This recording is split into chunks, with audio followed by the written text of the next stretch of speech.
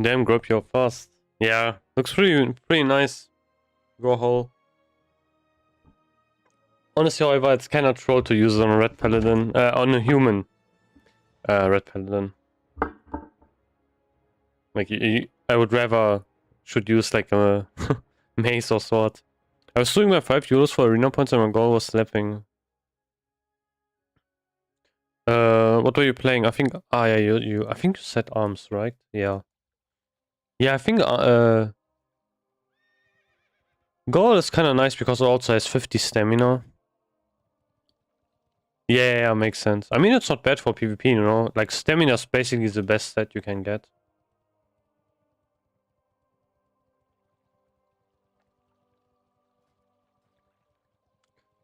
Oh, 230%. This is, wait. 40. Wait, why do I have 200%?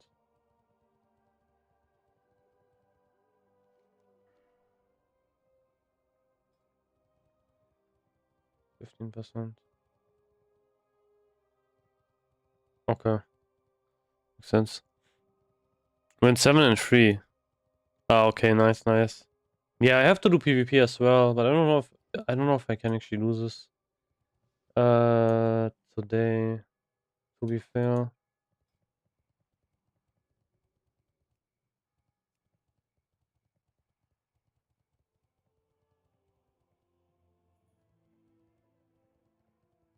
Before I would do that, I have to actually reset.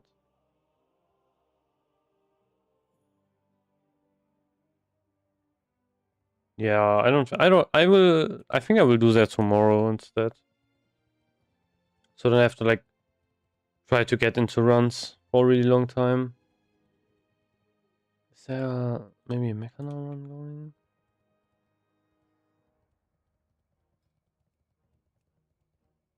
Check my heroics. Shattered, Rampart. Okay.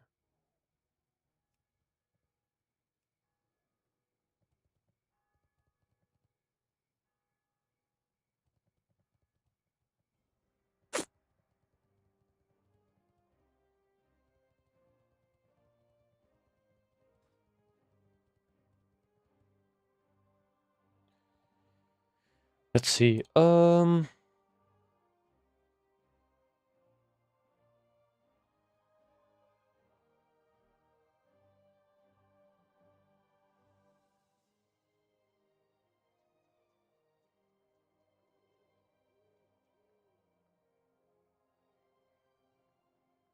No, actually, this is not even bad. To be honest, because of shield block.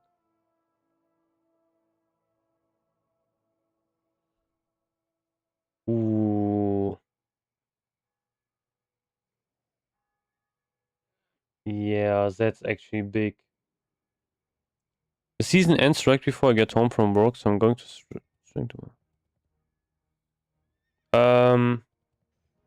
Wait, when does the season end?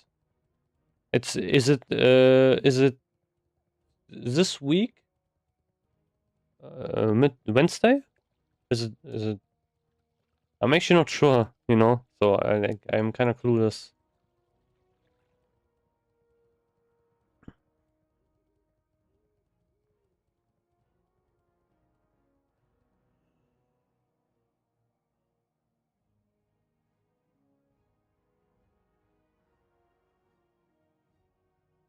8 p.m. Wait, is there a difference? Wait. Okay. Wait. That's.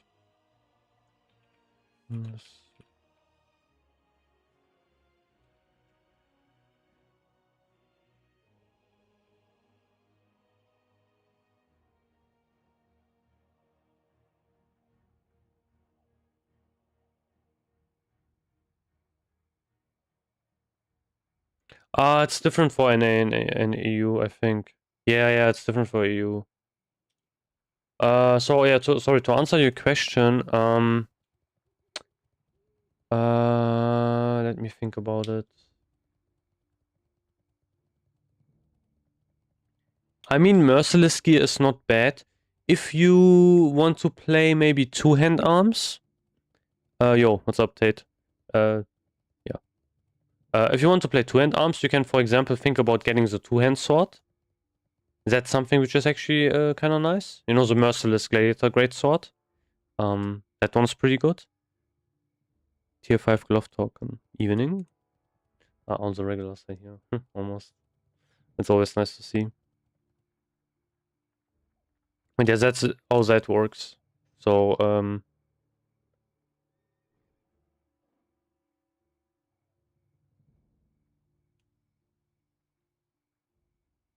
I don't know what else would there be. Let me think about it. It's kind of a bit hard to think about it, to be honest.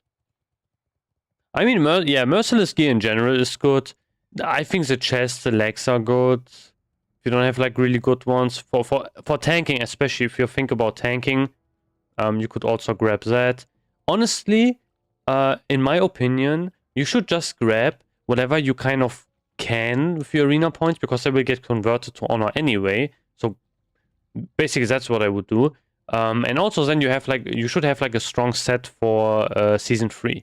That's what I would recommend. You know, getting a strong set for season 3. Like, especially, obviously, you know, the chest is good and stuff like that. Shoulders maybe as well if you want to.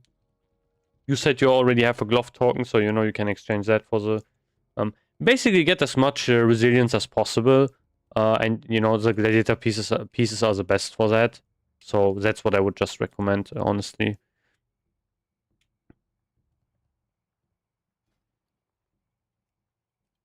It's... yeah. I should run... wait, can I tank Mechana? Yeah, I can, right? I should be able to tank Mechana, right? On my prot. I don't know why I should not be able to do that.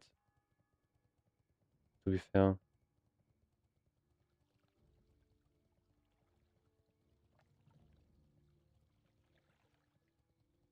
Fury prot. Yeah, makes sense. I mean, you would use the same items. There's like not really a big difference. If you run prot or fury prot. Just maybe you want to get like more crit, I'd say, if you want to like full focus on threat.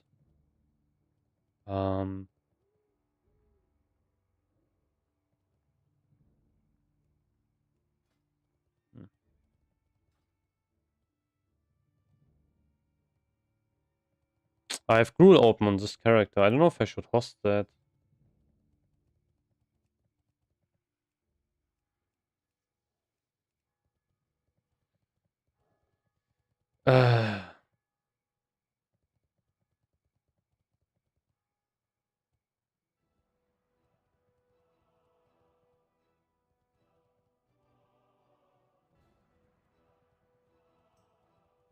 That's like cooked. Yeah, there are 2 runs which have DST open. I don't know. Yeah, that's a bit hard to rationalize. I think I will go tank and maybe do Mechana. Because I need Abacus. Like, if I get Abacus, I might skip Bloodlust Brooch, to be honest.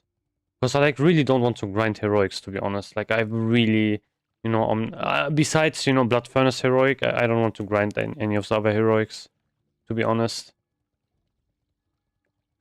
Also, I have to like change my tanking setup. I think I will run this, and I will run this, and this should be my tanking setup.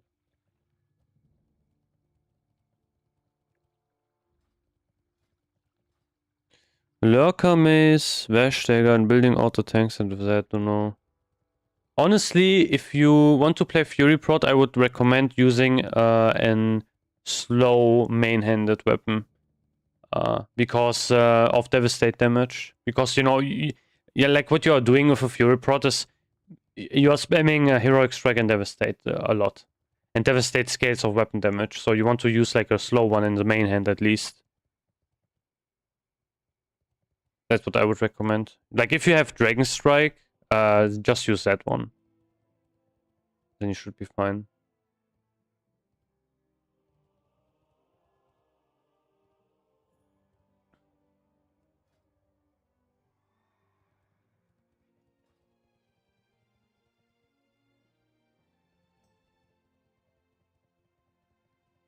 Yeah, but as a prot main tank, you are usually running Dragon Maw in your main hand. Because most bosses don't hit you fast enough to make usage out of fast weapon. Basically. Like the only reason you would really use a fast weapon as a prot warrior is if a boss really hits you that fast, or you have like so much rage that you are basically never running out of rage, and you have to dump so much rage with heroic strike, because like maybe a slow weapon is like too slow for you to dump your rage with. That's where you would use like a fast weapon with. Talon. Yeah, then use Talon instead, I think. I think Talon and yeah, offhand weapon. I mean, yeah, you could use a mallet, I guess, if you have that. I would use something which has like also decent enchants. Yeah. Honestly, I would definitely use like Talon in main hand. It also has hit rating on it, agility and armor actually, so it's actually quite a good tanking weapon. Oh damn! Super chat. What is this? I don't even know. Like I never seen that. The fuck? CLP2500. What is that even?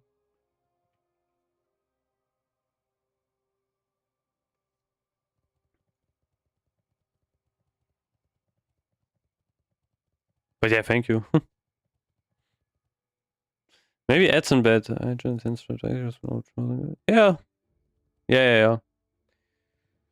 Makes sense. Millennium pesos. Ah, okay.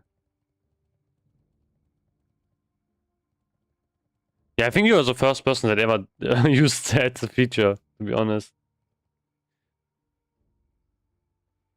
Yeah, let me host like a Mechana. I think it's maybe going to be a bit fun as well. Wait, what is the daily? I forgot. I was like kinda AFK. It's Botanica. Interesting. Do I need something? I think I need the shoulders from Botanica, don't I?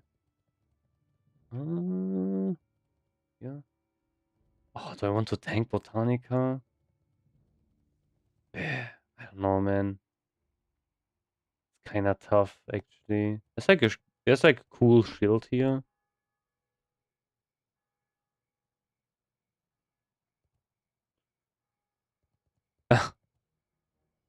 Thank you.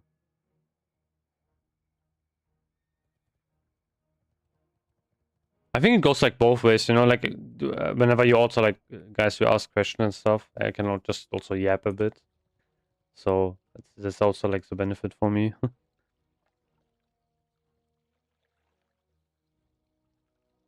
You can you can like see the Discord below basically the Twitch thing, like you know, below the banners. Wait, let me Never Fury Cape. I mean, Never Fury Cape is kind of good, I guess. If I don't need the hit rating, that would be nice. Spellcast have a lot of issues. Wild casting. Nah, that's not that great. Actually, no, I don't need Botanica. I thought Botanica would drop the shoulders. I like the warrior web. Yep, that's why I'm here. Yeah. Oh no, large drops the shoulders. Fuck, this would be amazing, to be honest. Like, actually, no, I have decent shoulders. I'm not sure. I too am a warrior, yep. Yeah, I like, the thing is, I always play a warrior. Like, my first character, whenever, like, something new drops, is always a warrior. I don't know why.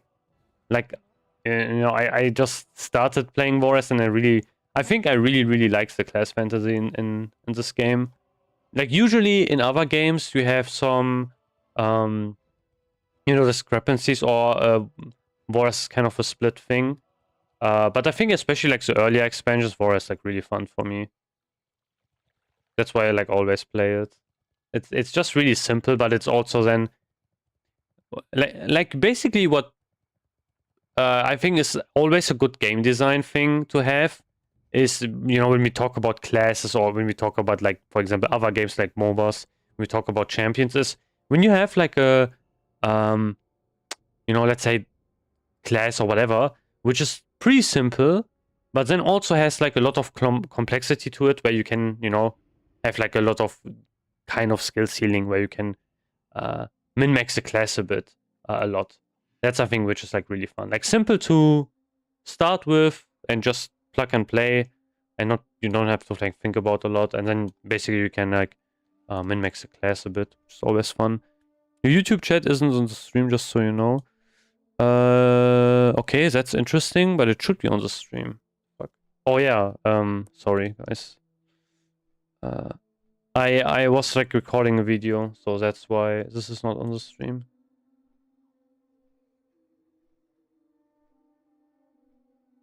But yeah, thank you for telling me.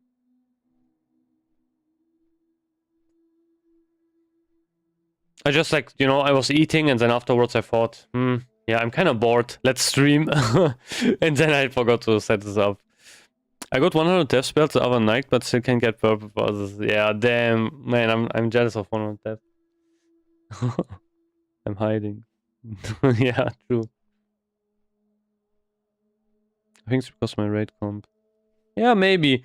There was someone today as well that asked me to help them out, you know, kind of like a coaching thing that was going on. And I looked like over his combat and everything. And I think one of the biggest problems where like a lot of warriors are also struggling with is just that they just don't have a good comp at all. Or like the comp is going to be really cooked. It's yeah, something, you know, you obviously you can't really control if you're just basically a raider or whatever. It's pretty hard to do that. Oh, there's also this quest I could do, which would give me a pretty nice avoidance belt, but I don't really need that actually, to be honest. I mean, this is actually a lot of gold though. Wait, this is probably Mechana and Botanica. Yeah.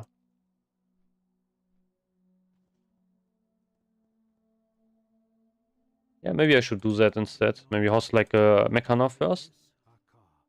See if I can find someone.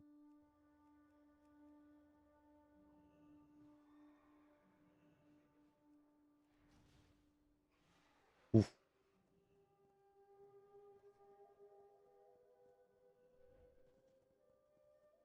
That looks kind of rough, to be honest. Ah, they're like enhancement shamans. So I would have to compete. Some guy with purple orange powers went with us the other night and you got only blue powers too. Ah, okay, that's cooked. Yeah. Yeah, the thing is with parsing, it's also the thing is a lot of people have to remember. Lots of people will get like really, really good parsers day one. And after that it will be just, you know, more difficult to get like better parsers. So, you know, if you want to have like kind of the best chance, it's always on first raid day basically. That's where you will have the best chance to get like really high parsers. Because obviously, you know, everyone will have like just less gear and everything. And people will just do less damage, so they don't know the encounters. And you just have to like compete against way less people.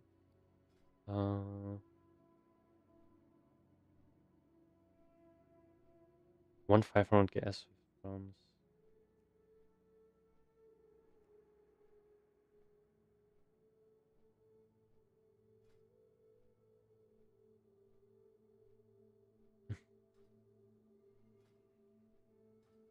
Yeah, I don't know. I mean, I will probably do the raid tomorrow as well. You know, I will do SSCTK probably on my paladin tomorrow. I'm actually not sure if I should do it on my paladin or warrior. Like I'm going to have like one of the characters is going to have like one open ID. It might be the warrior though, to be honest. Because I don't really need a lot of on the warrior. It's just like ring, 100 deaths, and maybe like twin blade. That's kind of it, to be honest.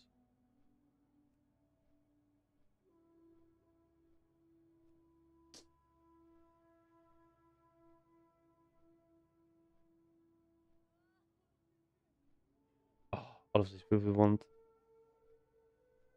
Need tank and 1 DPS. Yeah.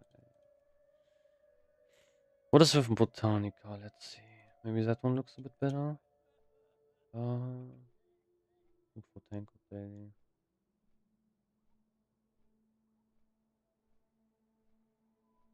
Perhaps HR.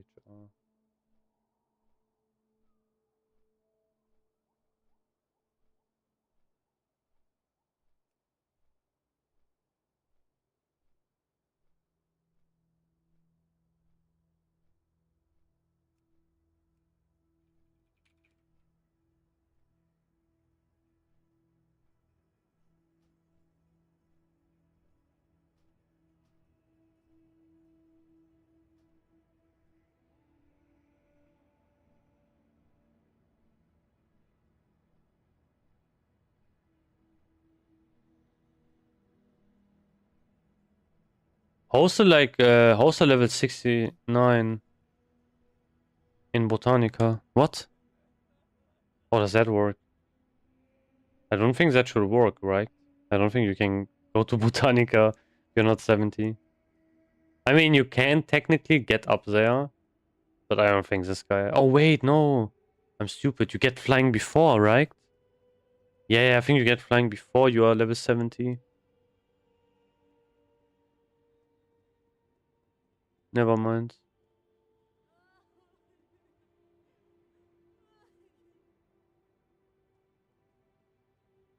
Oh, both of this is kind of cooked. I think I will just do this. And then just fly there, I guess. Wait, Mechana and... Honestly, I don't want to tank Botanica. The dungeon is so annoying. I'm not really sure if I want to do that.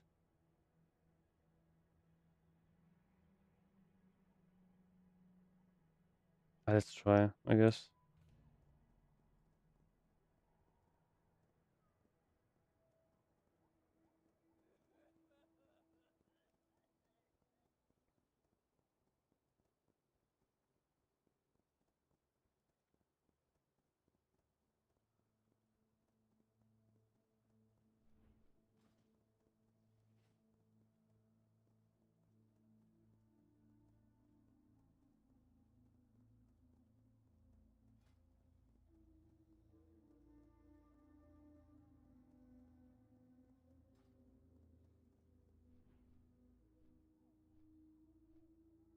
But yeah, all of the runs are basically cooked, I'd say. Like every single one. Like rate wise, Gruels, everything is full. So many runs with DST open, so no way I can do that. Yeah, this one has IHR. I know what that is about. Okay, there are like two, basically. Not really. Okay, so not really two. That's like one run. It's kind of fresh.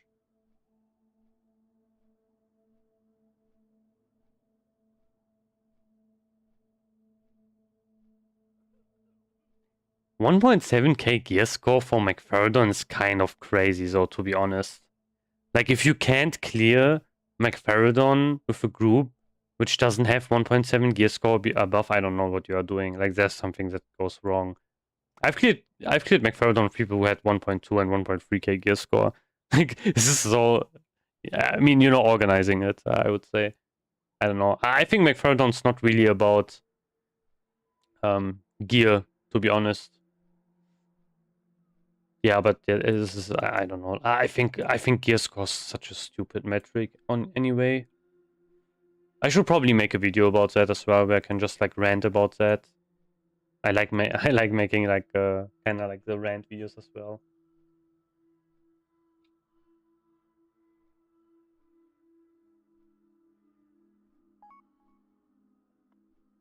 Nah, don't. Oh, nah, not.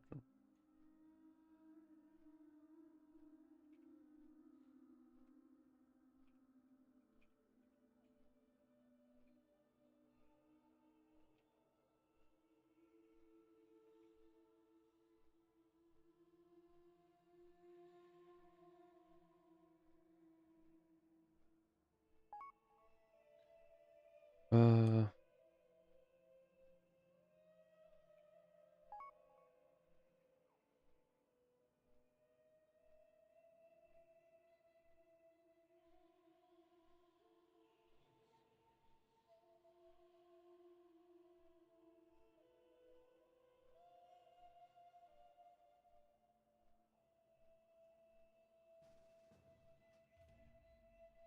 two mages. Okay. Oh, this is going to be fun, I think. See. We'll see how this goes. What kind of prep for Shadow Rest have you done? Zero. Basically, I've done nothing. I've done my prep is using rocket boots and yeah, that's kind of it. And also the attunement neck.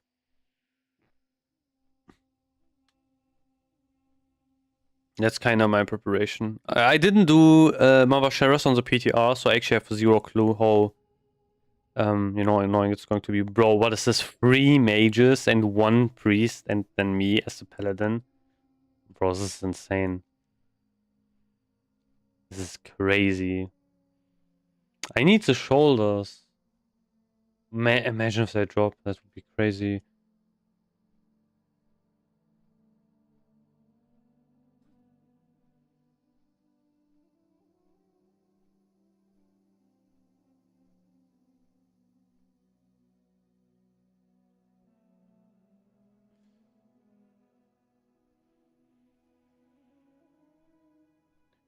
But yeah, I'm not really sure what is like happening. So a lot of post people saying that they killed the boss for Shadow Rest. Yeah, that's that's what I said like many times before. People are like really overplaying the fact that you really need Shadow Rest. You know, oh, it's so important, so important.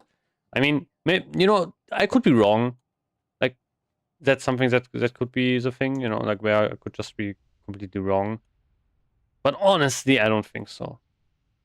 Like, wait, which one is Botanica? Fuck.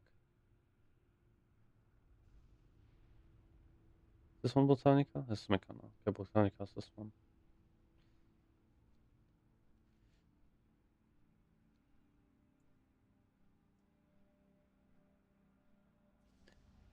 Like I think the more problematic thing about Mavasharas will be your tanks doing it correctly.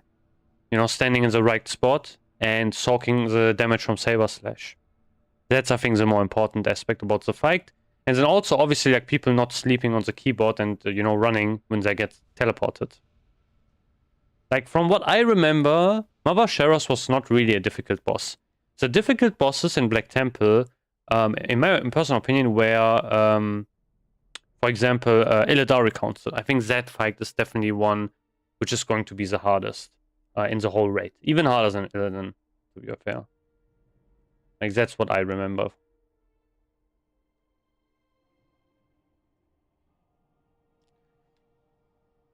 Nah, yeah, I mean, yeah.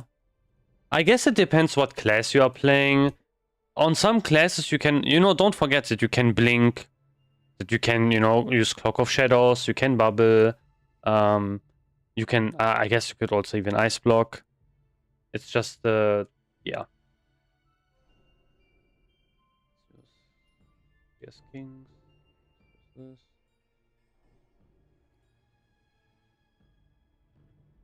This one buff.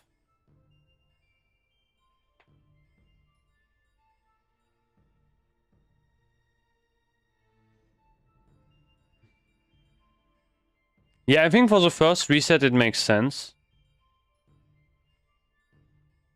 But after that it's whatever,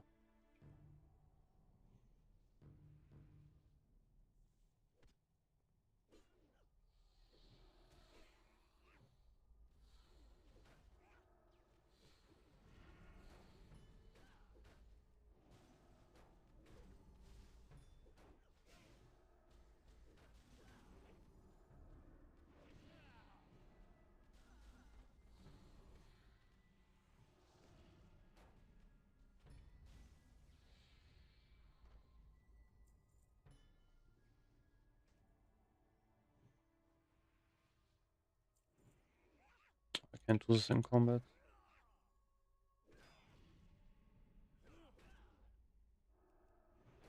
Bro, these guys are not damaging me. I need I need mana.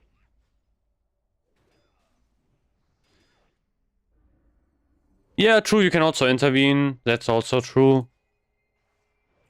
There's so many things, you know, you can do. The thing is, it's for example, I see like similar things people making a big deal about it. Like it's Saffron, you know, from Classic. But it's not the same. Like at all. It's like way different. Honestly. Oh wait, I don't have the aura.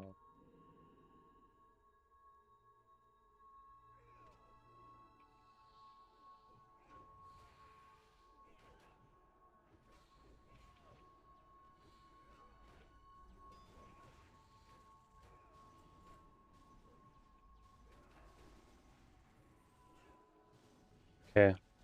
Yeah, with trinkets up I get 0 damage, actually. It's kind of nice.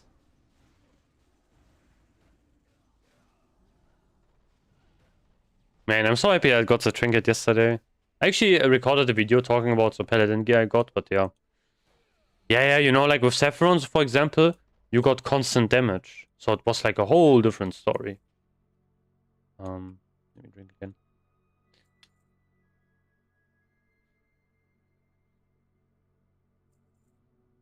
Yeah, Scarab is really big for that as well. I mean, it's kind of a gamble, you know, because you can still get like one shot. So you have to be like careful, basically. Oh. Ah, fuck.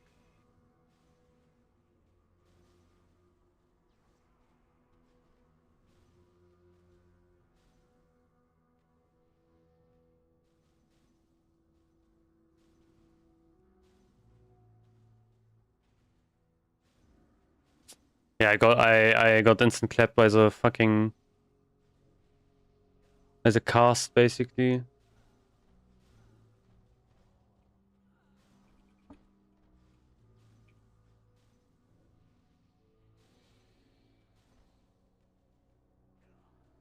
But yeah, we have 3 mages, so...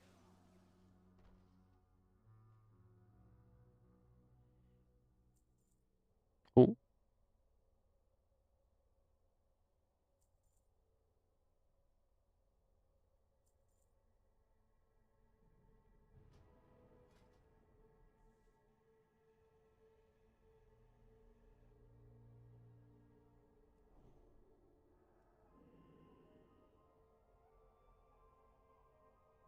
Oh wait, what am I doing?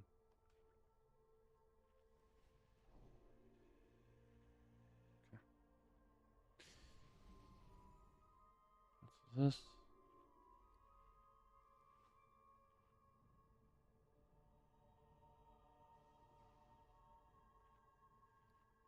Man, I got clapped. Oh, I have to rebuff.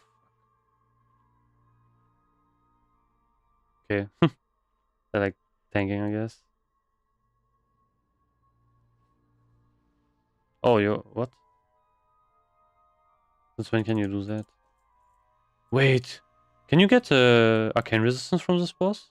Or what? These mobs? Probably not, right?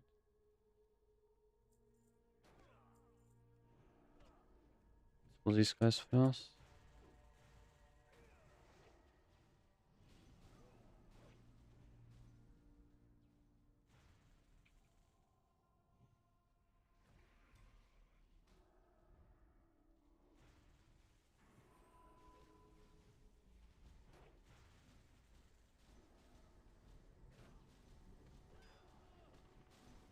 Um, yeah, I'm from Germany, basically.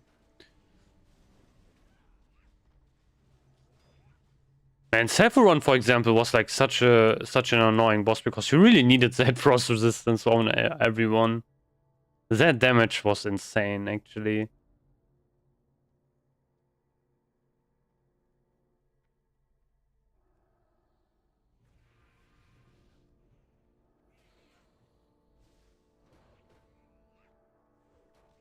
Fucking hate these mobs. Wait, can I get healed, please? Lay. Yeah. Yeah, I can't even lay.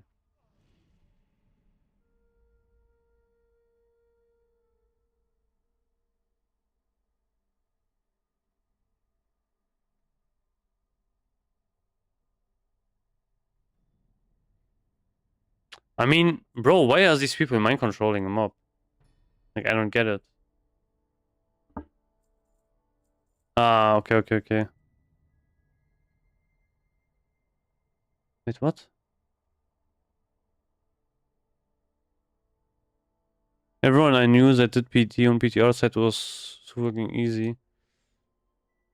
Yeah, it's not hard unless you want to like start speedrunning strats and everything skips. Yeah, yeah, exactly.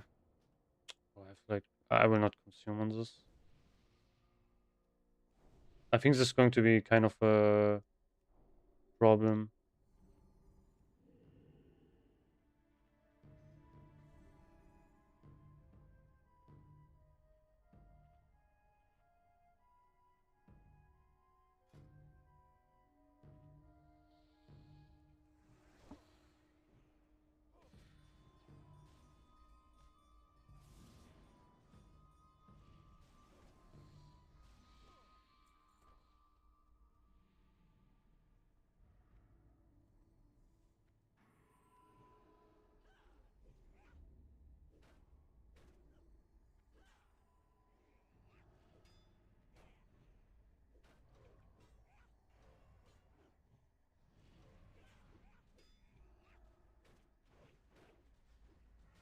I need like mana. So they actually hit me.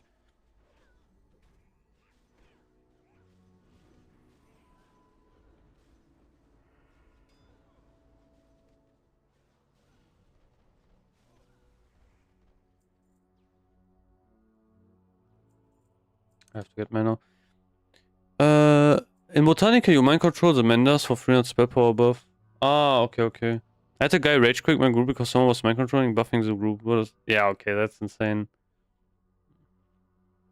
Yeah, I forgot that they did that, but they didn't give me the 300 spell power, so I don't have it. I guess these people have. Whatever. I mean, I died, so maybe that's why they were a bit angry. Yeah, I mean,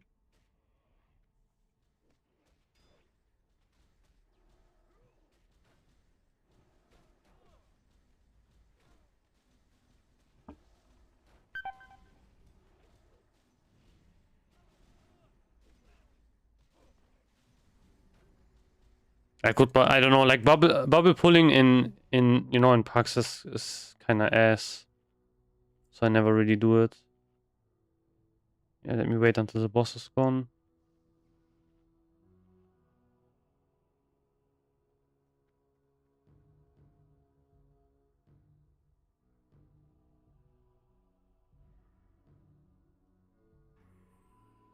Fuck it. Should we try with boss? Wait, I want to wait for cooldowns.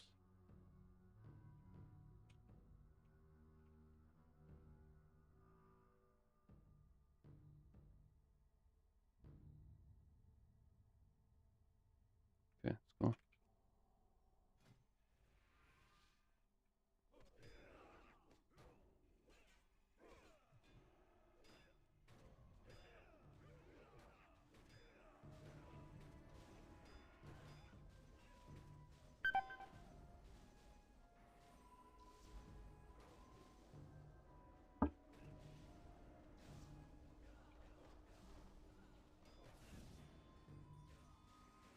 Okay, that work.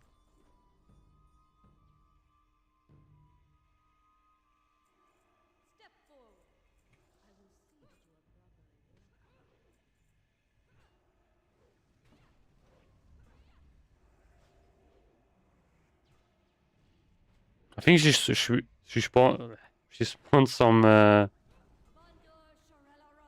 ads, if I remember right. Has been like a bit when I did this fight. Yeah.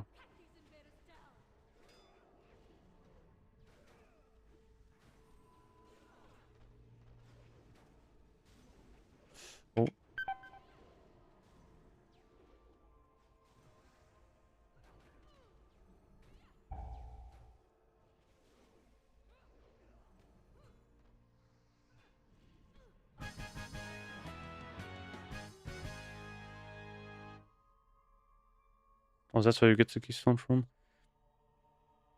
If you mind just use to do Arcane Flurry AoE that one-shots everything, including the boss, does like 3k DPS. Okay, that's insane. I guess you can like really speedrun this dungeon. Like every time I did this, it was just insanely slow, to be honest. So that's just what I remember.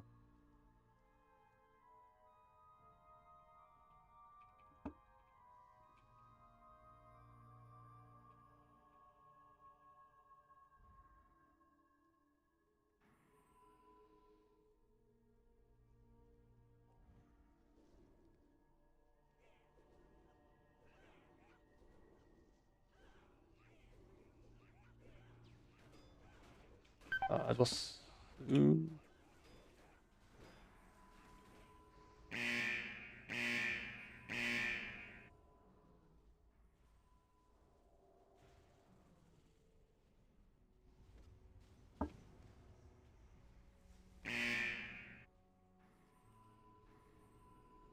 I don't have... I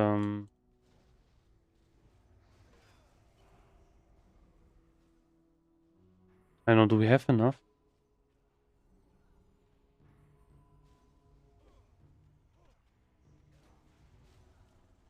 Yeah, nice. Okay, it worked.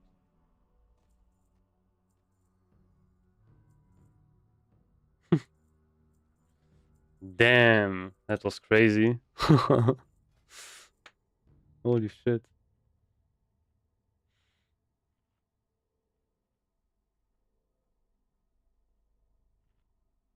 I could have like... I probably have to do... Wait. I don't know. Reflect lens. This?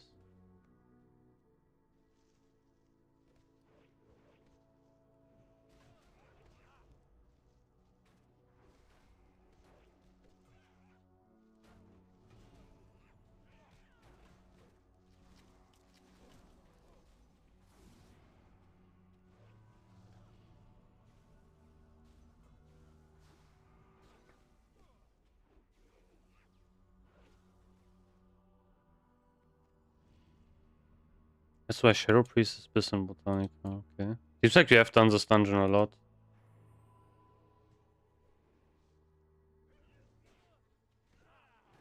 Like, I really didn't do this dungeon a lot at all, because I really don't like doing this one at all. Because it's like insanely slow.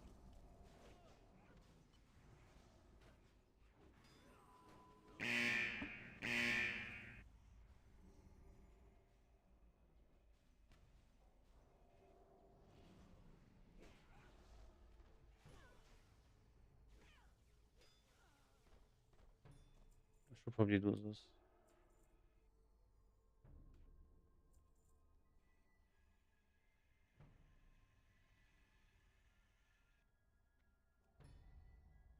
What are you doing?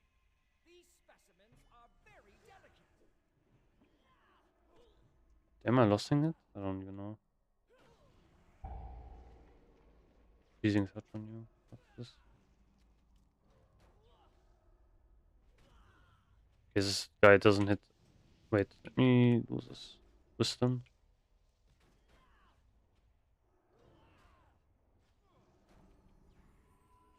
Oh. Nature bends to my will.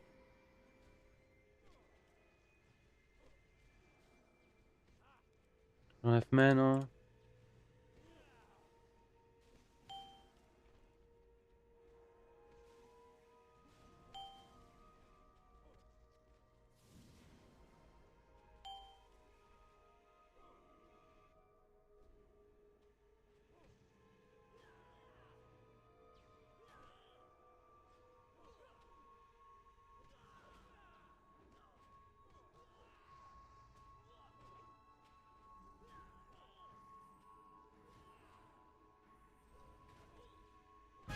Should have tried to get more mana. Ooh. It's actually pretty good.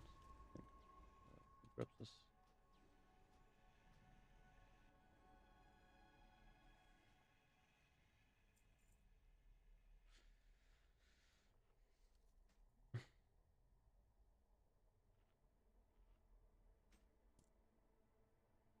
I think, is that one better than mine? I mean, it has less stamina.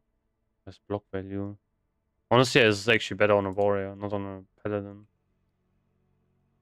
Oh, I have mana drinks here. Yeah, fuck me. I need to remember to use that. I have a Wisp Priest. Okay.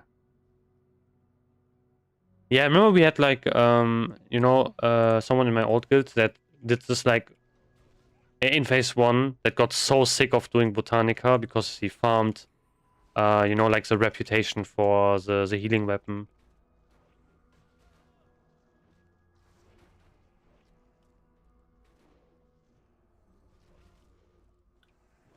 But yeah, since when you play a like depending what class you played in phase 1, you were spamming a different dungeon basically. Like warriors, we were spamming Shadow Labs all day for the ring. I have to like rebuff this guy. And like other classes were spamming Shatar Rep. Like on a warrior, Shatar Rep was kind of useless, so you never really did it.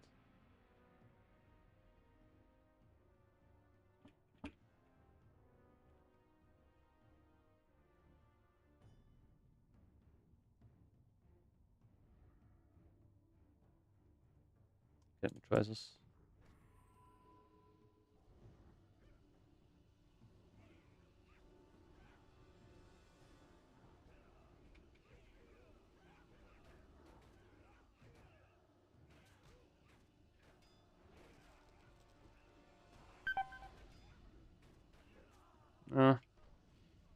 Too much probably.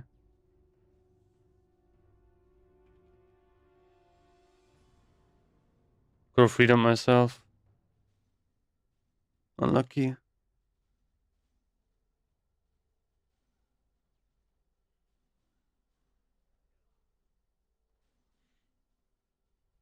I thought I could take it, but I couldn't. Yeah, the thing is, I've never done this as a tank at all. So trying to do this I should have done. I should have done like a round and then probably put everything inside the room. But yeah, not sure. I guess that worked.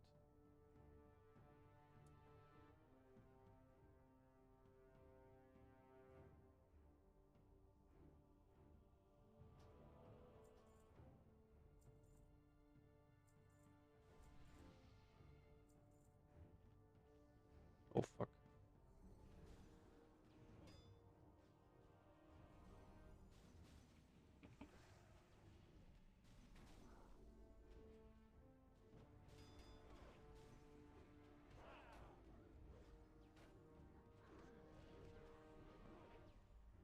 What's up? Just doing some Shatar dungeons. Maybe I should buff myself with yeah, let me buff myself with Sanctuary instead. I pull. I mean, if he wants to.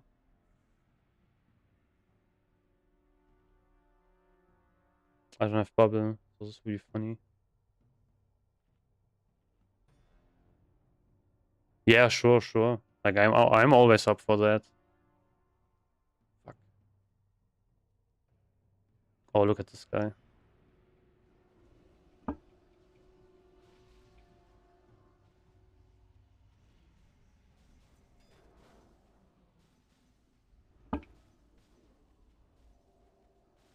Can't even remove it from me.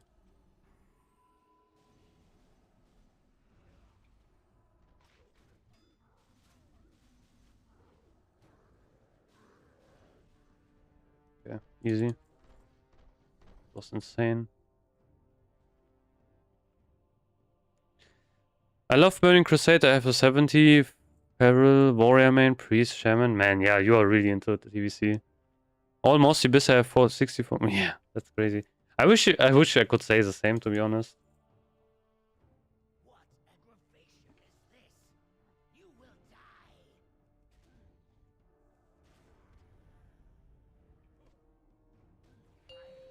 I'll incinerate you. I hate to say I told you so.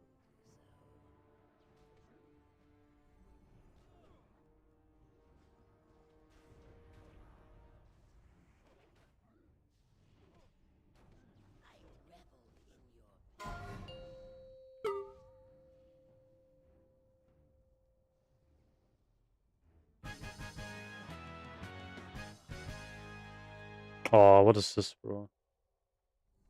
Bullshit. Hunter all hand level and I have a full-time job. That's insane. Man, you're the peak example of the, you know, of the guys that is like, who's like people like all the time, you know, saying, oh, you know, if you have like full-time everything and so on and so forth, you like you can't play this. Look, you don't have time and stuff like that. That's actually pretty insane. Yeah, you have way more characters than me. That's pretty insane. Let me do this. I don't know. Oh, I bubble myself.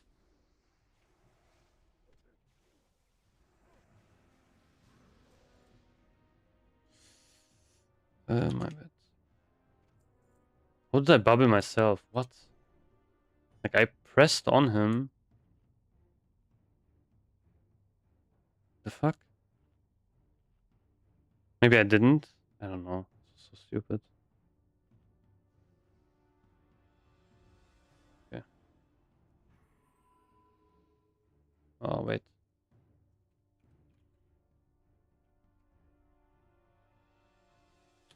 Oh wait. Yeah, people are not ready.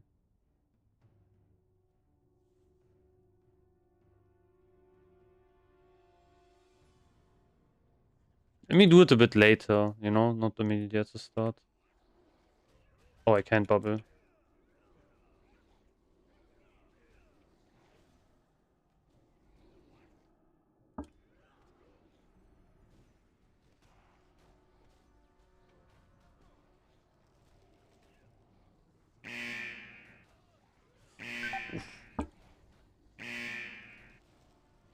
This is kind of shit.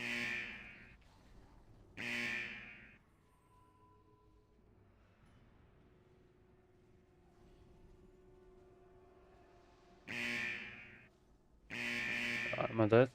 Oh, yeah, this is shit. Plus stun is so shit, yeah. Stun plus fucking def and decay.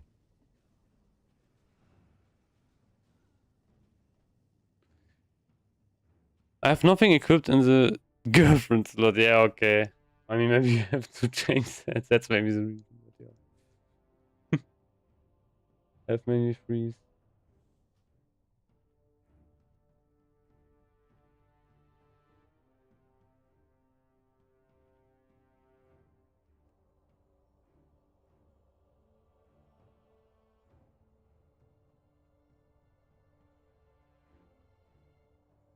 I mean, it's all dead. So, you know, if one mage dies, it's kind of whatever. Rebuff this guy.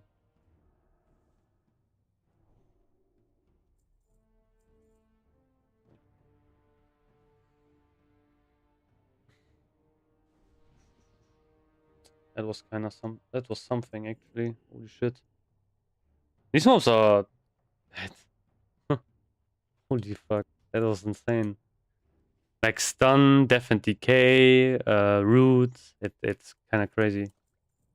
I kind of fucked up because I used I thought I had bubble up, but I didn't because I used Bob before on the pull before for like a moron. So that's kind of what cooked me.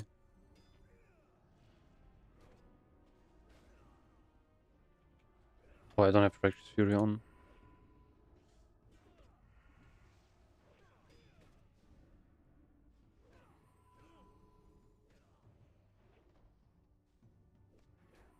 Spell Reflect is bad.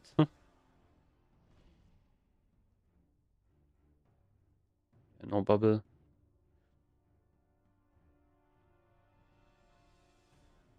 I pull, okay.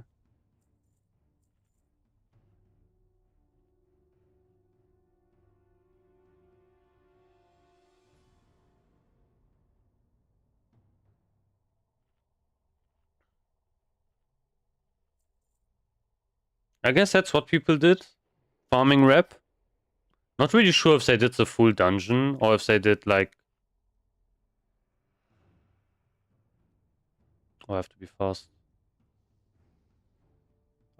This guy blinked as well, which is bad.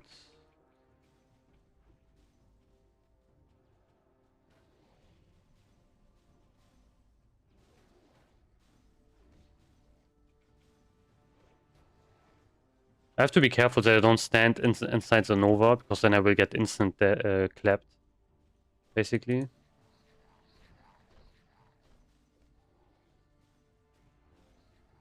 But yeah, man, imagine doing this as a warrior, you know?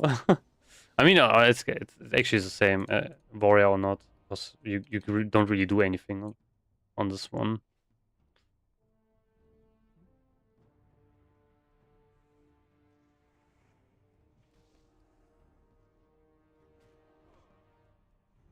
I don't know if you even tank him upside.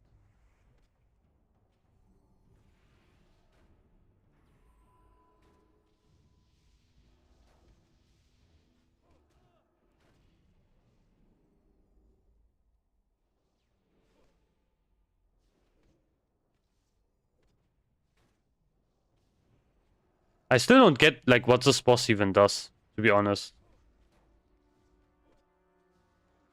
I just know that he spawns like some ads. And that's kinda it. But I have no clue what this boss actually, like what the mechanic of this boss fight is. Oh, no shoulders. No shoulders. Ah, resilience rating. No, I don't really need this.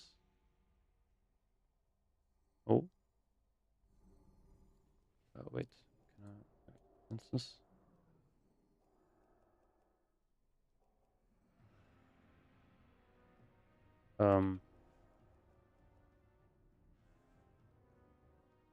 I can't see the debuff on my UI. I really hate tanking as a warrior without dual. That's what I want to flex tank. That makes sense.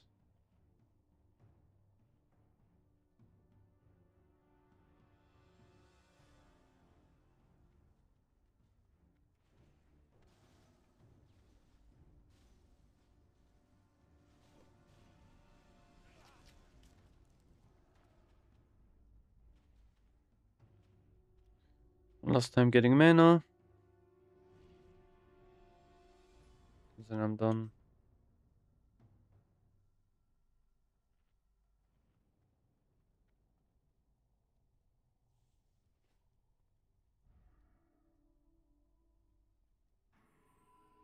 Who disturbs this sanctuary? I mean, no, we don't have like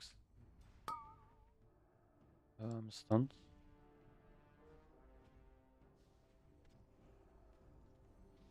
Should probably use vengeance on this one.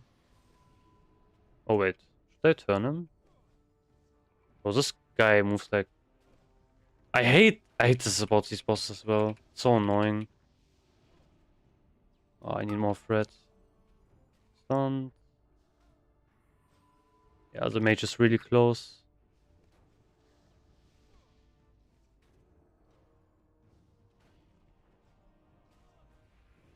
Okay, now I should be up ahead.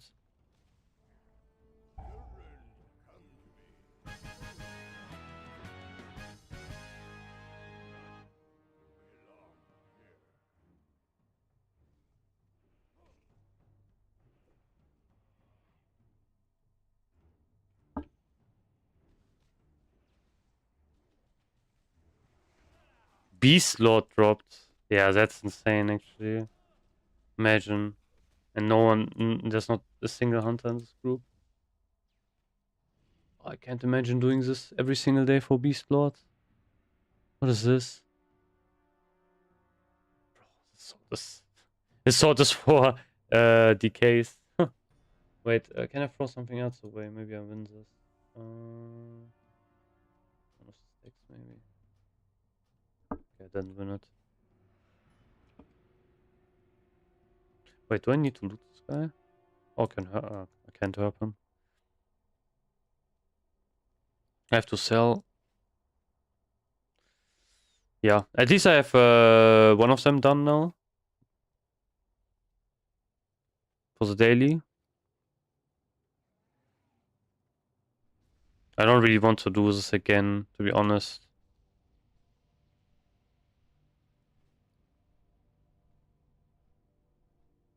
But I want to leave anyway. I got kicked. Damn. Are there more people than... Yeah. Standby another tank.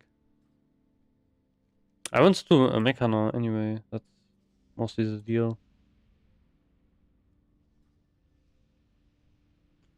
Oh wait. I could maybe do Blood Furnace. You need something? Oh, okay. I think I should keep this maybe. Because, you know, it has Shadow Res. Maybe I can resell this. This is something I should disenchant.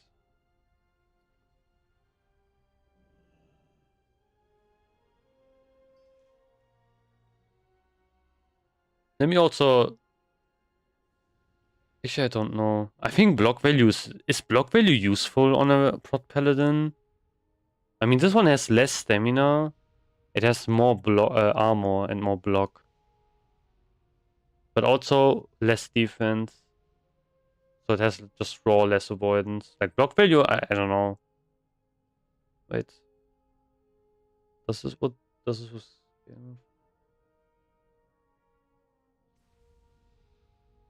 No. I don't know. I think block value is useless for Propala, right?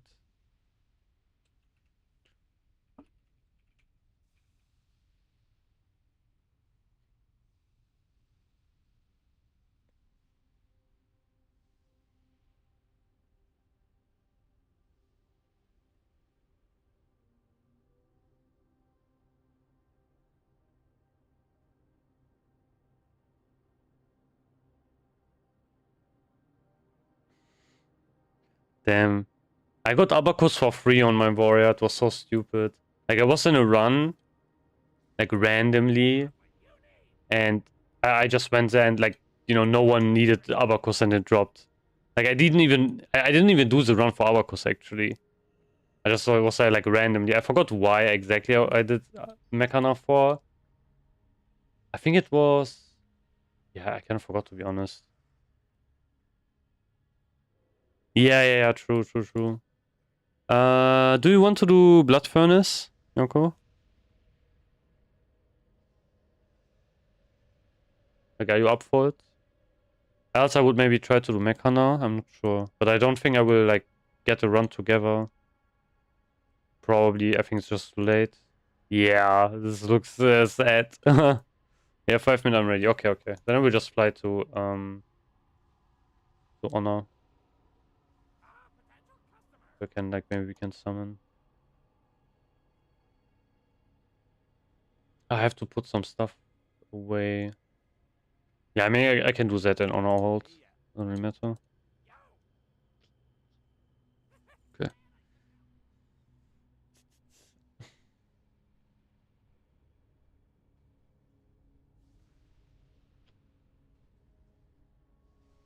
I need Mechana for the other...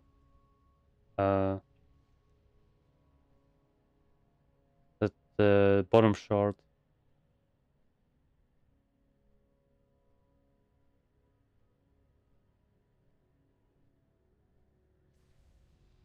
So I need to do, like, also a Mechana run. But I don't think I will find a healer.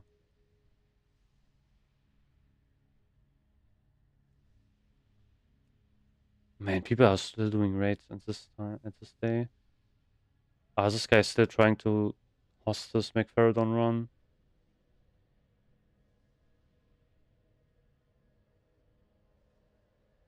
Yeah, I have to do some stuff tomorrow as well, like some raids and everything. Or I can actually turn in some quests. Yeah. Wait, can I do this? Or is it too late? Yeah, I think it's too late. Oof. Now I have to fly again. Oh my god.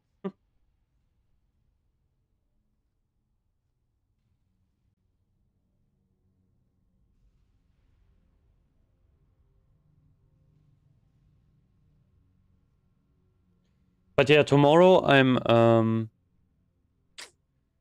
there will be a pack our guild is doing. And I rostered as Red Paladin. But the thing is, on Sunday, you know, the SSCTK didn't work out. So we have like half mains in that run as well. So I'm not really sure if I should join as warrior instead. Oh, thanks for the follow, Hyper. I'm enjoying the stream quite a bit, so I followed you. This is a bit random, but are you familiar with Twitch talent? No, not at all. I don't know what that is. Are you trying to like... This is an ad for something?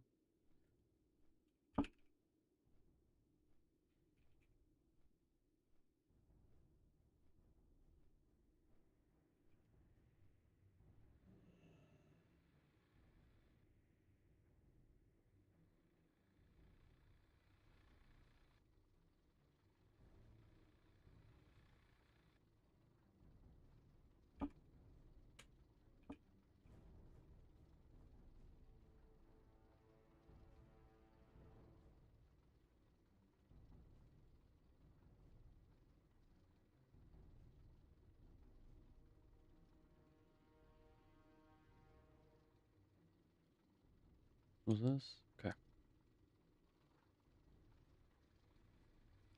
We'll pay 50 gold, help against this 2v1. Damn. I mean, 50 gold is a bit low, to be honest. Wait, what is this?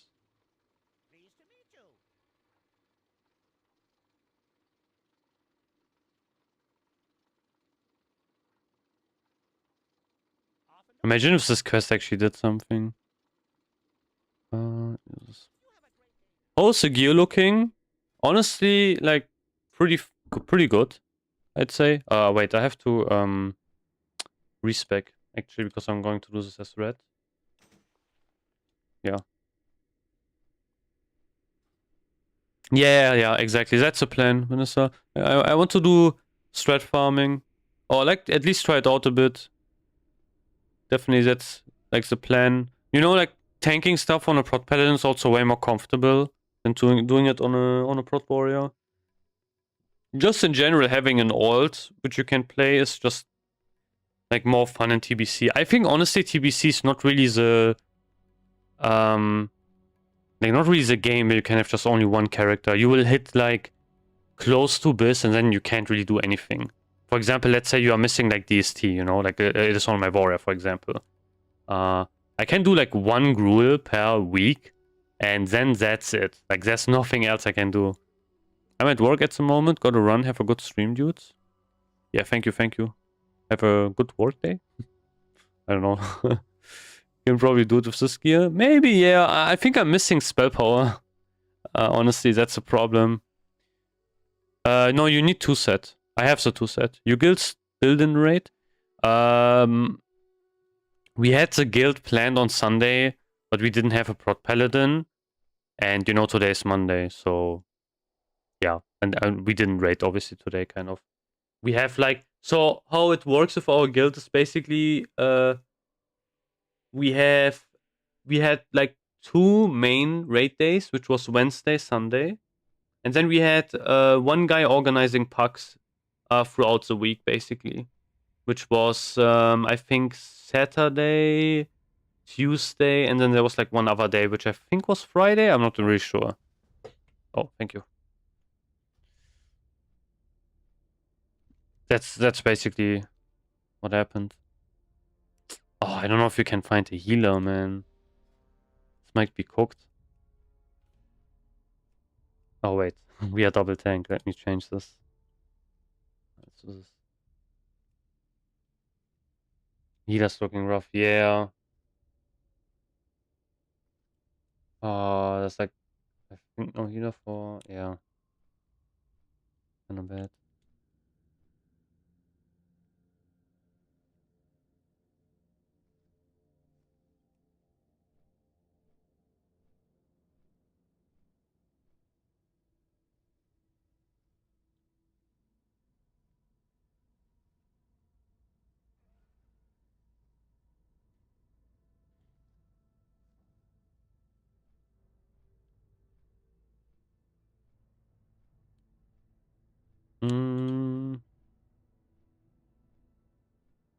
Yes, one warlock, mage. I don't know if they want to join. I could ask maybe my guild if anyone wants to do like that BF heroic, but I will probably get ghosted because it's really late.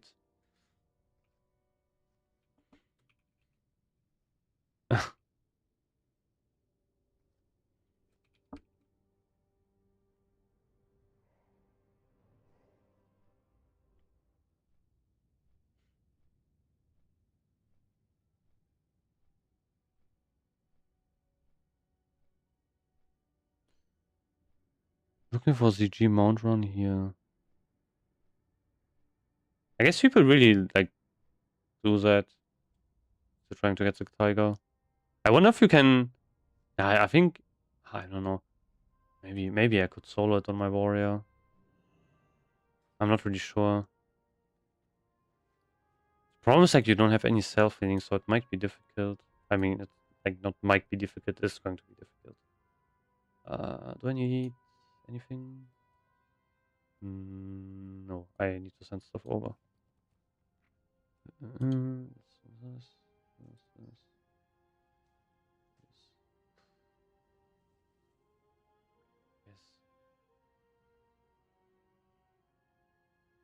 That's if I can disenchant. Oh wait. Oh, I have so many fucking items. Wait, is this? This is. Yeah, it's so gimmicky. Mage selling fucking mage service. I don't know. Yeah, it's insane. Don't tell it. Don't tell your friend. Like maybe he wants to also get some gold. Let's do this.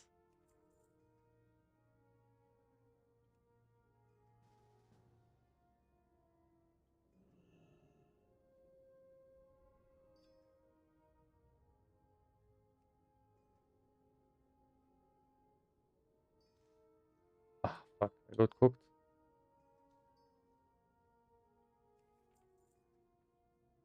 Maybe types that we can summon or something. I don't know. Maybe that will help. I'm not sure.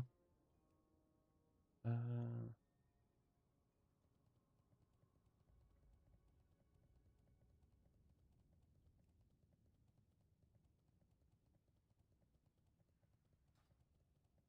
Honestly, I think I will hit Revered before I'm going to see the Libram. Ah, fuck. There's like a 0 healers in here. Maybe for other heroics instead.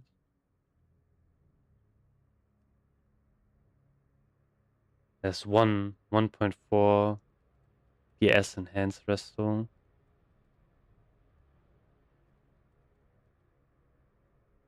Maybe I should ask them. That's maybe going to be tough. Better than nothing, I guess.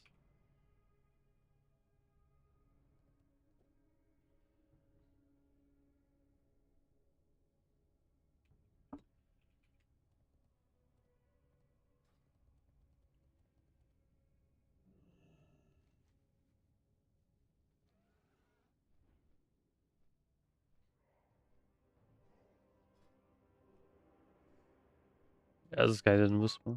Oh, yes, sounds good. Yo, give me elite maybe. Wait. Okay, never mind.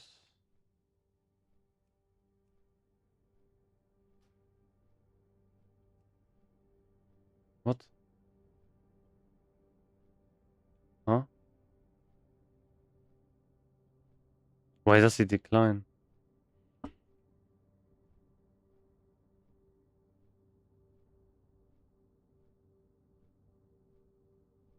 Wait, give me elite again. I will try to invite him again. I think I maybe fucked up. Because I gave you maybe lead too early. Yeah. Invite him again. Oh, he's already in a group. Yeah, never mind. This is cooked. We have another healer. Oh, this is so shit.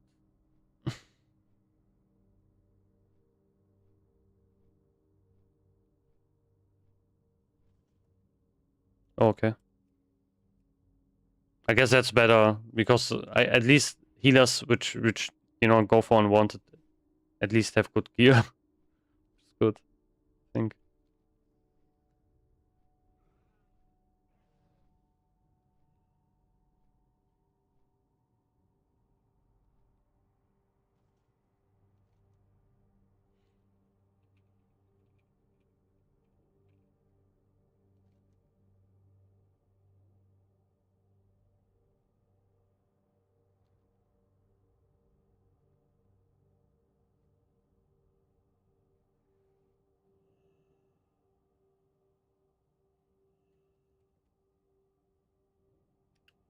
Man, why am I still set this fucking tank? Fuck. Even respec. No, I didn't respec.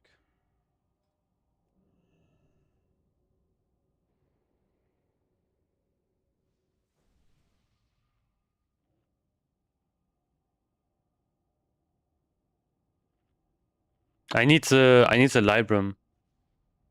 That's what I need. Like, it's basically necessary as red.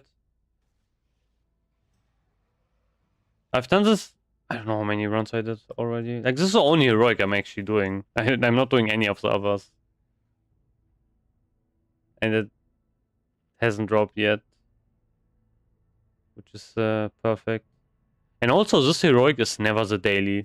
Like, I think I've seen this heroic being the daily one time only.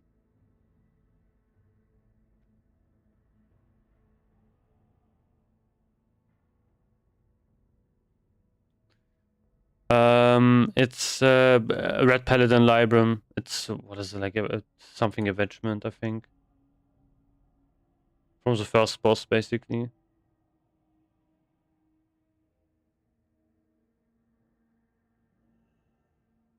It's pretty annoying to farm. Yeah, Libram of Avengement. Basically gives you a huge crit bonus on command.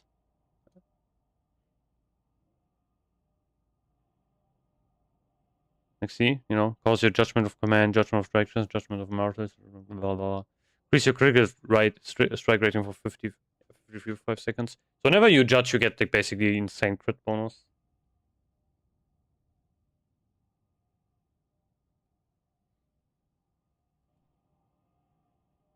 What?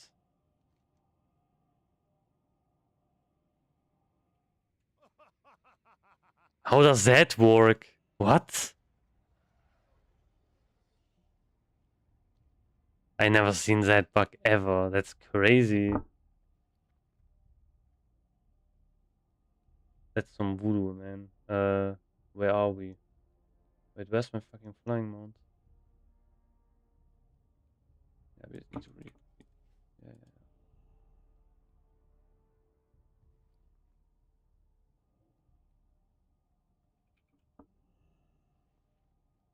This, I guess. Bro, how do we still need to summon? The fuck? Weaver was the only real one. Everything else is face roll. Yeah.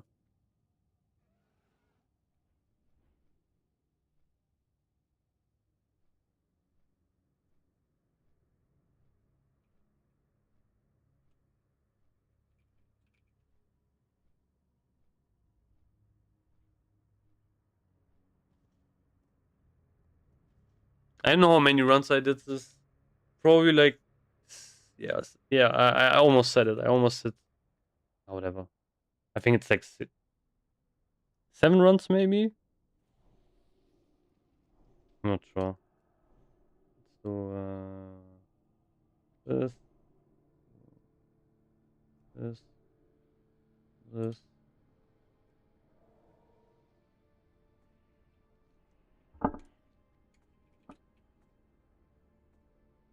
I don't know what the daily even is.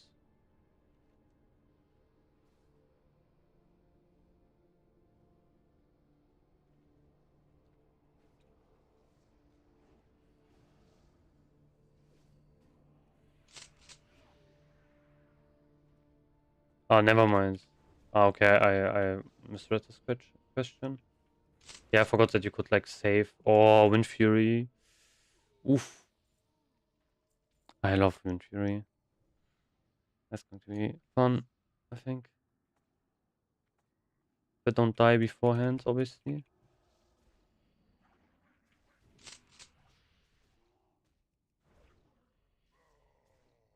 Oh yeah, I can't wait to die here again. Like this is so annoying as a melee. Because you die so like you can die so easily. If you don't pay attention.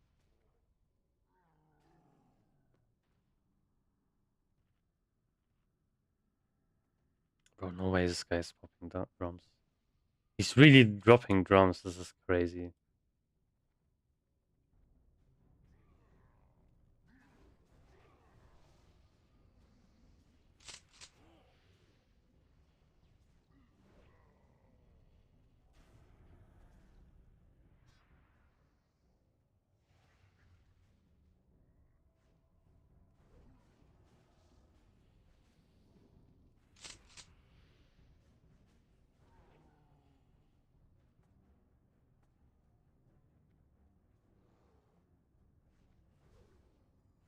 Oof.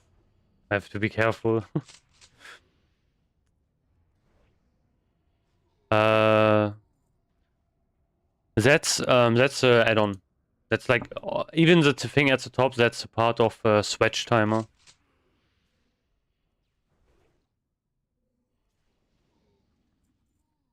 Like it's like Sweden basically, but yeah, Switch timer. Oh, I'm on PvP.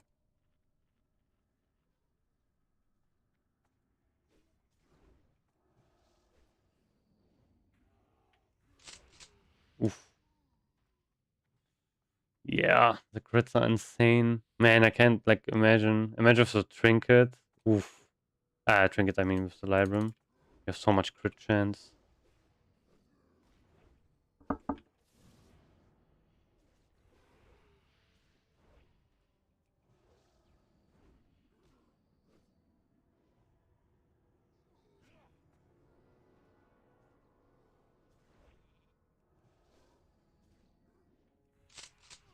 Fuck.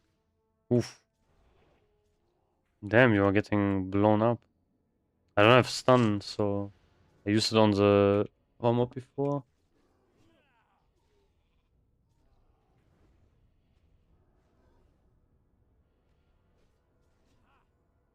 Yeah, sorry. I'm out of mana, so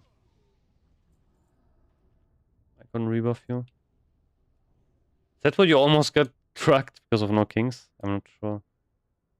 I guess 2 mobs is like probably pretty hard to heal. Ooh.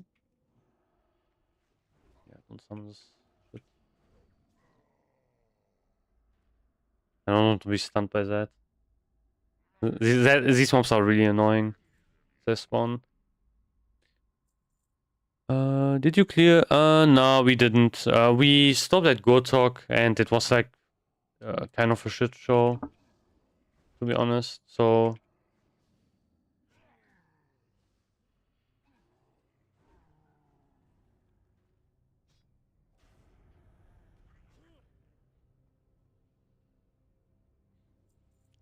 yes, that's basically the goal of Yonko helping me as well. He's tanking, so that's nice. Illidan was super free. I said so. I told people it's yeah, exactly. See, that's exactly what I said. That's what I said. I said council is the hardest fight. I mean, I didn't completely do it. But yeah, that's the one which is more unforgiving, basically.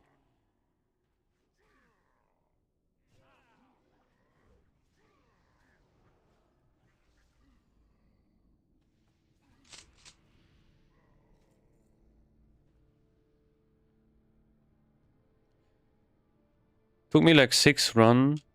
See, yeah, I think I'm also on my like I don't know how many. I think I have more runs than 6 actually. Oh,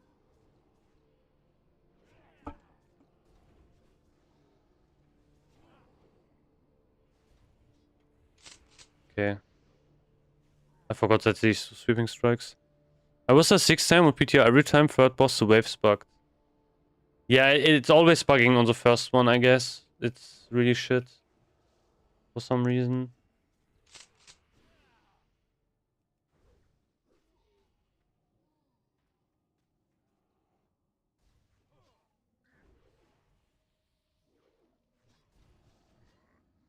I'm scared.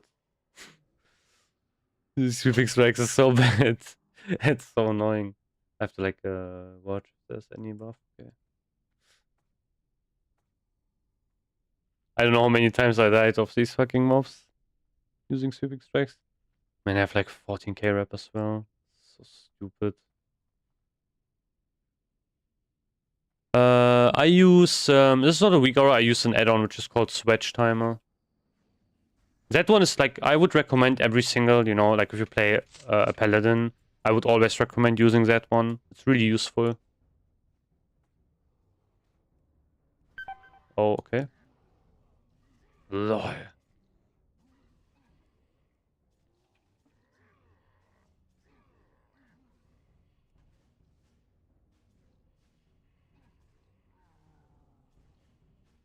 Do 8k in one instance.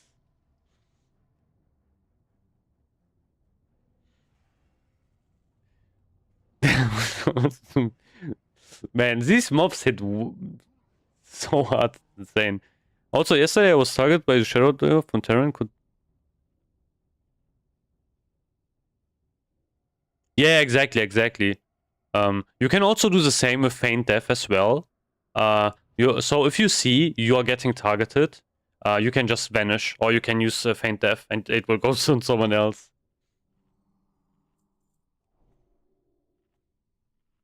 It's pretty funny. Oh, Iceberg apparently. Okay, I don't know about that, to be honest. No clue. I wish we could do something as warriors, you know. Maybe we could use like consumable or something. That would be nice, but I guess not. I guess we have to do it. That kind of shit. I want my game to look like you. Yeah, I basically kind of copied. There's like a paladin main which is called Theosadin, and someone was in my chat that was really helpful. You know, like while I was like leveling this one, and you just basically gave me some of his links. I remember.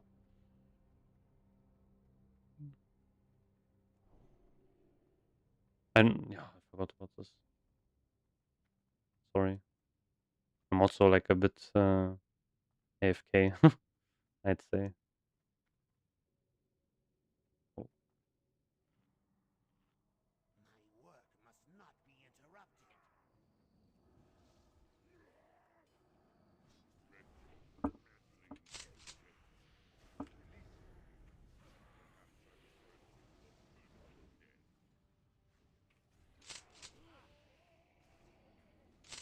Oh. Uh. What I can make of you.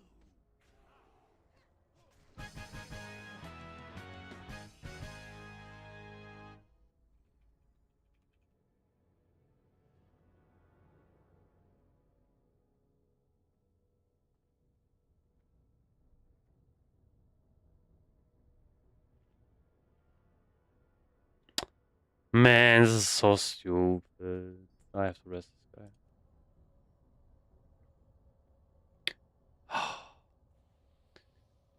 Like enemies health bar, damn. The enemy health bar is just this is just from the base UI.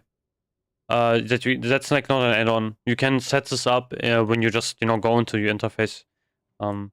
It's like setting for it. This is just like the new Blizzard health bars you can set up, basically.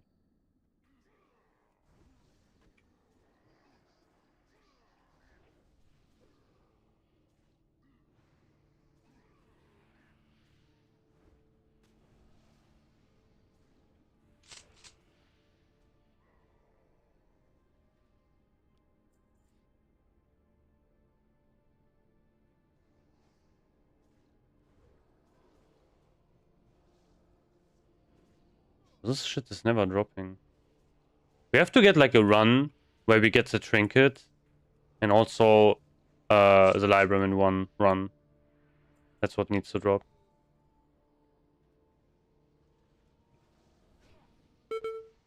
Oof. I think I got also hit by this guy. I forget that all of them are H out. Have to auto pass. Oh wait.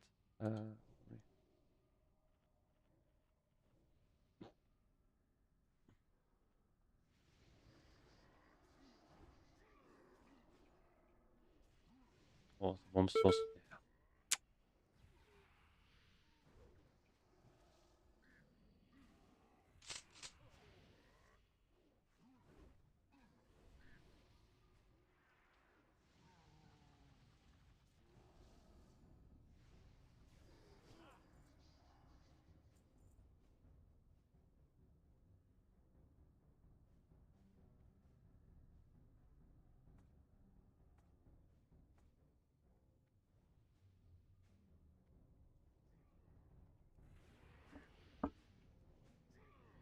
Oh, never. I was stunning him. Man, what is this? Like dodge, miss? What?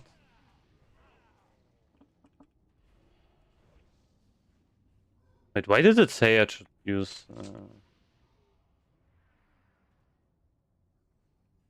Damn.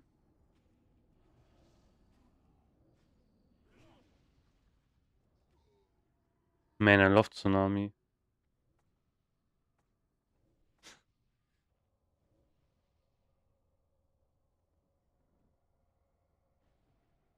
Really, you got the Tsunami today? Damn. It's actually crazy.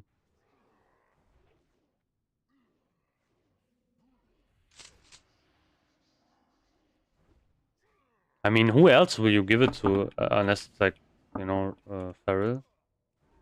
Unless you have like maybe another Feral? I don't even know who's... I think Ferrets are the best users of it, right? Like, I can't imagine anyone else using it better than a Feral Druid, to be honest. I think for everyone else, there are better trinkets to use. Dark Moon Fair stuff? I mean, kind of. It's more like gimmick stuff, to be honest. I'm not actually sure, because... I mean, for Warriors, not really, to be honest. Shamis, I think. Tsunamis, Ferals, DST. Yeah, I think so as well. I guess on a Warrior, Prot Warrior, it would be decent. But it's also, like, not that crazy. 3 others rolled 100, rolled 95. Oof, that's also insane.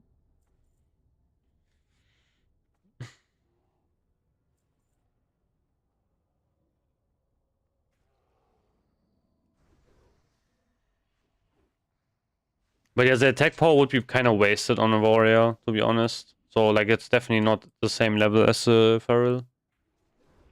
It's just like the hit is really nice. But yeah, you can... Nah, I think the Armor Pen Trinket is better. 100% on a Prot Warrior than Tsunami. The only one that's useful for Paladin, Dark Moon card Vengeance, but not better than Icon. Yeah, makes sense.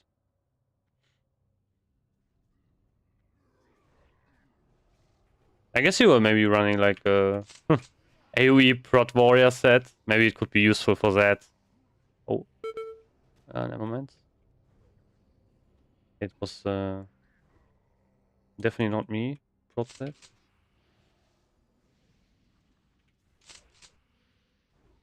Okay.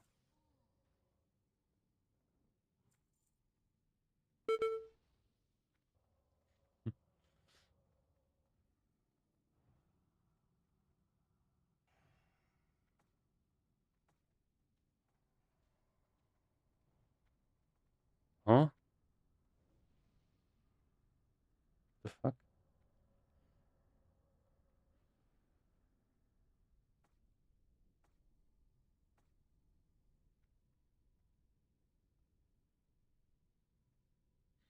Only ones that seem useful. Oh, I read that already. Man. So my stuff is so delayed for some reason.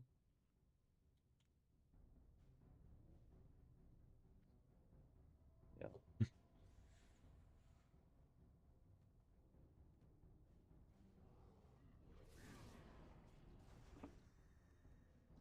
This was kind of shit. I will bother myself. Fuck this. Fuck this fucking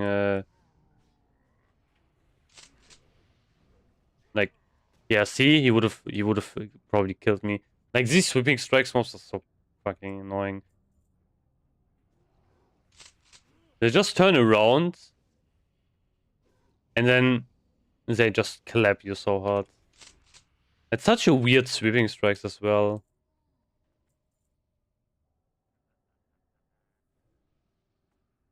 Like it's not really like sweeping strikes, it feels like hateful instead.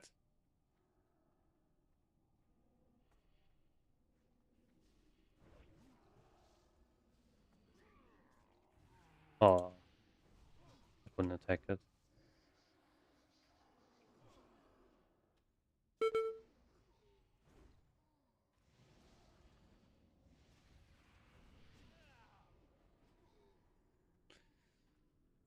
Alright, easy gauntlet first try. Yeah, I hope so.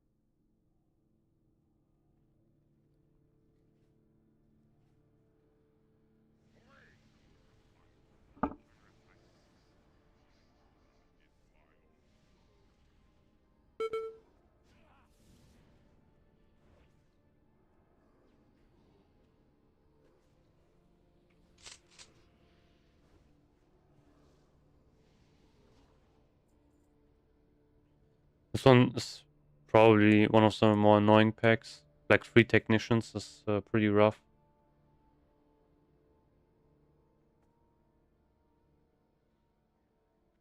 Honestly, I can't imagine imagine doing this with pucks, full pucks. Like this is probably easily the hardest heroic. And this looks like way easier.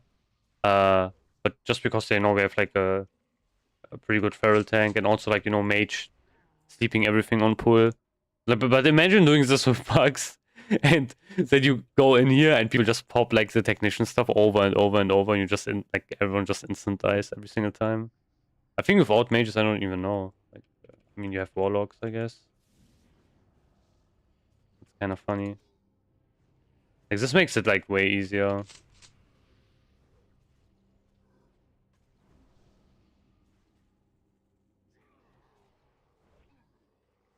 Oh,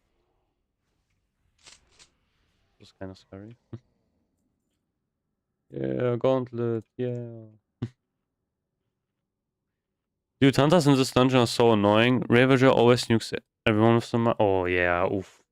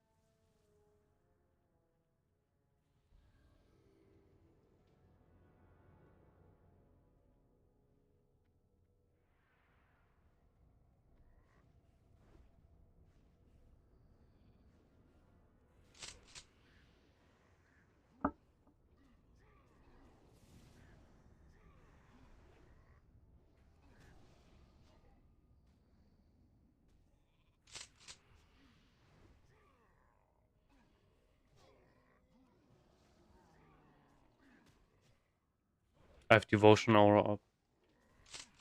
Just for this. I'm kind of scared of these guys. Yeah.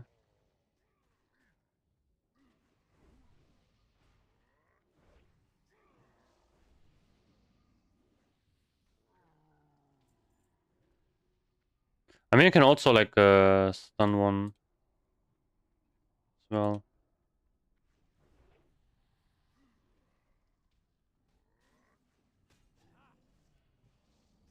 Okay, now this work. I don't have to stun.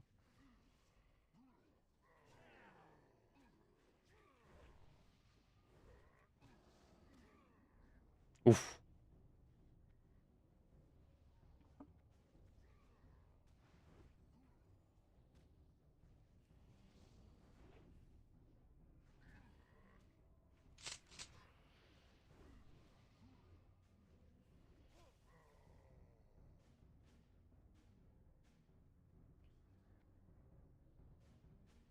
Which one's the... Okay. Let me judge wisdom on him.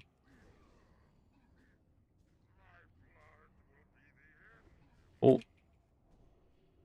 Oh, fuck me. Yeah, I don't have... Oh, wait.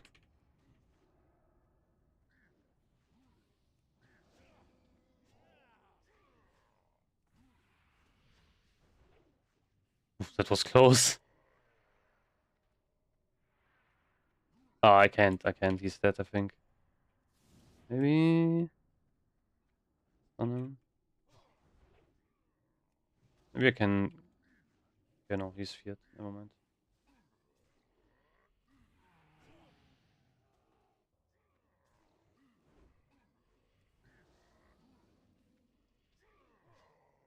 Oof. Bubble, okay.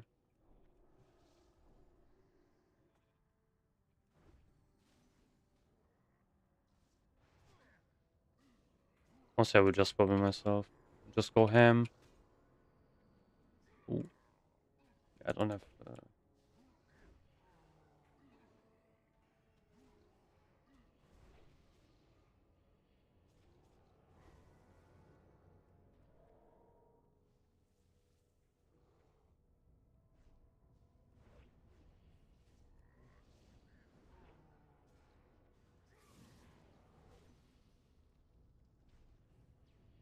Wow, one time I don't die on this one. Nice.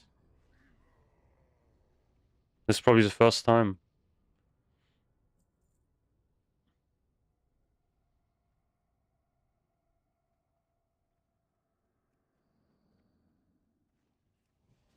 Actually, I think I didn't die on the first time I did this, but I'm not sure.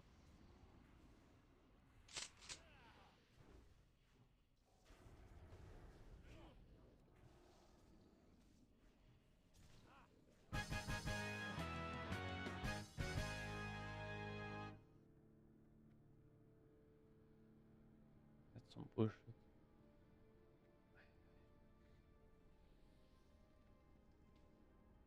Yeah, not the most interesting items.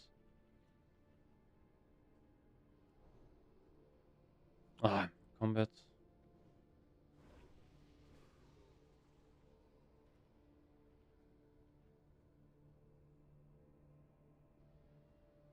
I have like 0 mana.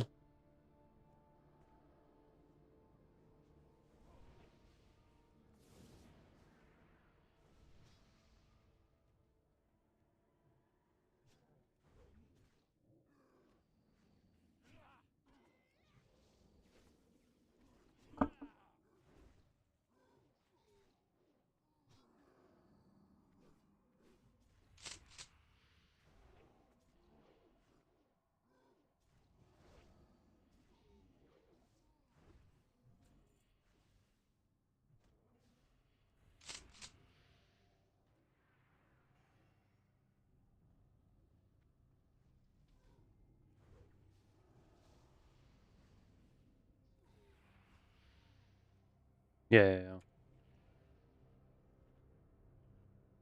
Drink.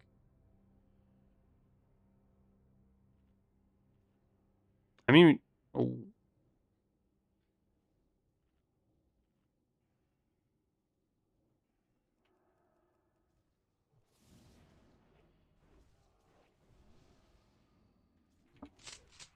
I mean, that guy should have banished one, I think. Like, tanking 2 of these is actually really rough. They do a ton of damage. It's insane. Like, these guys hit pretty hard.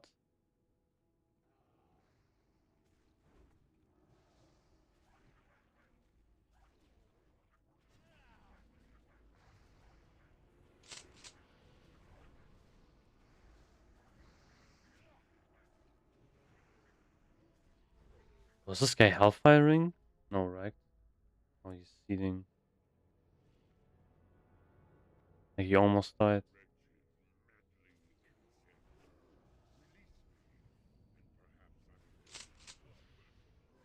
Yeah, but this is almost the end of the dungeon.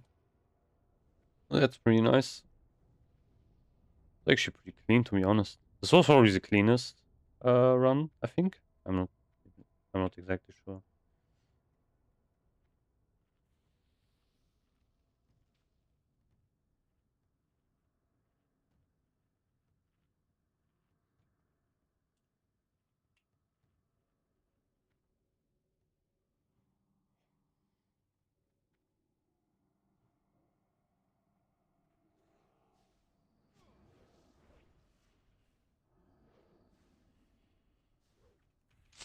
Oof.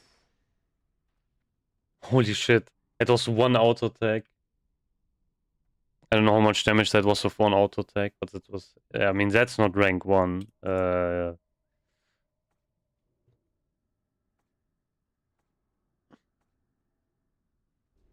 It's Warlocks. Is that fucking max rank banish?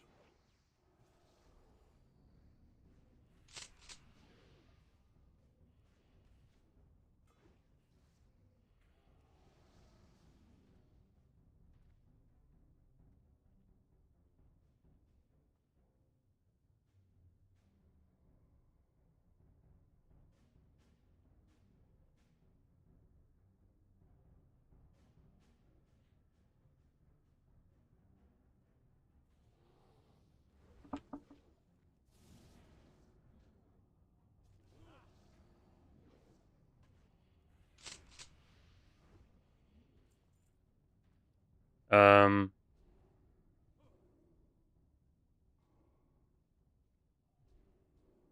Oh.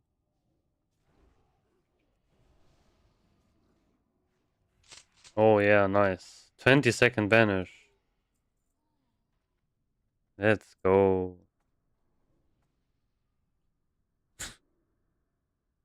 This has to be on purpose, right? I don't know. How long is like rank 1 banish? I don't even know. I don't play a warlock.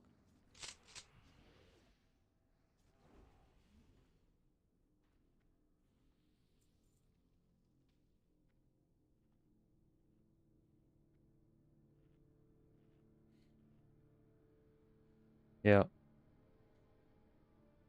You mustn't let him lose! He'll kill us all!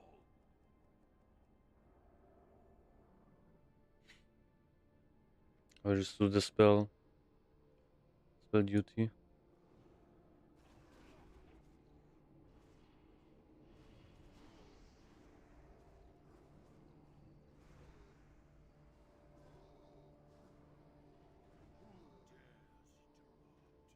What is this? What have you done? You'll ruin everything!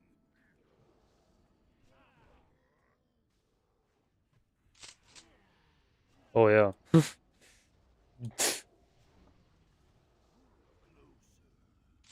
I can't see it on my fucking UI. And burn!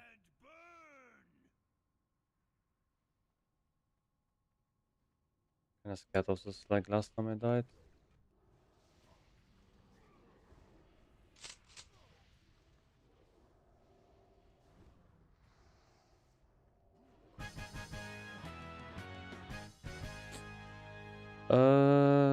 I might actually need that neck, to be honest. 46. Actually no, I don't. Wait.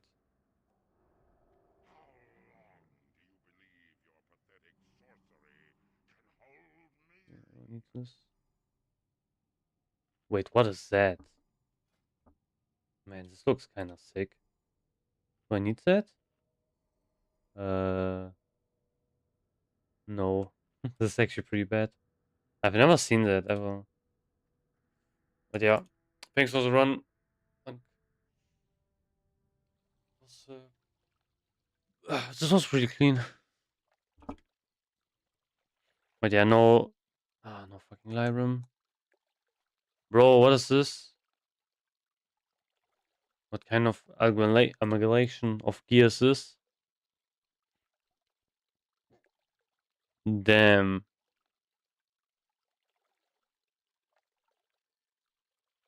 Like, Mongoose, Dragon Strike, no Mongoose, Talon of Ajara.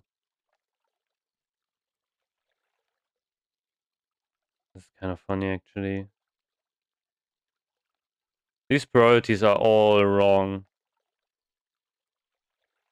Maybe you got it recently, I think. That's probably what happened. It's kind of funny, you know, like really, really like do tier 5 everything, and then he has like Rage Steel. I guess he got unlucky on shoulders.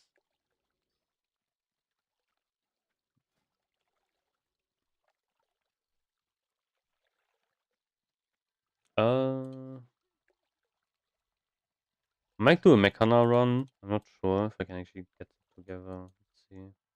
How many people are up for Mechana?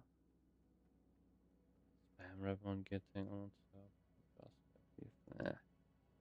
Nah, I think it's too late for that.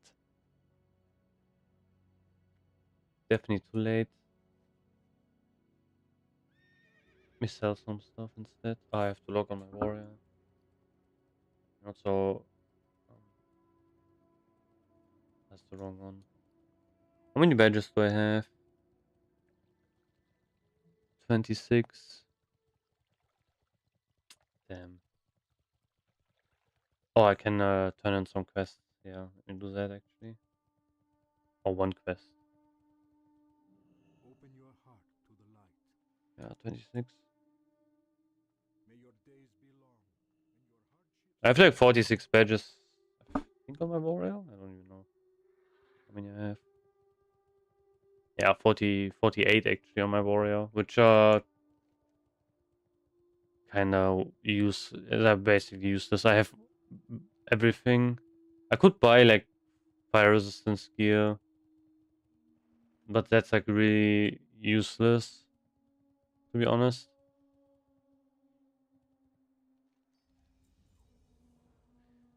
Wait.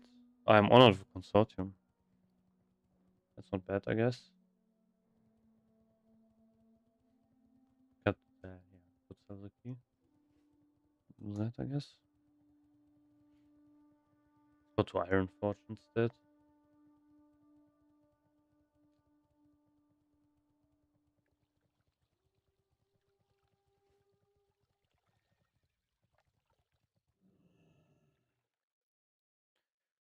So yeah, what I want to do is I want to drop herbalism and want to get engineering. But for that, it's going to be a bit tough. I don't know if I should just level mining and just like mine everything and level engineering that way.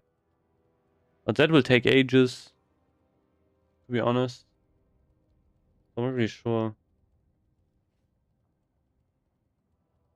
I definitely want to get Engie on this character because, you know, just spamming robots is already such a big advantage.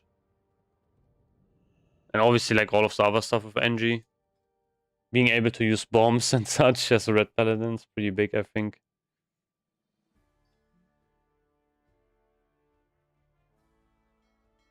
Yeah, having two characters of engineering is also kind of shit. So I'm not sure if that would be smart, to be honest. But I think for paladin it's necessary. I don't think you can really, like, you know, the difference is just too big to not have Engie. Yeah.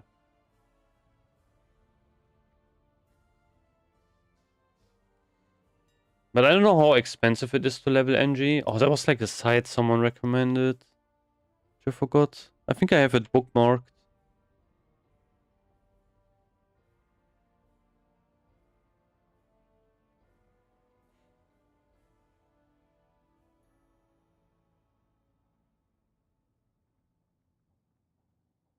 Uh,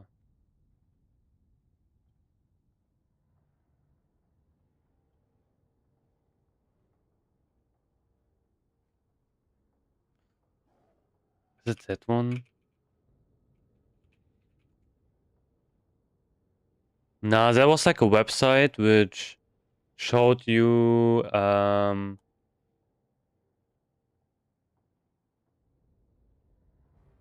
if you wanted to, you know, like wait, I'm kind of stupid. Let me do this. No, there was like a website which showed you how expensive stuff was. Ah, here, I think I have it. I have found it, I think. I think it was Warcraft. Yeah, it was Warcraft. So I need... How much engine do I need for Seppers, for example? I think that's the highest I would need, right?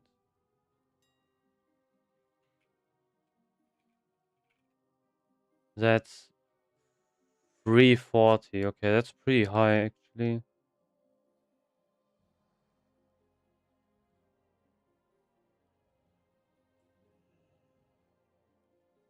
That's 760 gold. Eee, that's pretty expensive.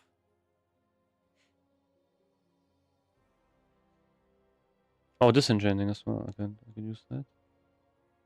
Ah, it's like almost the same. Okay, if you go by auctionals, I mean... Wait, I can show you the site, guys. Give me a second.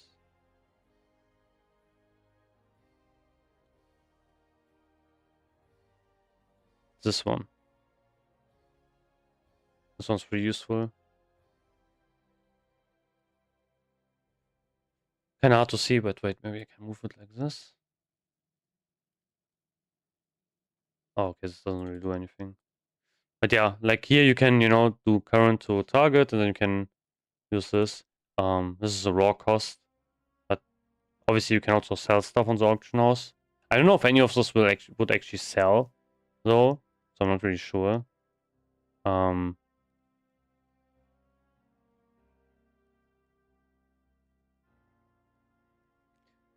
Interestingly enough, this is actually using the same strategy I used, where you... Okay, actually no, it's not really doing that. Okay, force reactive disk. I have to like... Can I exclude this? Wait, let me do advanced settings. Because obviously, this one you can't get. Like, this is impossible to get. You would have to have done molten core to get this. This is like a really rare recipe. Man, you can spam this from 300 to 335. That's insane, actually. That's like free NG leveling, if you would have that.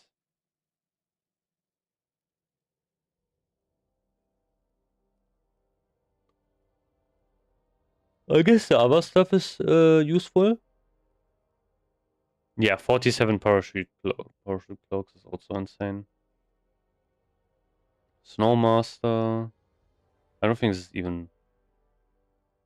Yeah, some of the stuff I don't think it ever sells, to be honest. Like, who's buying rough boomsticks? Probably no one, right? Or like mechanical squirrels.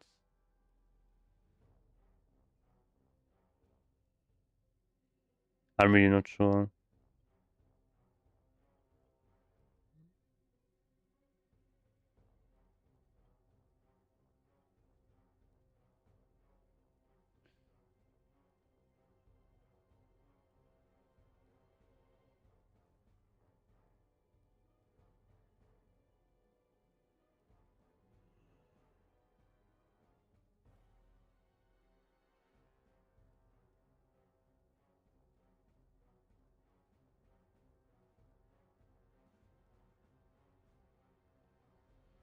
I should probably like invest in some enchants, to be honest. Since I have some gear now. Like, probably should enchant this. Yeah. And get like the cheap enchants at least. 15 strength and everything. Yeah, I think I will do that tomorrow. Get some enchants and everything sorted. I have to go to my warrior as well and sell all of the stuff. I've been fucking shit with.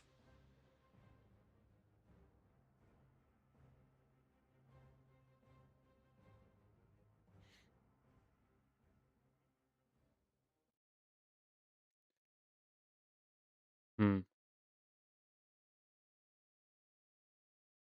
But yeah, I think I will do that tomorrow, to be honest. It's pretty late as well. I mean, it's not really that late. I'm kind of tired. I had to do some stuff today. Let me check my mail. And then I will probably be off. Oh, I still have like all of my consumes on this character. Which I might just send my Oh, what is this? To my alt instead. What server are you playing on? I'm playing on Spine Chatter. This is like the EU PvP realm. But yeah, in EU it's kinda late. Oh, I remember this guy. Oh, look at this Scarab and Stylines. I actually had Stylines, but I gave it to my friend instead. Like, this is actually really good on Prot Paladin. I wish I had this on my Prot Paladin, to be honest. Because it's actually really big. Like 3%. That's so much avoidance. So nice. We still only see the... Oh, sorry. I'm kind of stupid. Yeah, there was like this Prot Warrior. Oh, this guy. See? Yeah, Stylines. Everything. This is actually really nice of a trinket. Like 3%, I mean, you know, for warrior it's pretty much useless unless you are like AoE tanking some stuff. Because you know, you get defense. Block value is actually pretty nice, but the block ratings feel useless. But on a Prot Paladin, damn. 3% more block chance is pretty big actually. I wish I would have that on my Paladin. That would probably be pretty nice for... Now, actually, it would not be really nice for strat. Because, like, one trinket is always necessary, which is going to be figurine. And then the other trinket has to probably be, like, spell power trinket. So, to do, like, more damage. One thing I want to check out is how much spell power that actually one trinket is. I also wish Badges of Justice were account-wide. Like, imagine that, you know, you have, like, you can just spend your stuff on any character. I can. Okay. We have 43 and then we have 155. Yeah, that's pretty bonkers. That's like 200 spell power with the active up. Pretty good.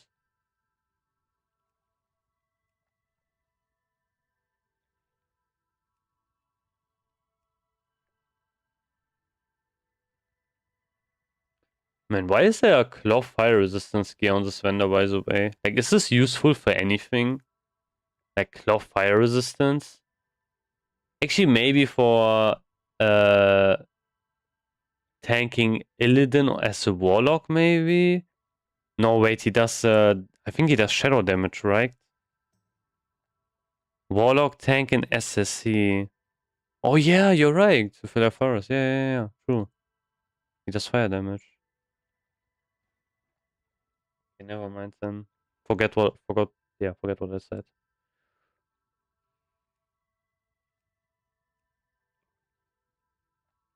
Did they think about that when they made this? I'm not really sure, to be honest. Like, I mean, I think Black Temple was not out, right? In original TBC when it came out. I think you could do up to Hyjal, I'm pretty sure. But I don't think you could do Black Temple. I think Black Temple I think came later. But yeah, I think on the original TBC release you could do Kara, Gruul, McFarradon, I think SSC, Tempest Keep, and I think also Hyjal. But no one was able to do Hyjal because Hyjal was locked behind doing SSC TK. And no, like almost, I think, yeah, like no one was able to manage to beat Kel'Thas. It was just too bugged as well. Yeah, you know what could kill Kel'Thas? He had that bug where, you know, when you kill the advisors, during that phase, they would like you would still be able to generate threat. So basically, like, because you know you had healers, they would basically generate threat, and you know when they respawn, they would all go on the healers and basically one shot them.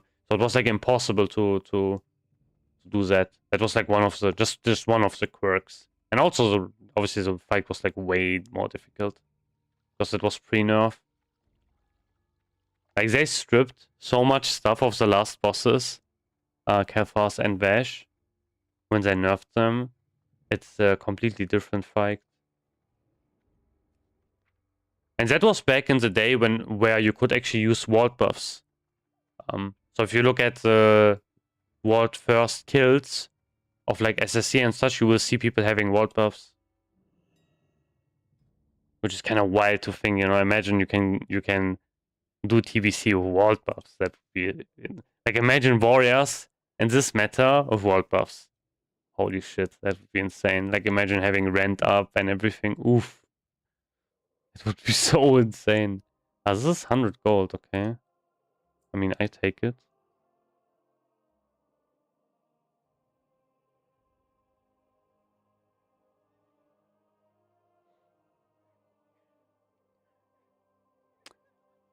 Nah, I don't think... I'm not sure if you would stack 20 warriors. The problem with warriors is that you can't really play a warrior in TBC, I think, without Wind Fury. I mean, with Wall Dust, probably... Yeah, I mean, you know, then it would be a different thing. But yeah, I'm pretty sure you would stack, like... Definitely, like, at least maybe 5 warriors. You would probably run with, like, 6 or so. Like, 3 melee groups. 2 warriors each. That's, I think, what would happen. Maybe even 9. Like, 3 warriors in each melee group. But that would be hard to fit. Yeah, I don't think you would run... you wouldn't really run on any other melees. I'm pretty sure. Just, like, probably 1 red, you know, to get the crit buff. What else? Like, you would just run, I think, raid boosts, basically. Like, you know, the warlocks for Curse of Wreck. Like 2 warlocks. What else would you run? I mean, yeah. Progress and Eternal, the best speedrun guilds. Run no mages at all, 1 warlock. Yeah. No, I'm saying, like, people didn't really understand this. Whenever I said as well is that warriors are insanely strong in TBC. You will see, you know, even us as well. We are running, like, when we are, like, you know, speed running and everything. We are running, like, how many warriors were we running? I think 5, maybe. Yeah, I think it was 5. And yeah, one of them being Kebab, and the rest is just Fury. It's pretty bonkers. And that's with phase 2, like, where mages are really strong, basically.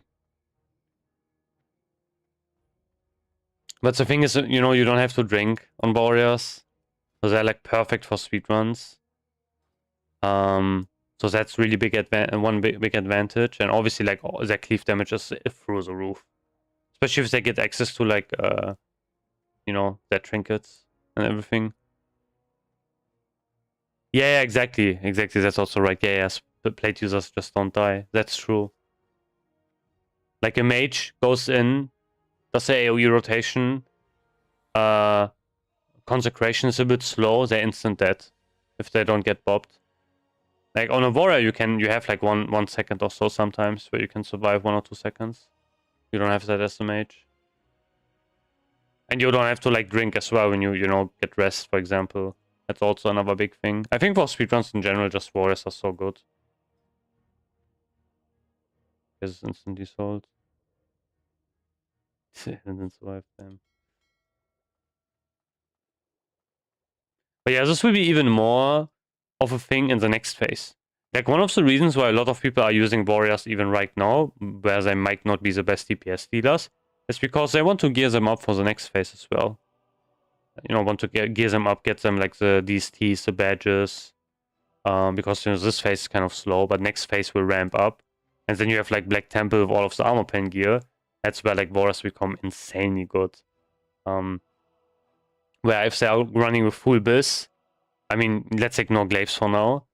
Even without glaives, it's pretty bonkers. How much damage you can deal on trash, especially, which is most of the stuff you are going to do in and the raids is just trash, basically. Like even in Black Temple is actually such a condensed raid with just so much trash. You start, you fight the Naga trash, then you go, you fight like the orc trash for a while. And yeah, it basically never stops.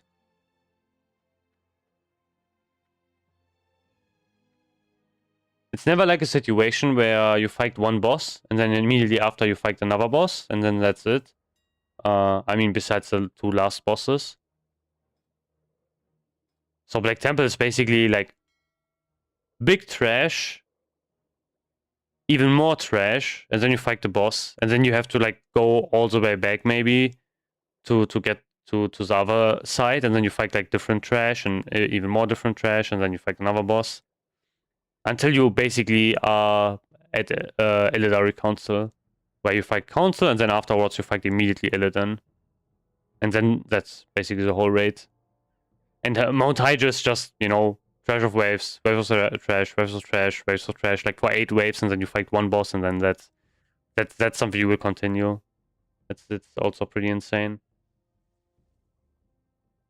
I don't know if people will figure out to cheese it, like how to cheese Mount Hydra to make it go quicker. But yeah, we'll have to see. I think generally in this TBC Classic, people are way faster of using, like strats and everything. You saw it, for example, the strat with burning down Molga in phase 1. That was something no one used in the last TBC Classic, besides maybe like really, top guilds, I guess. But if you, like, here, Pucks use it. I even use it whenever I run Pucks sometimes. It depends on the group comp. But at least, we kill like, but we don't kill like all of the mobs anyway. We just, like at most what we do, we kill like one blind eye and then we do the boss, like Molgar. But that's something no one did in the last TBC. No one, basically. From what I remember. Obviously, like other top guilds would have probably done it, but we never did that. And like, when you did Pucks, no one in the Pucks did that as well. It's pretty insane. And that's a pretty big difference compared to this TBC, compared to the last one. It's like a lot more like min-max basically as well. Like also, in SSC on Leoferas, people staying in, doing damage. People running more melee groups than they did last TBC because people realize, okay, melee is actually quite good. Yeah, it's a lot different, I think.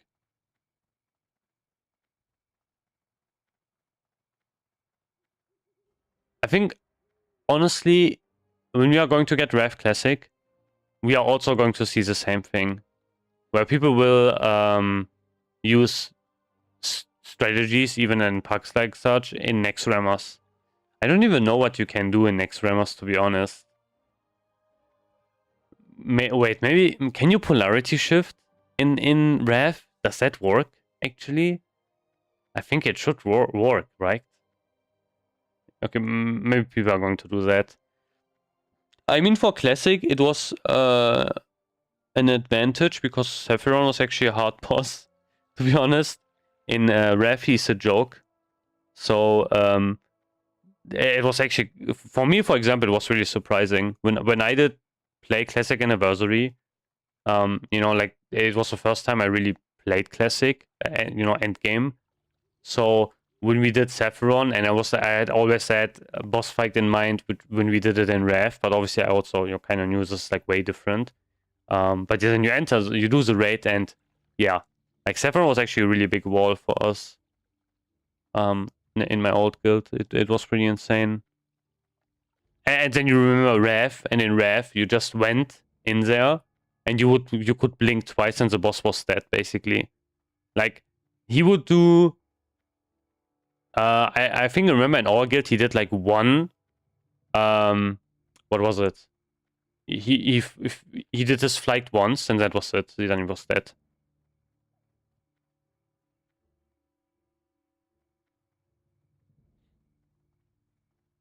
Yeah, but he got killed in 15 seconds because people used polarity shift. Basically. Most people didn't do that, and that also required prep.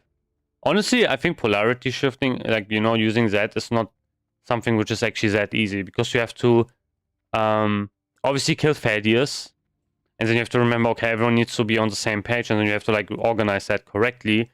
People have to all stack together at one location, you know, one of the marks, and then yeah, and the other people have to do the same.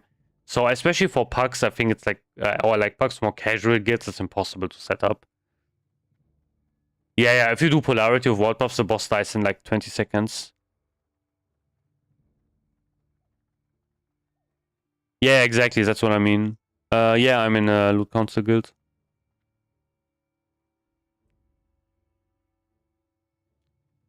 Like, honestly, I think if you are playing in a guild and you have like a full roster, you should never run soft reserves system.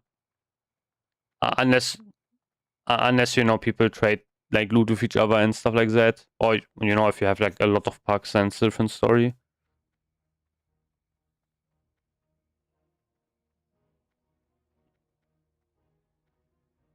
Yeah, exactly. Need to live in tank group, yeah. Yeah, I mean, I think it requires some coordination. But yeah, we had problems with Saffron. It was that boss fight was pretty difficult for us. I mean, that's my business kind of the same as LC. No, I wouldn't really call it corrupt. I think it's just the problem with Loot Council is it's pretty hard to make it in a way which is like really fair for everyone, because you don't have everyone in mind as well. And one other thing which is really difficult as well with a Loot Council is that you have to know about every single class in the game and which of their items are best for them and how good they are for the classes.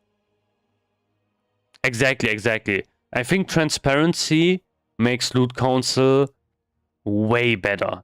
Like, if you have transparency and you see, okay, which items are yours, and you know, let's say, for example, right now we have glaives, you know? Like, glaives should be something which should get announced. Best case would be before phase 3 comes out, so people know, okay, I'm like in the run-up for glaives, or am I not? And then you can like ask questions, okay, why am I not? Okay, you're a shit player, okay, no problem. And you know, you can kind of, I mean, I'm kind of joking, you know, but you basically understand what I mean. The problem is if you have it in a way set up where, let's say you have your officers and you do a loot council thing, and the rest of the guild doesn't know what's happening. You know, that's a problem. No, Lumar, you know, I'm just joking. But what I mean is, like, basically people just need to like know what is happening. The sword guild I was at the LC and pretty much also went to the officer, good friend officers. It was insane. That's a thing which it will really look like this as well for lots of the loot council stuff as well. But one of the important things is as well, oftentimes officers and such are kind of the best candidates for items. But if that is not really talked about before you do the raid and stuff like that, it really will look like for example, if you're an officer, you know, and or you are a guild leader, and you do like lots of the stuff for the guild, you do the most work, and also your class is basically, let's say you play, I don't know, like, let's say you play a feral tank, for example, and 100 deaths drops, and you know, okay, who are you going to give it to, you know? And maybe you don't have like a really strong red paladin. You take the item, and then now suddenly it looks like it's like a corrupt loot council, even though it is not really. It is just more of a logical thing to get. The problem is how you fix this is actually pretty simple. You just have to kind of talk about it, basically, or you have to rely on people knowing like which items should go to which people. Yeah, that's what I mean, you know, zero transparency. That's not good. So, You know, this guild had some recent drama, which I'm currently in. But one of the things I really like is also thanks for the follow. Nah, I don't. Like you don't really need to discuss it, but what you should do is, for example, like how the guild does it was really nice. We don't really like assign loot anymore right now because like everyone already has everything. But there was like a system where you could actually see which items are assigned to you, and then you basically know, okay, which items I can get. And that's, I think, really good, actually. So you will basically know, okay, these items go for you. And you can also say, okay, I don't really need this item, so give this to someone else instead or something like that. Yeah, that's what I mean. Yeah, you do the assignments on loot before raid and post. That's exactly what I mean. I think that's one of the best things you can do. That's why I want to join as a Guild Arms Warrior. Yeah, I mean, as an arms, like, I mean, you will have some, lower prion items compared to Fury, I would say. Let's say Leggings of Divine Retribution drop. Who do you give it to? Usually it will be the Fury first, and then it will be Arms second. But yeah, that's like another thing. What I really liked was that's my best at Pureless. People could just say, I want to have my tier tokens for it, but it's also luck. Yeah, exactly. That's what I mean. Like, I think that the biggest problem with SR is that you can't control it. You know, you can have one guy getting like, I don't know, 7 items in the first 2 weeks or so, and then you have like other people who get like 0 items, and then this will kind of snowball and will also continue throughout the raids. And then now you are going to try to build in some control into it, and then it suddenly like what is the difference then compared to loot council? I mean, you could also then just do straight loot council instead. If you have control over the SR because you are a full guild, like why not just do loot council instead? To be honest, it's the same thing. Like that's my business also, loot council. It's just another additional tool which will which just makes it a bit easier to organize for the organizers basically. But it's still loot council because like loot council is basically every single time where you decide where the loot goes to. It's actually a pretty broad term. It's not there's like not really, I would say, like one kind of loot council, loot system. Like whenever you have some, I would say, control over the loot, it's basically kind of loot council. And that's a disadvantage of SR because you don't have that control. And you could say, okay, let people just roll and everything. But especially I think in a game like this, where we don't have that many lockouts, if you want to like ensure kind of smoother runs and everything, it's actually not even about that. Like you don't really need the best loot for like the raids and everything. I think it's more of a thing where you encourage people to be good players. That's a thing where you can... Yeah, the content is really... You don't need like the loot for the content. You need the loot to make it so people actually stay, stay kind of motivated to play the game and actually also like pull their weight. I think that's how you should also like think about loot. If you give, let's say, your top players loot, you basically tell them, okay, like continue what you are doing, and if you don't slack, you will get loot basically. And then it becomes like a story where other people which are not doing the same basically see, okay, like I'm not doing the same things as these guys, or like they would say, okay, or they would get angry and say, oh, why I'm not getting any loot here and stuff like that.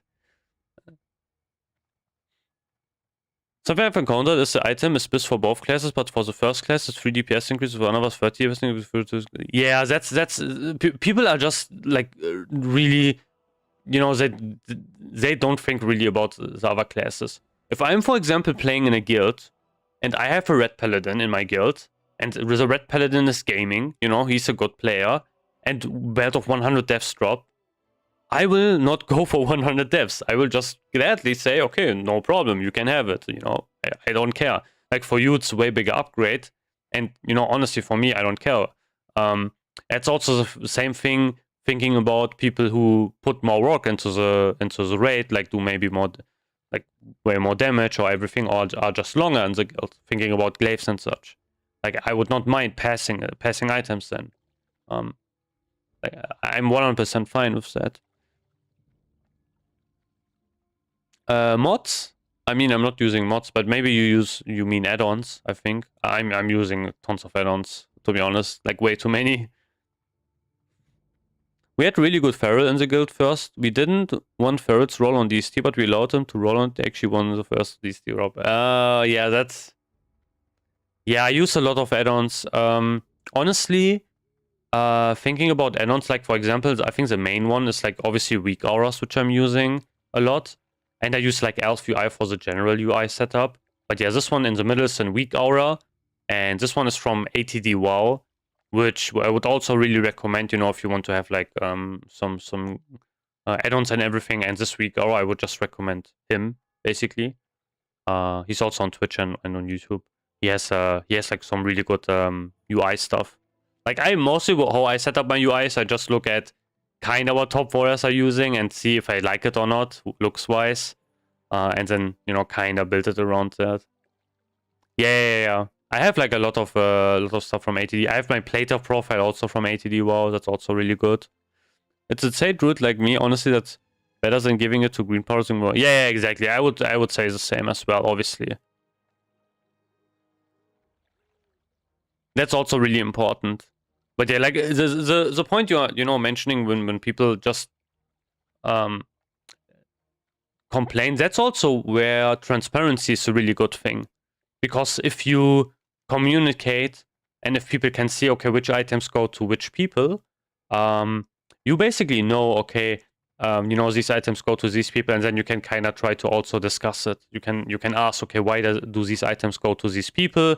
And then that's really important as someone who can control it. Let's say you're an officer or something and you do the loot. That's where you need to step in and then basically have also some arguments, you know, which makes sense why you give items to this person, for example.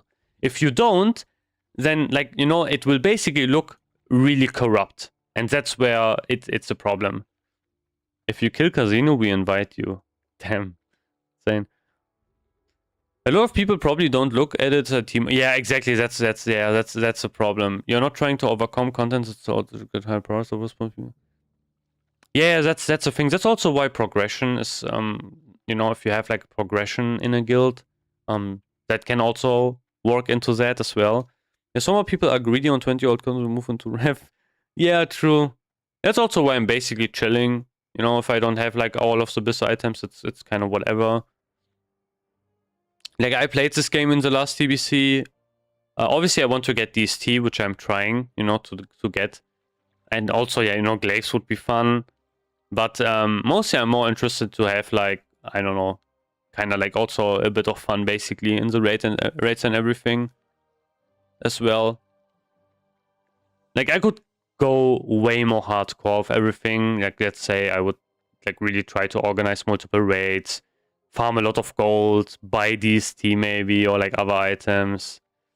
But yeah, that's not something I'm really interested in.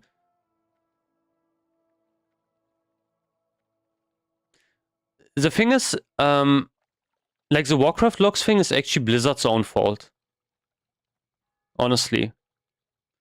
The thing is, because since Blizzard removes all of the hard content from the game, you don't have any progression in the raids anymore. And honestly, that's like, if we are completely honest, like this game doesn't offer enough if you think about the raids, because like the raids are really easy, you know? Like there's nothing really you can do. So what people then started to do is they just looked at, okay, how fast can you do this easy content, because it's really boring. So people automatically try to speed it up instead. This is just an automatic process because people want to get the dopamine rush from the items faster, because the dopamine rush from clearing hard content doesn't exist anymore. So, you know, people are looking into other external resources. And that's where Warcraft logs comes into play. Because this is like another external source of basically another dopamine thing, because you get like a high power, so high numbers. on your character profile, and then you can kind of, you know, I guess boast about it or whatever. And that's something which is kind of Blizzard's fault. I said this many times as well. If we would have harder content in the game, parsers and such would just matter less, like at all. People would just look at your parsers and see if you cleared the hard content. If you have a gray, let's say, gray is a bit bad, but if you have like a green or blue parse and you cleared really hard content, however, you know, it would not matter that much. But if you just have, it basically shows, okay, you cleared it at least. You know, people would still be, that would be the important things that people care about mostly. This was, for example, the best example was Classic Anniversary next Rammers, the first weeks. So in the first weeks, if you saw someone, you know, like let's say you looked at someone in the Warcraft logs and you saw they cleared Saffron or Kel'Thuzad in the first 2 weeks, you knew, okay, that guy was either in a good guild or he was just, you know, like a good player probably. It didn't really matter if you had like a blue parse or like a green parse on Kel'Thuzad, but he cleared it. Like most people didn't. So that's something which is like that just doesn't exist at all, you know. Like in the first week, people didn't look at people, okay, and look like, oh, you cleared SSCTK in the first week, yo, that must mean you are really, really good in something. You know, that just doesn't exist anymore. The same thing in the next phase. This is like, you know, another thing. And I close my eyes, you're standing there in front of me, and I close my eyes. What are you talking about, bro? Are you what? Have fun doing 20 or comfort. Yeah, that's also what I mean. Yeah, definitely. Like, I'm not going to, you know, I definitely want to do that as well. Like, I want to do, like, you know, maybe the rates a bit quicker, or like get more damage out of a boss fight. Stuff like that. Yeah, definitely. I'm singing Ankh.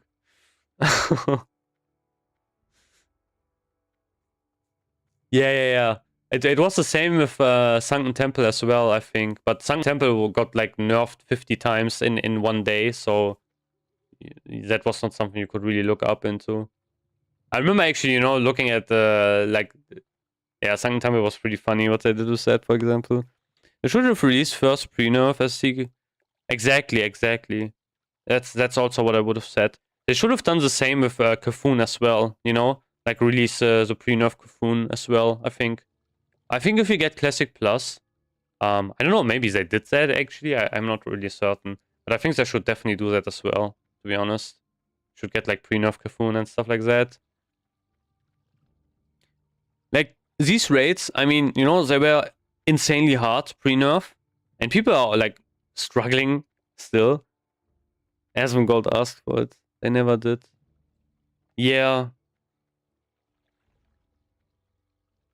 but that's like, yeah, they mathed it out, but it was, you know, napkin math basically. It's not true. Like, you know, if you think about the math, they use DPS numbers back from 2006, where people did like 400 DPS.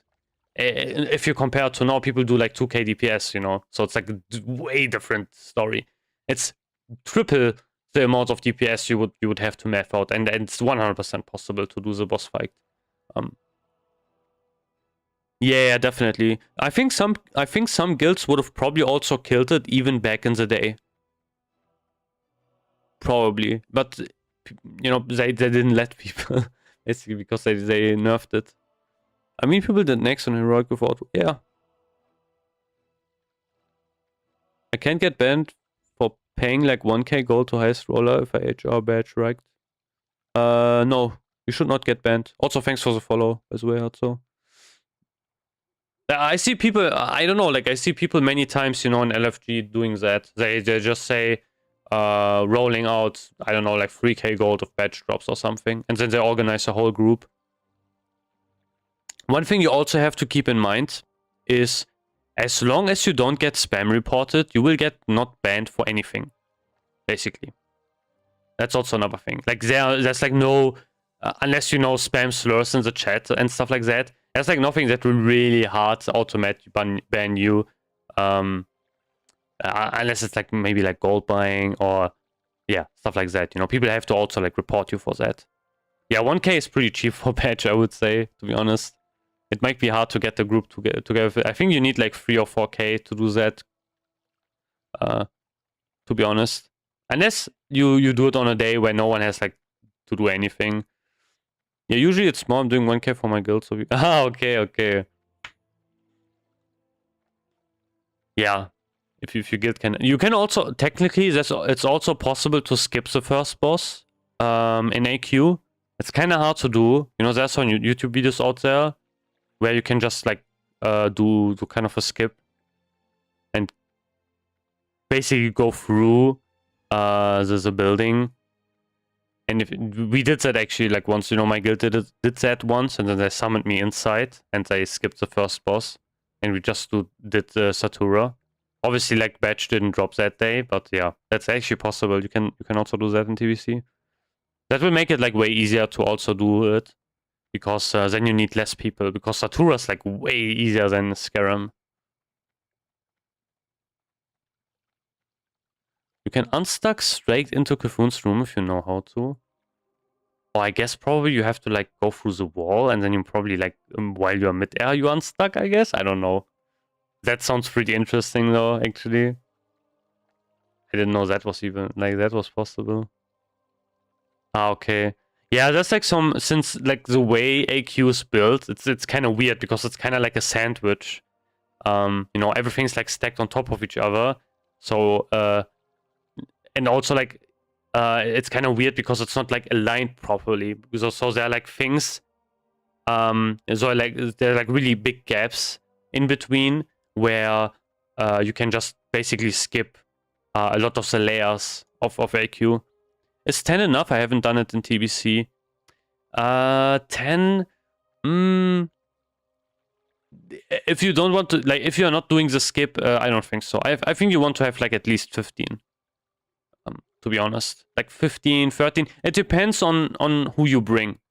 You know, like who are you bringing? Basically, that's also pretty important. The first boss is pretty annoying if you don't do it with enough people.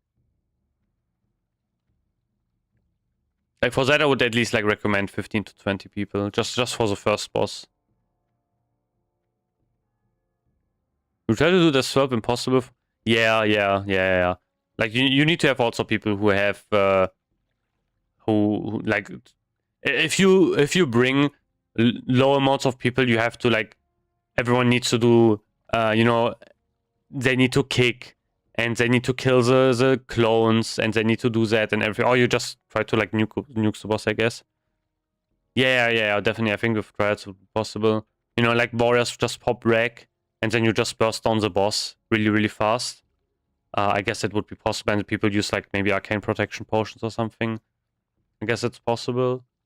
I don't know, like whenever I did it recently, it was always with a full guild group, like, you know, over 20 people, and then it's like really easy.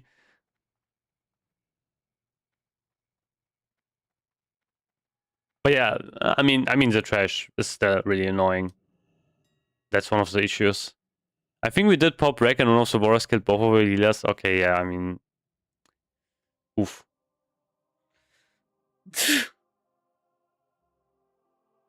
Yeah, that's unfortunate. I mean, that's on the druids, not cycloning the warrior. To be honest.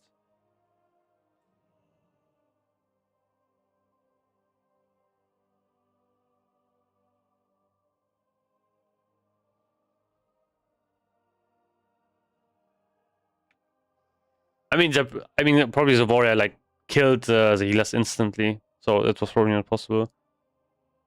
Yeah, maybe.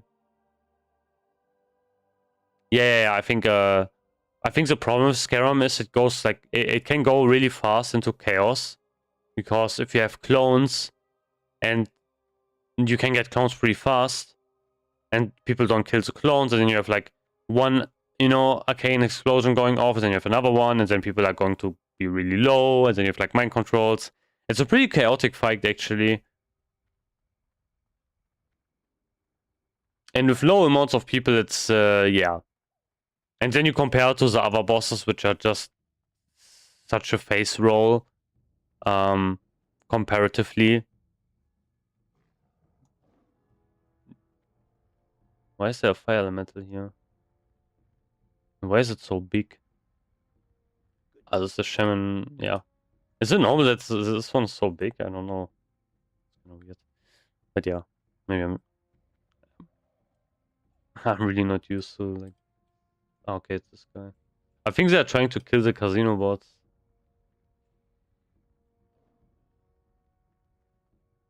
Bro, this guy is like, this guy never really left. Ah, thanks for the follows. Yeah, this guy never really left, but I think they're trying to kill him.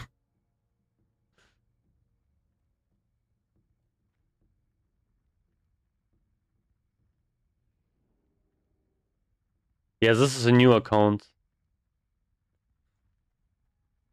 Yeah, they try to do that all the time. How long do you spend on preparing for raids as a guild? I honestly don't know because I'm not an officer. So I just look at the, I go to Discord, I look at the, roster. There's also an assignment sheet. So I look at, where I am supposed to be. For example, for Vash, or who do I have to throw the thingy to? Like, the what is it? The tainted thing. And yeah, that's basically it. So, I don't really do a lot of that. But yeah, I think they do like a lot of organizing assignments and everything, obviously.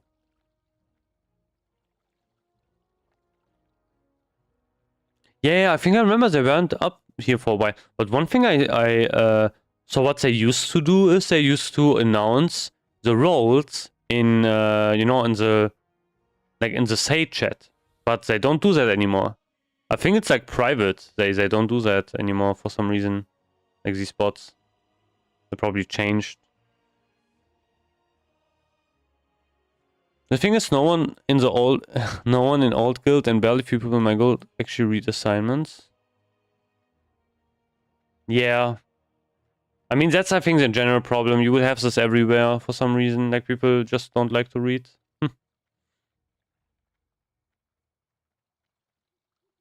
It's just something which is pretty important, as a raid leader, that you just have to, like, basically call it every single raid.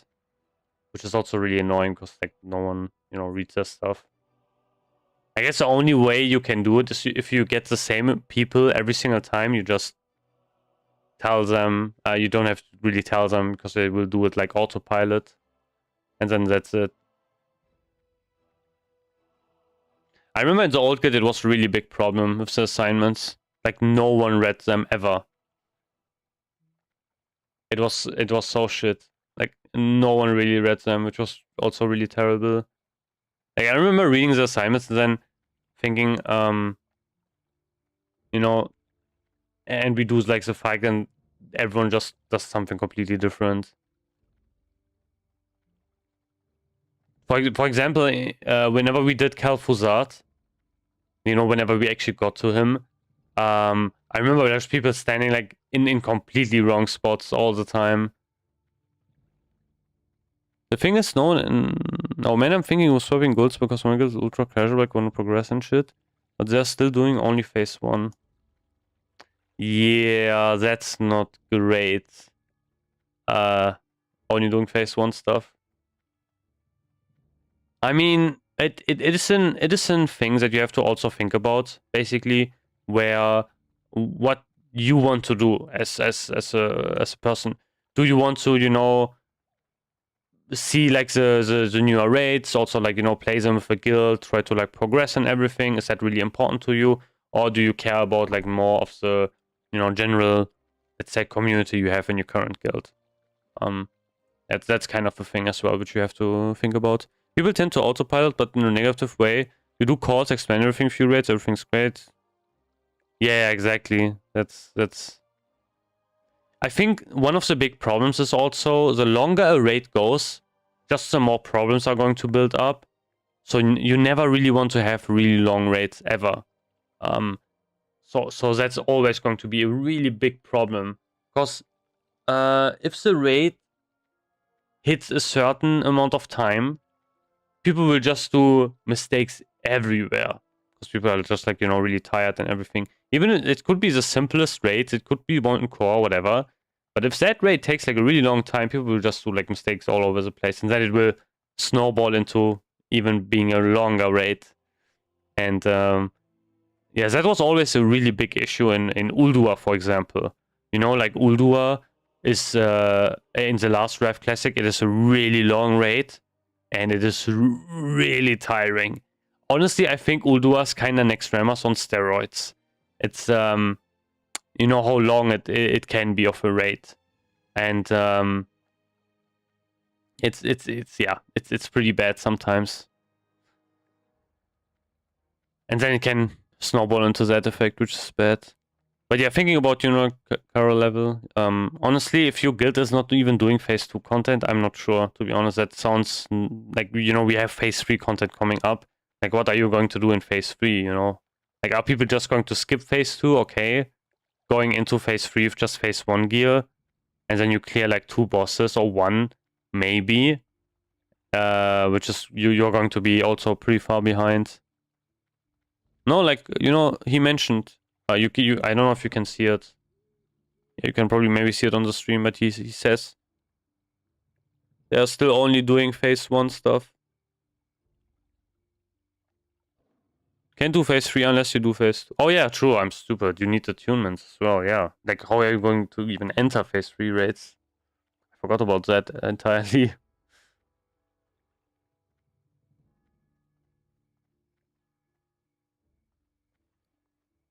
That's also another big problem. You can't even enter the raids. Now we can't even fill up a mag or gruel more pucks than guildies. That's insane, not doing phase 3 most casual get. Yeah, exactly.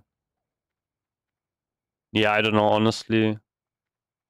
Honestly, if I'm being like straight honest, I would just look for a new guild, to be honest. Like, that's yeah. I mean, this sounds maybe a bit rough. You can like take some of your guild members as well, I think.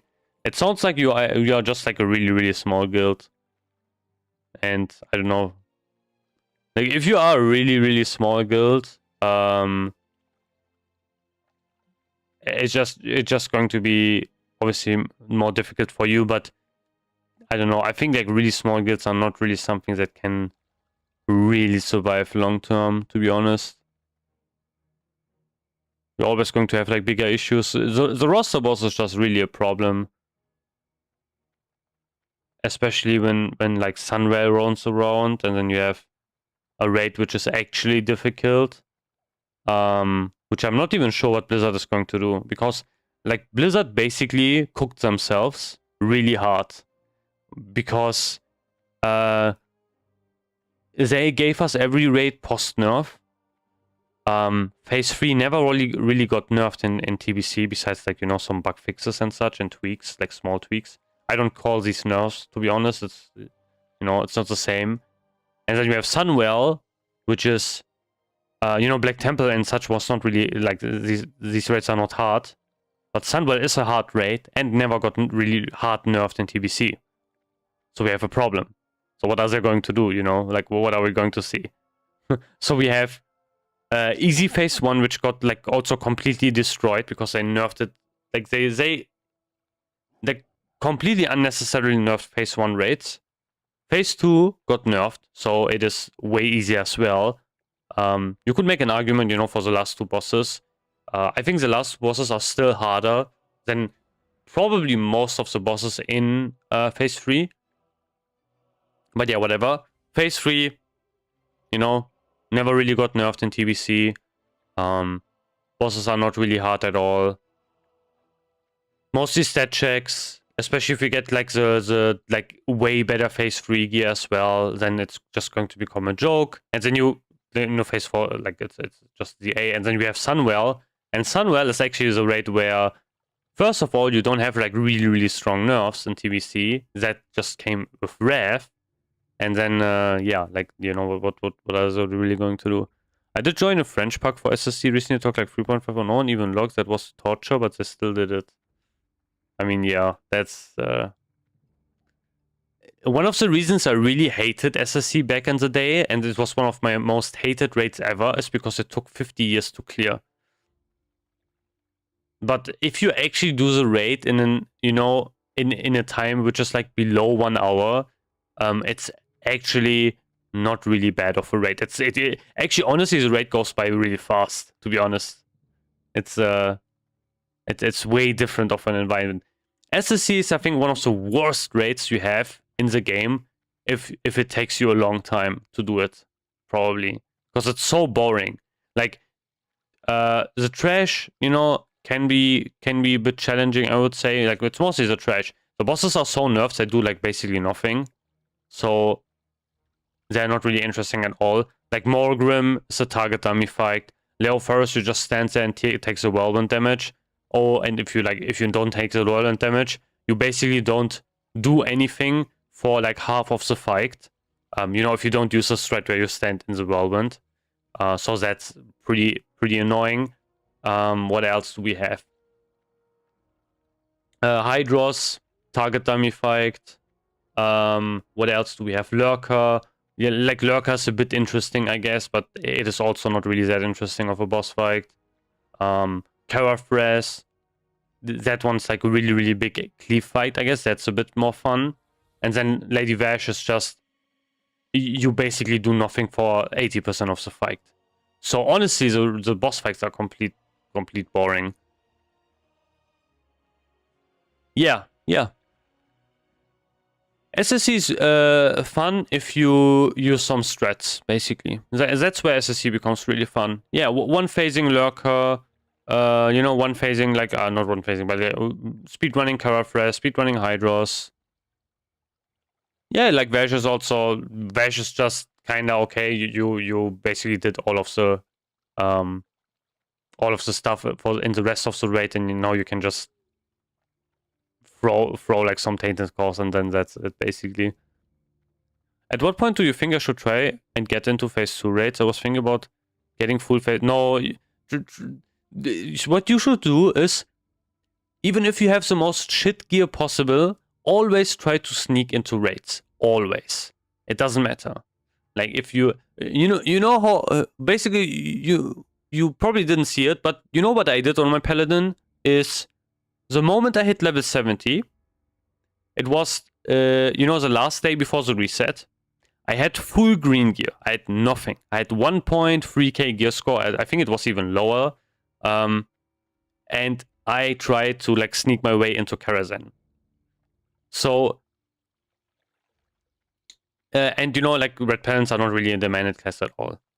So, yeah, you know, remember that. Yeah. But you know, I got my way into one, and I got gear at the end, and that also allowed me to basically skip some heroic pieces because I didn't need them because I got some gear from Karazhan in that run.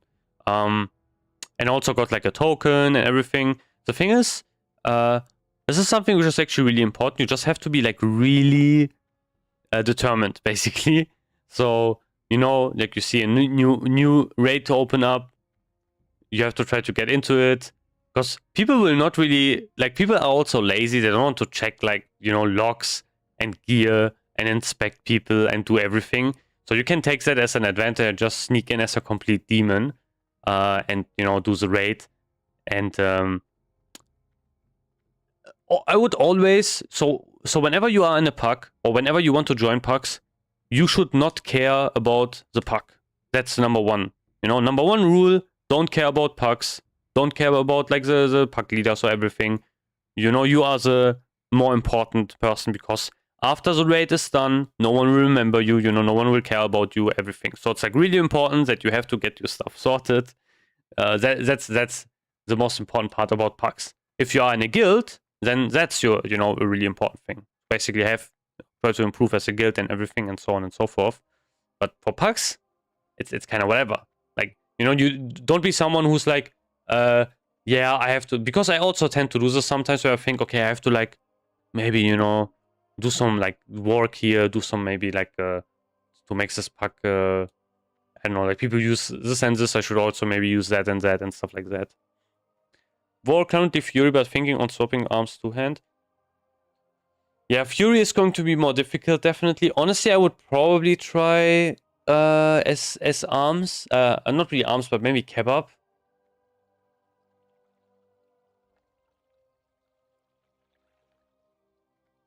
Yeah, 1.6.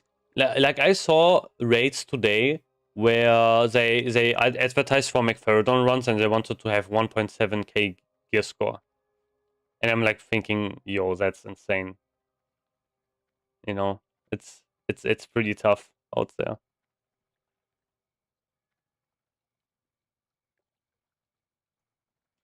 Honestly, I would recommend if you are, you know, fresh Fury and if you have a hard time getting to raid, I would just try to make the switch to go into kebab because you need the same gear. And you can then, if you have like good gear, then you can use basically both specs. Why didn't I make a shaman? Yeah, as a shaman you can go completely naked into raids, doesn't matter, people will still take you. Yeah, Fury's like really gear dependent as well. Especially in TBC because we can't fix basically our gear with like wall buffs. So it just doesn't work. You have to get good gear on a Fury. I mean, you can get good gear, you know, you can get lots of PvP pieces. Just try to like basically inflate your gear score by using PvP pieces as well. That's also something I would recommend. Because PvP pieces could give you an insane boost of gear score. And, you know, lots of people care about that instead. So you will have like people having full PvP gear in a raid, but have like 1.8k gear score. And yeah, I mean, yeah, thought about going kebab. Yeah, exactly. That's what I would recommend. You just buy Merciless, Main Hand, Merciless, Quick Blade, and then you should be golden. Like, then you should have like a really strong setup. Or if you want to go Fury, nah, don't go too mongoose.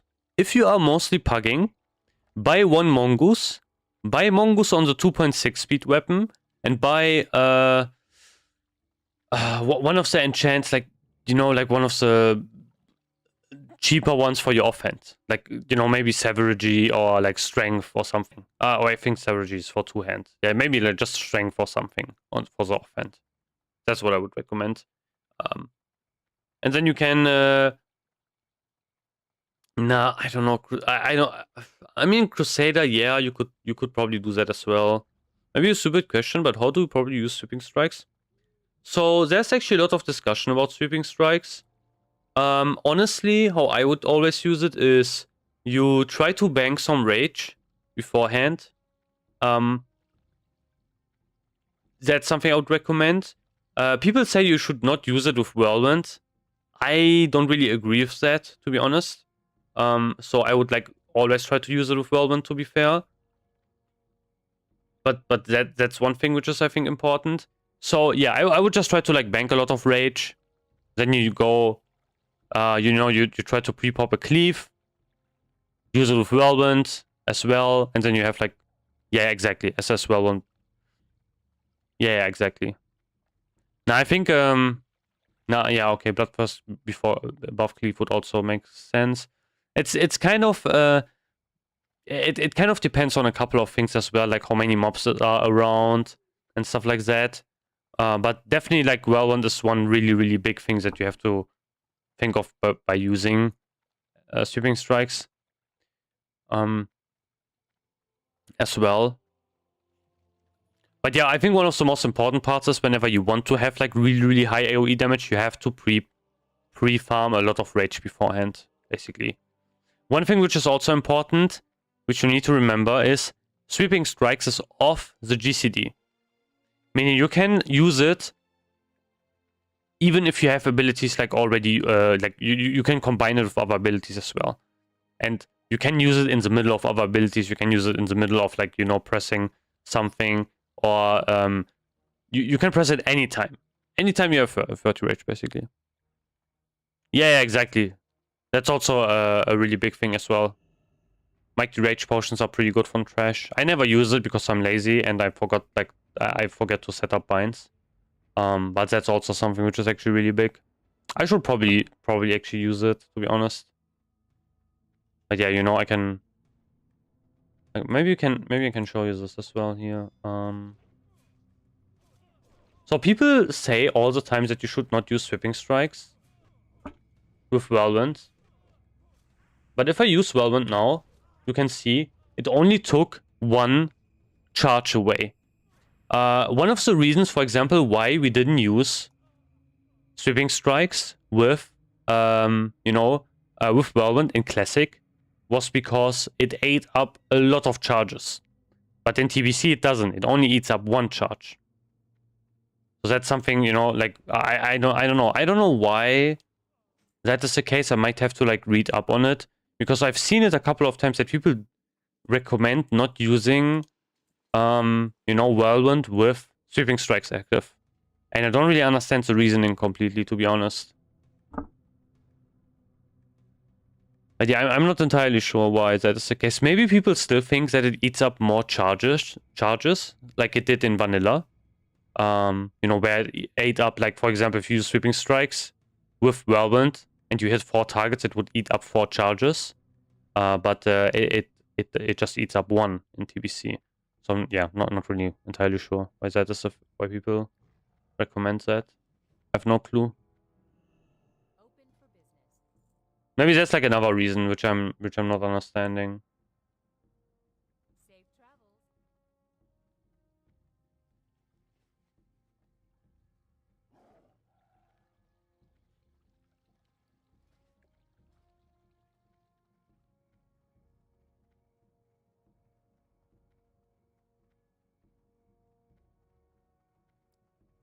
But yeah, if you want to have like the most amount of AoE damage in general, you want to also, use Sappers, which is going to be something which is expensive. But that's like another thing, which is like really important to think of. Sappers, both Sappers, especially Goblin ones.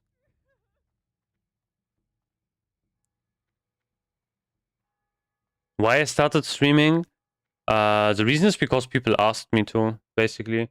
Like, the reason why, the complete reason why I made my YouTube channel was because I was bored in Phase 1 in Classic Anniversary, and I thought I could just make, like, I don't know, like, warrior stuff, and just yap about warrior things. And I would have, like, guessed, okay, no one wants to watch this anyway.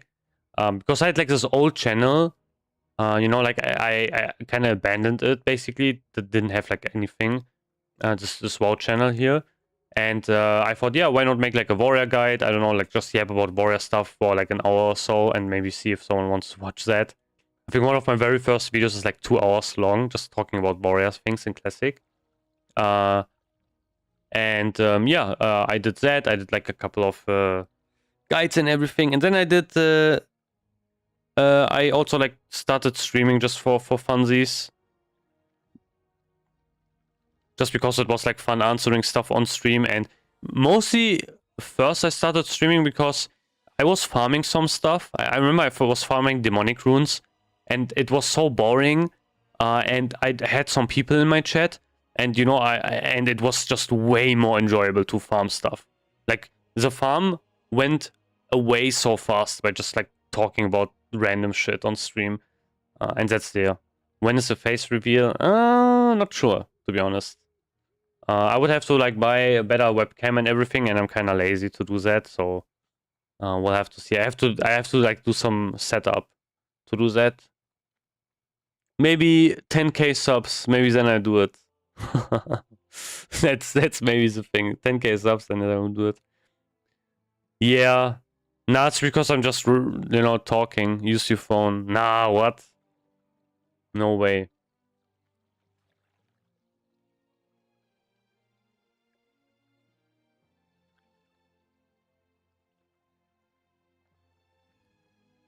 No, I'm doing that.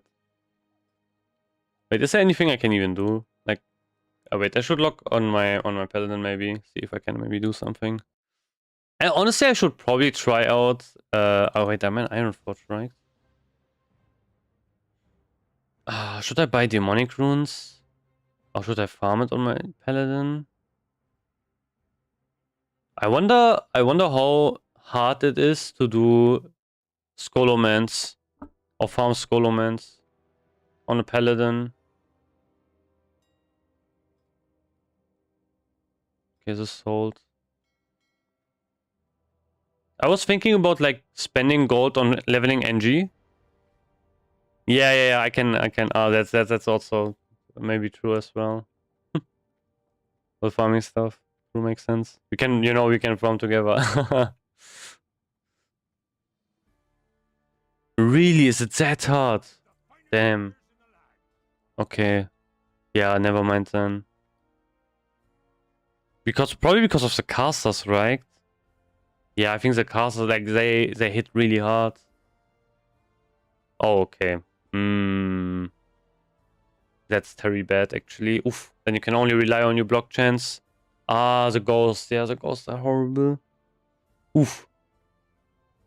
Yeah, I guess it's better to farm that as a warrior, I guess. Unless you have, like, insane gear. And you can just pull the whole dungeon and AoE everything down in one pull, maybe. I guess you probably, like, rely on a lot of block chance then if you want to do that. I have to get demonic runes, to be honest. And yeah, I have to get enchants.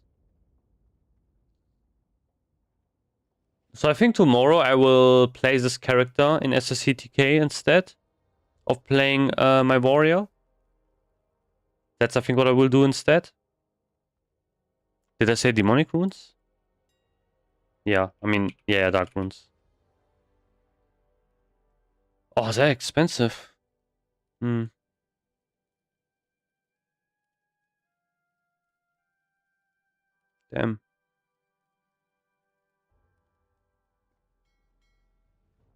Yeah, I can.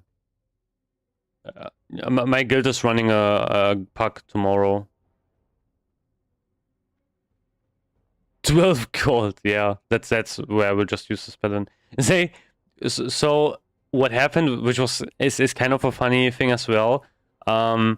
We have like two runs going, two main runs, and last week, I think it was last week, I was actually rostered on this paladin in one of the splits, and I didn't know that. Yeah, semi-git runs. So, my guild leader was like, basically telling me on Discord, yo, you are, rostered for SSCTK, and I'm like, what? Like, I read it, like, I read that message, like, I don't know how many hours later. So that was not, not great.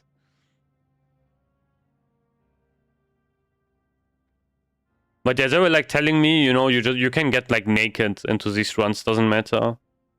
But I didn't have flying. That was like the thing that was holding me back. I also would have done it sooner.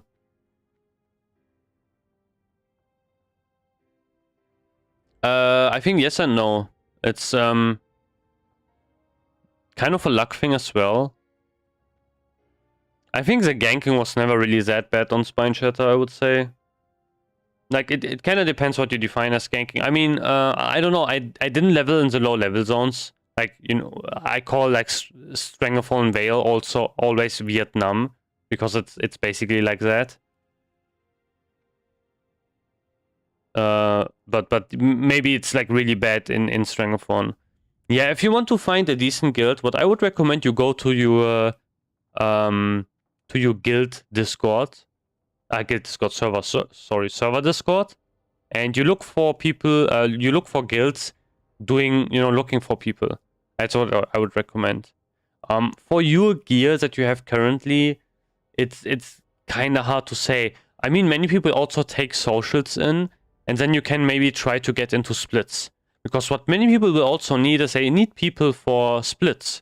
And that is also one way you can also gear up your character pretty nicely. Bro, my park got delayed for 25 minutes because, yeah, SEAL Team 6 is the only thing which is really annoying. But that is not really a ganking thing. It's just one guild which is just really enjoying world PvP and just ruining the alliance for some reason. But yeah, that's just a world PvP guild. Hated the level 70 hordes and Scarlet Monastery. Yeah, but guys, it's not, you never really played in the last TBC. Like, it's way more tame. Okay, we have like, world PvP guilds and everything. It's 40 people ganking. Yeah, I know. That's something which is really annoying. but people are way more chill than it was in the last TBC. In the last TBC, when I played in phase 1, tried to level my warrior. It was phase 1. I was a bit late playing it, so people were 70. But you know, it's not like this, like where lots of people are level 70, you know. So you know, not everyone was level 70. Many people were leveling, and it was a complete shit show, basically. Like, it was impossible to do quests. You got ganked on every single quest in Hellfire Peninsula, no matter which one you did. If you were doing a quest, you got ganked by feral druids non-stop, every single time. Here, what happens? You do a quest. You know, you do like 6 quests. On every quest, you have like, I don't know, like 10 hot people or so. Also, they don't attack you. They don't do anything. Oh, this mob also bugged. Interesting. And then you have like one guy who's trying to camp you for like 30 minutes or so for some reason. That's what's happening basically every single time on Spine Shatter. Hellfire you get ganked a lot still, but other zones, yeah. I think I can imagine, yeah, Hellfire is probably still a gank fest. Like, you will see this also like every single time in chat. Like in Classic Anniversary, every time you were in Stranglethorn Vale, people would complain about rogues camping them every single time. It was always the same discussion. So, you know, that's kind of normal for a PvP server, to be honest. But honestly, I've seen nothing remotely close to the ganking, you know, compared to like the last TBC. Like, the last TBC was unplayable, basically. Honestly, it was just really unplayable. Like, I could finish one quest in like 2 hours. It was insane sometimes. It was so stupid. You could just got ganked non-stop. Yeah. This was also crazy. I think I didn't play during Classic, but I think Classic Phase 2 was probably the worst. But I didn't play around there, so I can't really vouch for that. I have to get something to drink. Man, I'm like... Starved.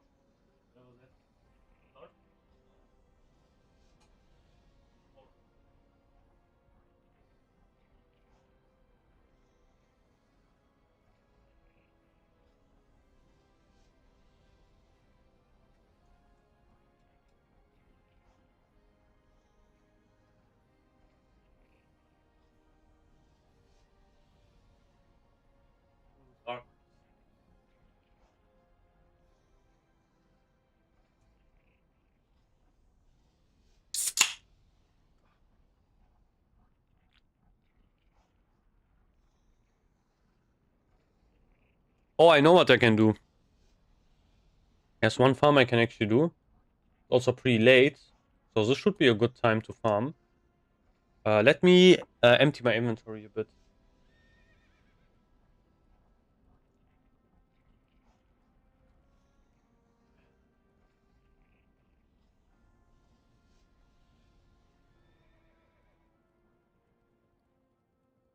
This is actually going to be pretty nice on a Prot Paladin.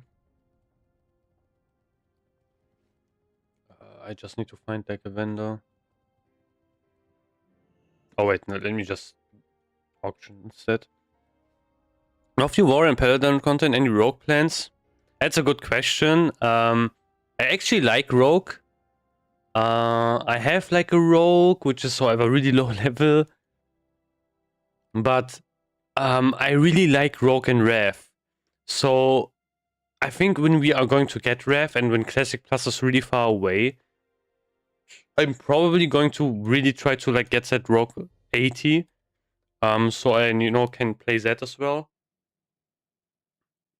But yeah, for now it's a bit hard, you know. I have to like, I want to gear this character to a decent level, and then maybe I will make like a rogue alt. But yeah, I don't know, like, you know how rogues are. It's pretty tough to play that as well, I'd say. But yeah, I have to see. I like rogues because it's another class which doesn't use mana. So I was thinking about, you know, leveling another class. Especially one which doesn't use mana, because I leveled like this paladin and it was like painful with the mana. Shamans. Shamans, boomkins, shadow priests. These are the classes which are always in demand, I'd say. Healers in general. Like as a healer, you will always have just a really good time. The problem is, for example, as a tank, is tank spots are really limited, oftentimes. Because if like many people run semi guild packs where they only need a couple of people, and they will basically have already their tank setup. You only need 3 tanks. Most fights only really require 2 tanks. So even though there's like a tank shortage, the thing is, there's not a tank shortage per se that there are not enough tanks. There are just not enough tanks that want to do, for example, heroics, because there's like, you know, no reason for it. So that's basically the issue. But for as healer, healers are always in demand because people obviously run way more healers than tanks. And yeah, in general, for example, shamans are always like really, really wanted. It doesn't matter, enhance, you know, for melee groups, really big. Elemental shamans, for caster groups, resto shamans. I think shamans in general, I would say, are the most demanded one. I wish there were more videos like yours for more classes. Wanted to make an alt like major shaman, but really discouraged to do it. Yeah, I've heard that from other people as well, what you're saying. I think the thing is, in general, the content landscape in Classic is like, has really shrunk down because the hype is just not really there anymore, I think, honestly. And what happened was also is many people, like from, you know, I was someone who used to watch a lot of WoW content. Before I made this channel, before I made content, videos and everything, I watched a lot of like WoW content. Not really content that is really out there right now. You know, I watched some class stuff. You know, how classes kind of function, everything.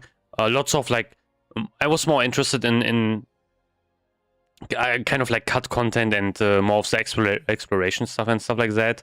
And also, like maybe, you know, how the patches and everything worked.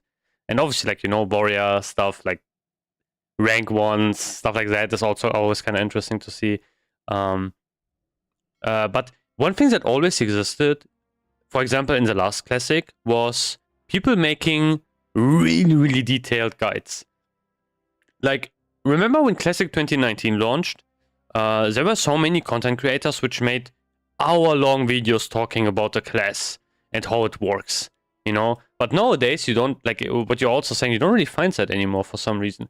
I remember, like, I watched Cargos videos. He had that one video out there, which was like, I don't know how long it is. It was like an hour long or something, where he just talked about every single step of warrior leveling, you know, 1 to level 60. Talking about weapon progression, the rotation, stuff like enrage, you know, cheesing, which didn't work on in the release anymore. It only worked on private servers. Yeah, stuff like that didn't really exist. Doesn't really exist anymore for some reason. Most of the stuff you will see many types. I'm not saying there are not other content creators which make you know, good, like, I wouldn't really say make good stuff at all, to be honest. But I'm like saying, you know, more going into the classes and everything. Many times what you will see nowadays is like stuff like, you know, Noah Jerome and everything. And I'm, you know, not really honestly, I am kind of flaming him because he's like also you know, one of the causes of this as well, where you will have just, yo, you know, this is going to be really, really important in the next phase. This is the top 10 things which are really important in the next phase and everything. And then there's like really substanceless, you know, like really superficial things, which, and you will see like a lot of content creators kinda adopted this, which is like basically the problem. I don't really have anything against, like, for example, doing stuff which is a bit clickbaity or whatever. But what I really don't like is stuff where it's either like completely wrong, or it's like taking things because like basically saying things as an opinion you think that's like 100% correct just because of your own personal experience. For example, what I really don't like about Noah Jerome's videos is that he's like congregating everything and basically saying that's the way it is because of his own experience, saying like, oh, everyone is going to have problems in phase 3 because it's like going to be so difficult if Blizzard doesn't nerf it. And I'm like thinking about, yeah, that's not really great to do videos like this, to be honest, because you know Blizzard might be not such a nice thing. Regarding that, also I didn't really want to sell this, and that's like one of the things I would say, like, why do you want to have it nerfed and stuff like that? Just because you know your own experience where you have like, I don't know, like 18 hours the SSC TK runs where you don't clear it. That doesn't mean you have to like we have to nerf it for everyone else and stuff like that. And also this like rage bait meta. Yeah, that's what I mean, you know, like it's like if I would have 10-hour raids, I would not say, okay, we need to like nerf the raids. I would say, okay, what a shit show. Like, how can this raid be 10 hours? You know? Like, I think the general perspective of people really changed in World of Warcraft, especially, where people just got so soft. And I'm not saying, oh, everything is so woke and so on, you know, I'm not like an Asmongold guy. I'm like saying, you have a raid, and the raid is hard, and instead of saying, okay, I did like a shit job, or we did this like a really shit way, and we should improve, no. Yo, this raid is too hard, I can't do this raid should be nerfed. And I should just get loot here, and I should get this, and I should get this, and I don't have time, and everything, and so on and so forth. I think that's, you know, the problem, which is like really ruining the game in a way. So instead, like, basically improving, people just want to have like the easy way out. Which is where I would say this is like just really shit, to be honest. And this might sound a bit rough, but yeah. 10 hours is SSCTK grew for 3 weeks for my guild and we are casual. Ah, okay. Yeah, I mean...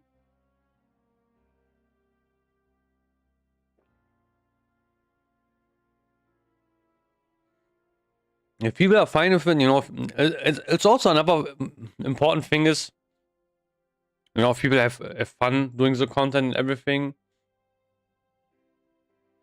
But yeah, for example, for me, I don't know, I don't think I could take like raids being that long anymore.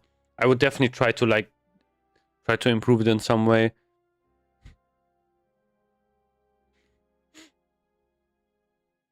It's like 3 hours. Yeah, that's you know, that's what I mean. Like people can't do it. It's just not possible. Yeah. I agree. I'm agreeing with you. Yeah, I'm agreeing. I'm agreeing with you. It's just too much. That's way too long. And that's also what people don't understand. Like, you know, when people mention like the game is not casual anymore, and you have these min-maxers and sweaty people ruining the game, I'm like thinking, yo, like, okay, like we can also have raids which are 6 hours long, 7 hours long. You know, the whole day you sit in a raid, and that's going to be miserable, either if you are casual or a min-maxer. It doesn't really matter, you know. So that's just something which just is a problem, honestly. And I think, I don't know, like I think people are just sometimes I don't really get these arguments, to be honest. When especially one of the like funniest things every single time is when you read like Reddit and you see how far away people are from, you know, from the reality. Yeah, I can explain that. So basically what a split is instead of doing one, you know, you do like one raid group, you basically split it, where you have just multiple basically raid runs in a guild. So this requires obviously bigger guilds. So for example, like most guilds, especially casual guilds, only have like one raid day where they do like every single raid with all of their mains, and that's it. However, what more sophisticated guilds do, or like bigger guilds, what they will do is they will do multiple raids. But they will actually split up their characters. So that will ensure that they will get just more gear to the mains. For example, let me give you a really simple example here. Let's say we are in phase 1 and we are doing Gruul, for example. Let's say we have 6 people who need DST and also are valid targets for DST because they are, good people. They play the right classes for DST and everything. But let's imagine that basically means if you only have one raid day where you do Gruul and you have all of your mains there, all of your 6 mains, you have to get 6 DST, which is basically impossible unless you get like insanely lucky. So the only way to do it, the only way that you can actually manage to get that to work is that you split it.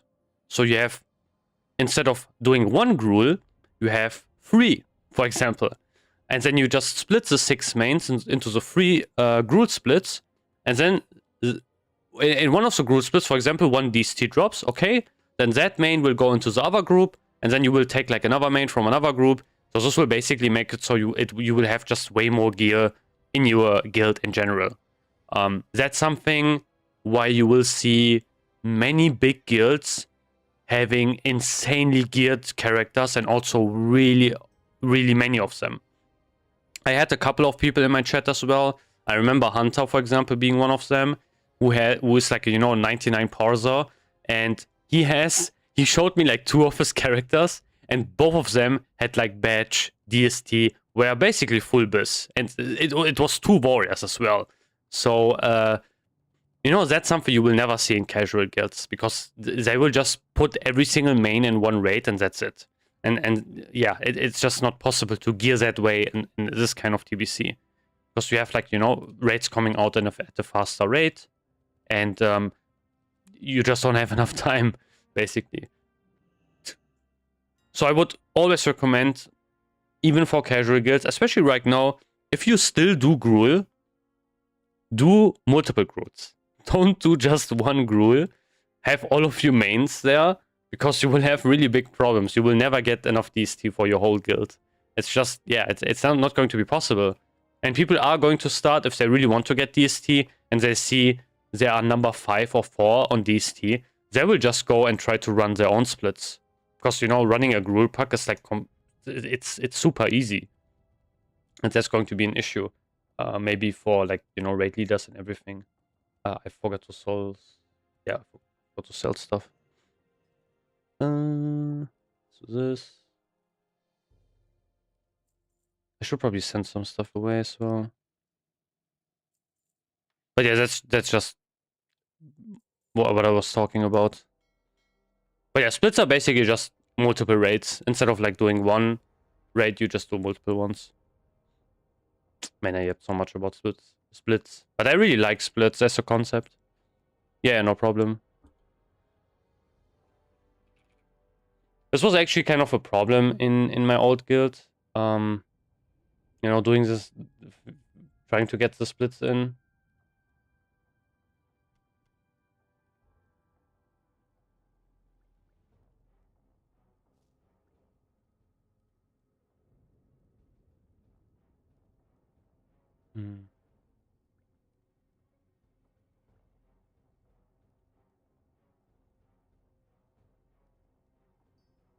That's also why it's really nice to have alts, for example.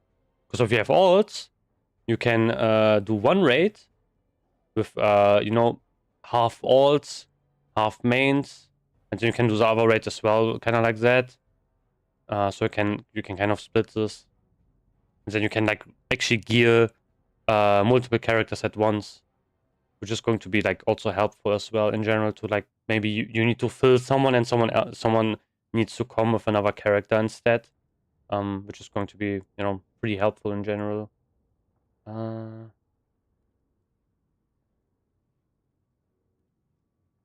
Wait, I want to. Wait, I'm stupid. I need this. I need this. I need this.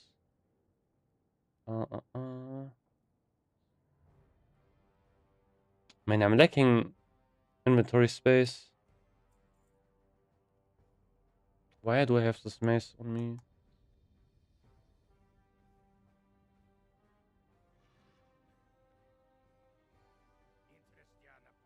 I should buy more bags. Ah, 25 gold is a bit rough.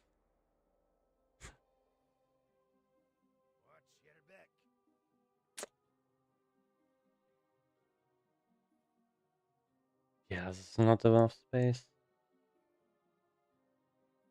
Ah, whatever. I will do it like this and then I'll see if this is enough space or not.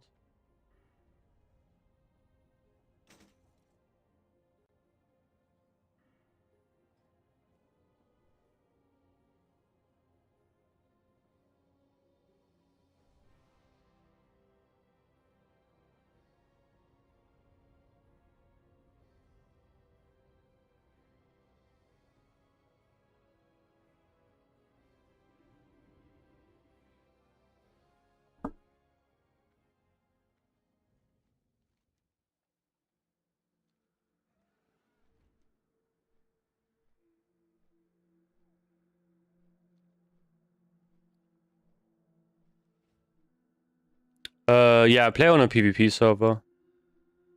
The general logic behind that is basically that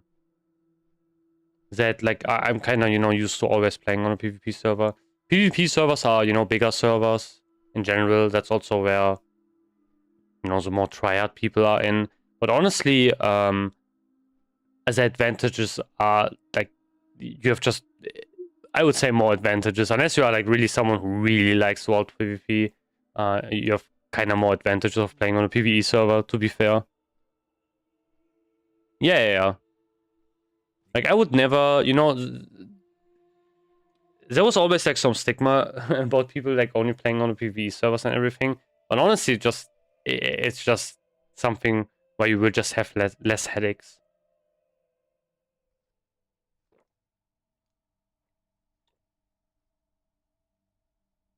Especially because one thing that used to happen many times was, we had a lot of servers. They shrunk that down, turned them into mega servers. But when we had multiple servers, a lot of them, what Blizzard often did is they killed the PvE servers because they were just really, really low pop. So PvE servers died the fastest every single time. But since, we have mega servers, that doesn't really happen. Like we only have 2 EU servers, for example. Last TBC, I don't know how many there even existed, but obviously like all of the servers were from Classic. So you had like, you had like German servers, you had your like RP servers, RP PvP, RP PvE. You have like your general PvP servers, you have your PvE servers. It was like 50 servers. I don't know, it was insane. But now we only have 2 per region, which is like way different. So I mean, yeah, for example, I couldn't imagine like, Thunderstrike really dying, basically. I always played on PvP, but my friends are playing here on the PvE on, so I joined. Yeah, that's also a general thing that will always be the case. Whichever server like your friends and such are on, that's also the server basically people play on.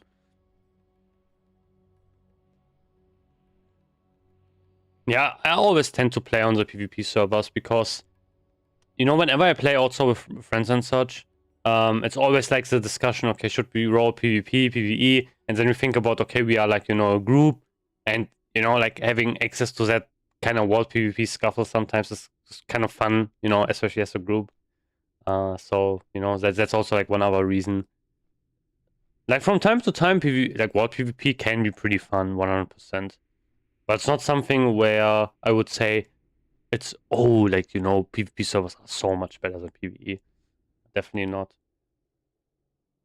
Like the times I would have had a way easier time, where if I would have just rolled on a PvE server, would be like far outweighing my enjoyment of PvP servers, basically.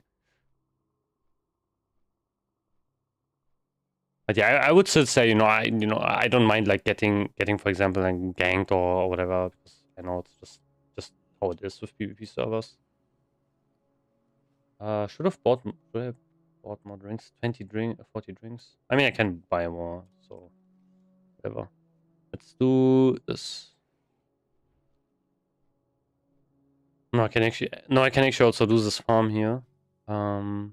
Okay. Oh, I don't have this up. 192.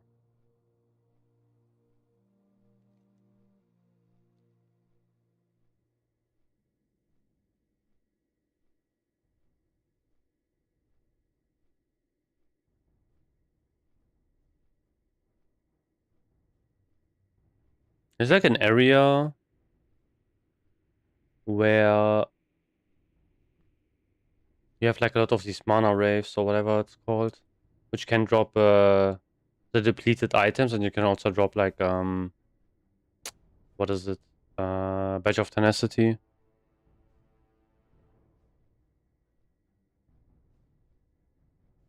I forgot where they are or where they spawn. Maybe it's like, I think it was like this area, right? No, was it not here? Oh, it's here. Yeah, but she's landing. It's not this place. I'm stupid. So let's fly up here and let's like do some AoE.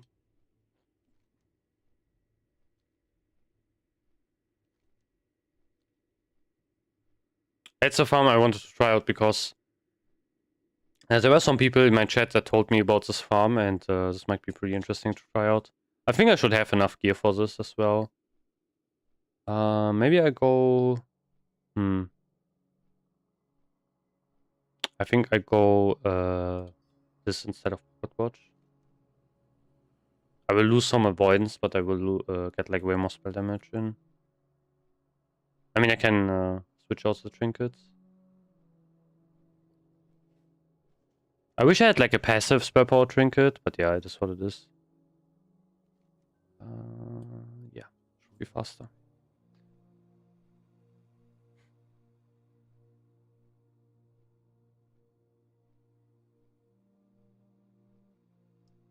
But I think what will happen is also we're probably going to see kind of like a dip in you know, player base, especially like a really big dip whenever Classic Plus stuff comes out. That's not a weak aura. I'm using an add-on which is called Item Rack. This one. So when you have Item Rack installed, what you can do is you just press, you know, C. Basically, you open your character sheet, and then if you press Alt left click on an item, you will get like this thing here, like this kind of item menu, and then you can like swap items really fast, which is going to be like really useful. So Item Rack basically allows you to create different sets, but you can also use it for this as well. That's what I'm using. Oh, you can't buy drinks here. Nice. Okay, this one I can sell drinks. Yeah, it's really hidden actually, for some reason.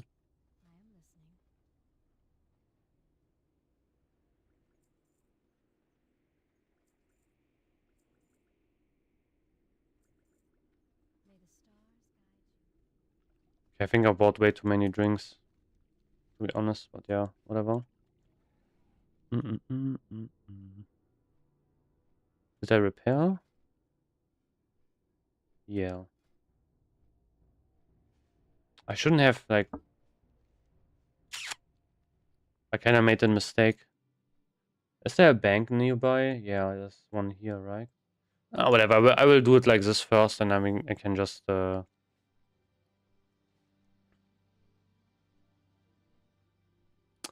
should be still fine.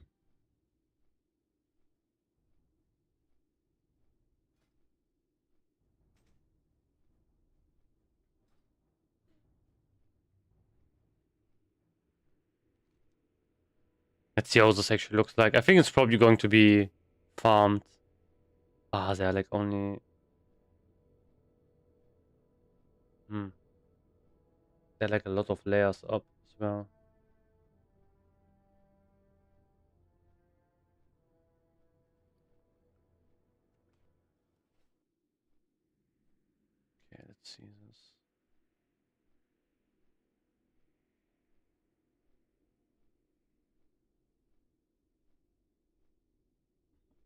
face worms. Are these the correct ones? Let me check.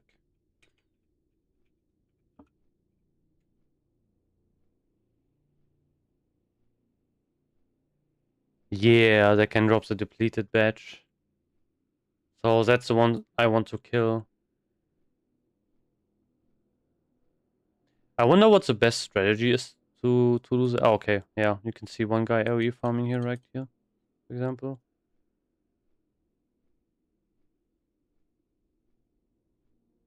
I mean, he's not really doing a good job at it. This doesn't really look good for me, so...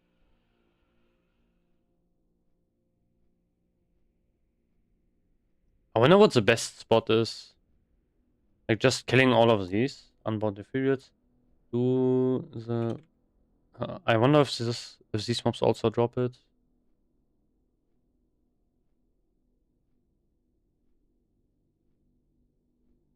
Yeah, but not the correct ones I want.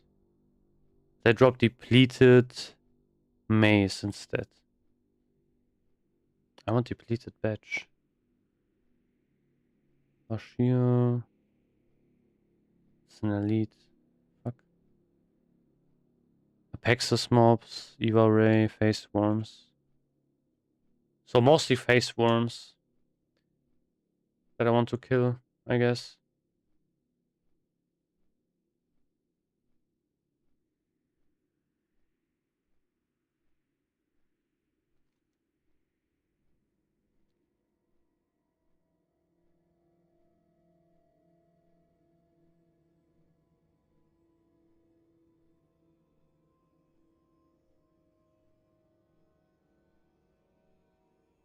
Yeah, I'm just like flying around checking if there's like a good spot to do this at.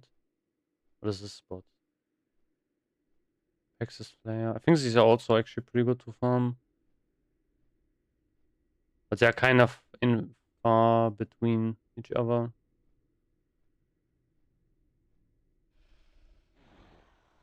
What is this?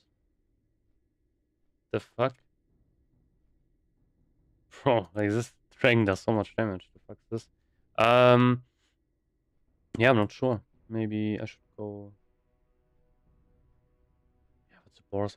Oh, there's so many Apex's Flare here, so maybe grouping them would be nice. I wonder what this guy is farming. Like with fast mount. Not sure. Okay. One wall here.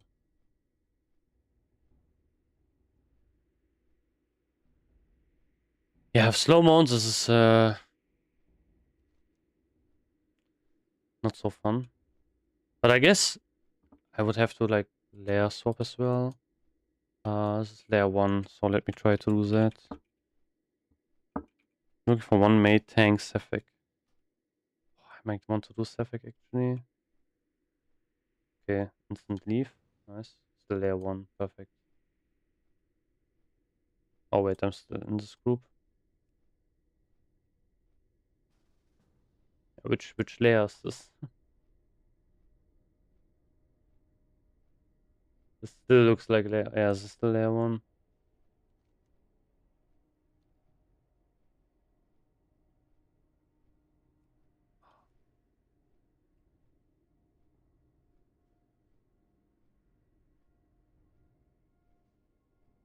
I guess I'll stay in layer 1.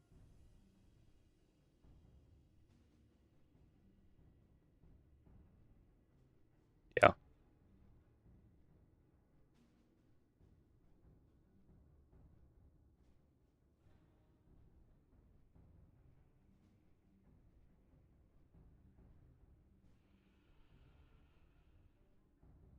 Oh, so many mobs here. Okay, let's try to do like an AoE pull here. Let me try to use some buffs and everything. Consumes.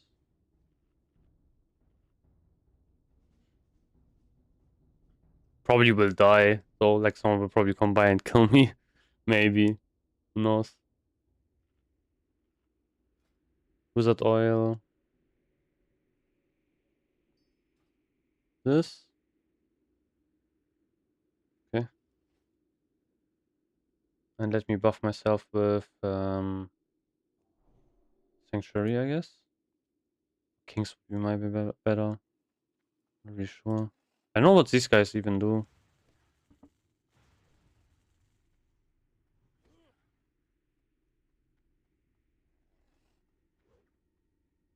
Let's do like maybe first of all like a smaller pull so I just can get healing for this. Okay, one guy already left.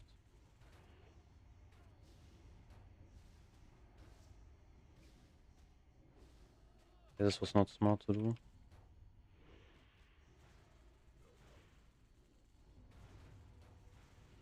Oh, I have to change my things. Yeah, let's do maybe this. Oh, I'm dying.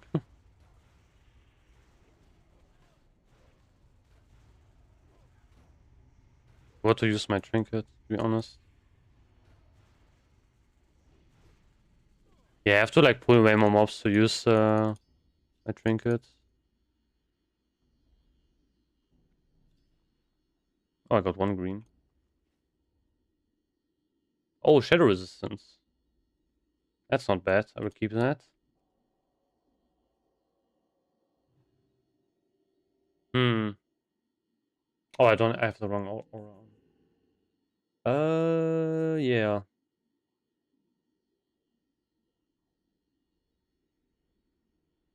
Generally, I only want to kill like the mana worms. I don't know if you have to do like a quest to get these depleted items, or if you can just drop them.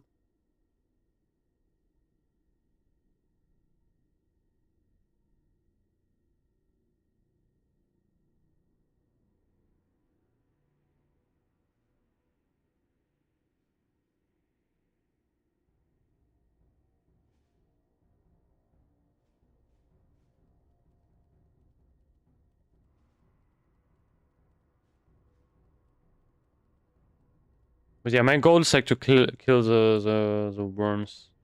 Because they have the chance to drop depleted badges. Oof, so many mobs here. Should I try it? Try like pull everything. I could bubble and then try maybe to get everything. Let's try that. I will probably die if I do this, to be honest. Oh, they also cast us. So bad.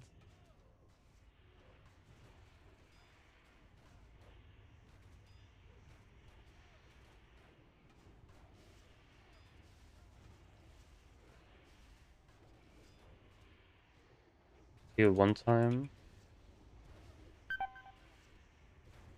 No, I don't heal enough.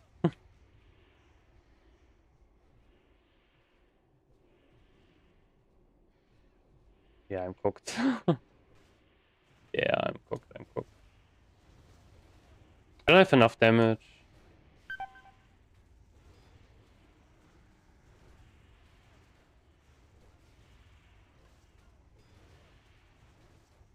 Have anything that can help me? I have like one pot, I guess. Okay, I had to use like all of my cooldowns, and I'm still not even in the green, basically. Because I have 0 mana.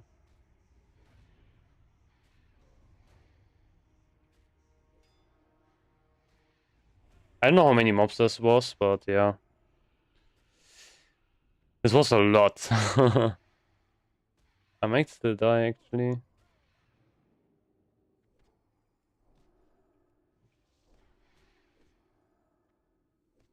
I have to bind Seal of Light. That would have probably saved me. Or makes this actually way easier. Like, just find one of the one tanky mob and then do that. Come on. Nice. Okay, I didn't die at least.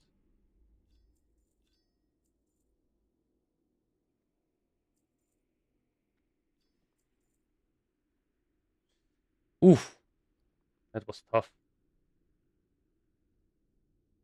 Completed crystal focus.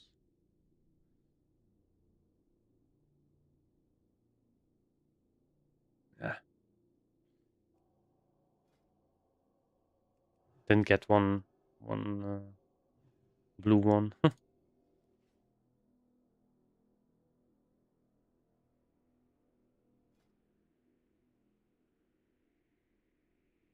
How does this have still 100 durability, by the way?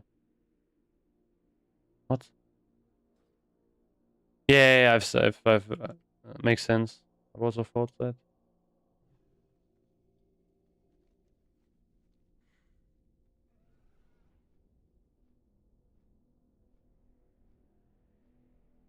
Hmm. Wait. I have to find my what do I have a new ability here? What? Whatever.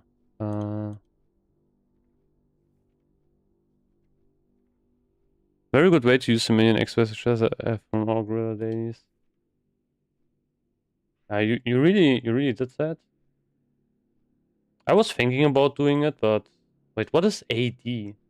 Ah, okay, I have it bound already. Never mind. Oh, look at this guy. Fuck, he took my pack. Oh, I think he's cooked maybe? Nah, he's okay. Yeah, I want to get like another layer. This one is like if just one more person is here, it's basically kind of cool. But just not happening. It's really annoying. Yeah, makes sense. Like I got really discouraged doing it early, so that's why I didn't really do it at all.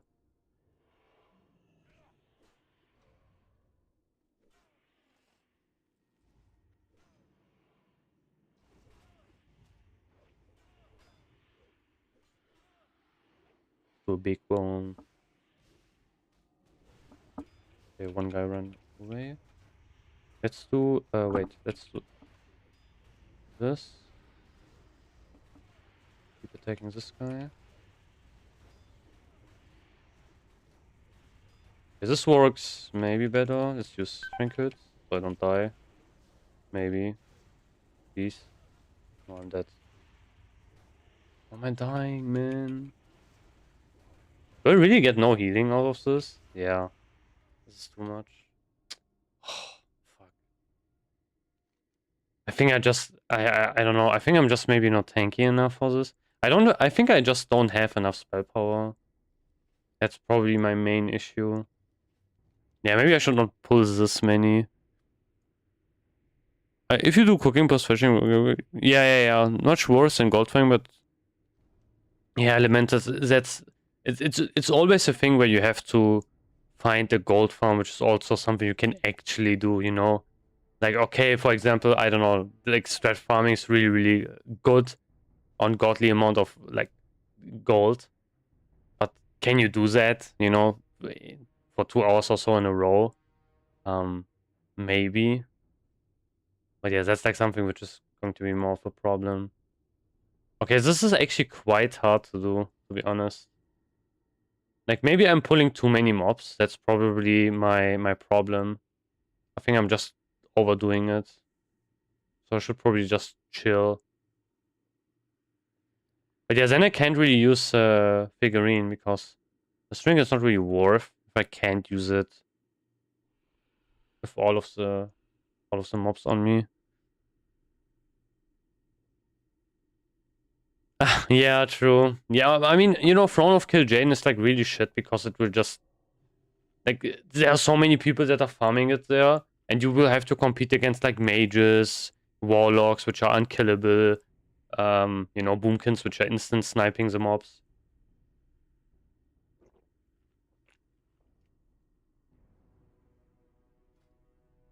Like farming on warriors can be nice, but it's only nice if you don't get perma, you know, farmed by people. Otherwise, it's bad. Okay, this is still up. I lost this. Okay. Okay, let's not overdo this. Let me do Righteous Fury as well. Yeah, let's not overdo this. Let's do like this.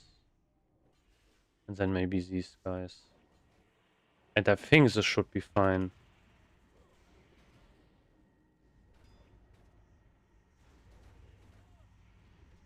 Wait. I don't have this up. And let's just heal from this one guy. Maybe this will be enough healing. I forgot to use my trinket. I hope. Oh, another guy came up. Another guy came up. I probably have to bubble and heal myself. Maybe.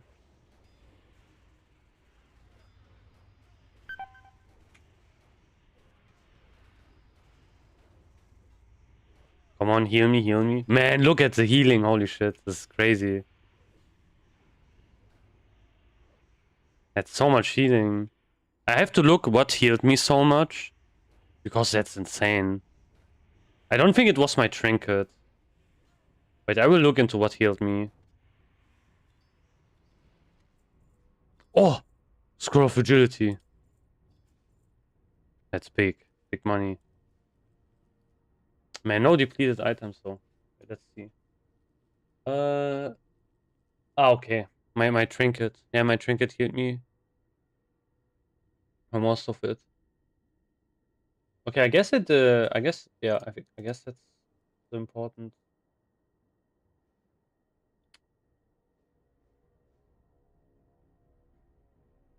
Anything? Yeah, but I don't know why. Like before that, you saw I pulled way more mobs and I healed for 0. I guess it was because I stood in a really bad way and blocked nothing. Probably. I think I tried to level the druids and I can at least tank dungeons. OG, maybe go boomy if I want to raid. Yeah, druids are pretty useful. Okay, this guy's just pulling everything now here as well. Please, I need another layer. Please. Please have another layer for me. No, he doesn't. This is not working. This is so ass.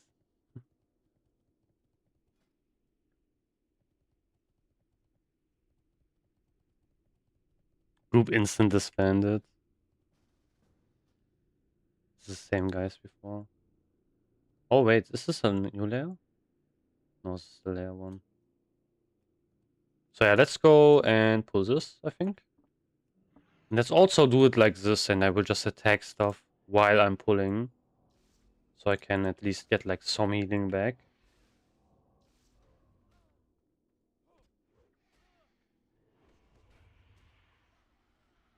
I mean, it's better to like just probably pull with, let's do this. Sure, we're also doing this. Oof. Honestly, I think I should do, I should respec. Actually, I should have respec. I just noticed. I think having the shield thing is just bad. I think I have to bubble. Okay, I think my problem is that I'm just not using enough shield block. Okay, almost. Yeah, but my problem is I'm not... Oh, I don't have mana. Wait, what do I do now? I guess this? Try to get like some mana back, maybe? Oh yeah, I'm dead, I think. Yeah. Yeah, I think my problem is I'm not using enough shield block. I'm enough holy shield, and my like block rating is really low. So I have 20%, which is I think not enough. Do I have like more block rating gear?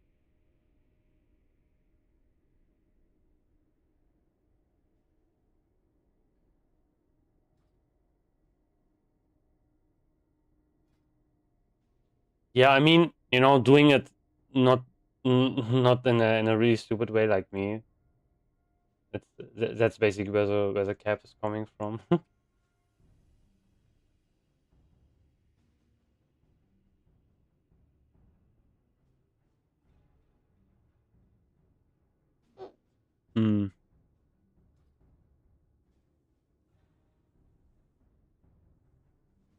I mean, I could try to just do it slower, but I don't really want to do it slower. I think my problem is that I don't have the right spec for this, which should have been Sanctity Aura spec, because then I do also more damage.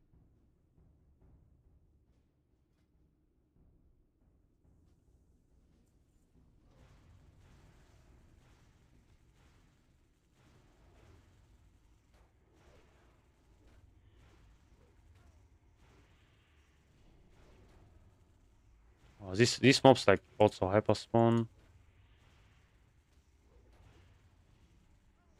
I could also do this on my warrior actually, but yeah, I think on a paladin it's more fun. To be fair. No, I don't have mana. Nice.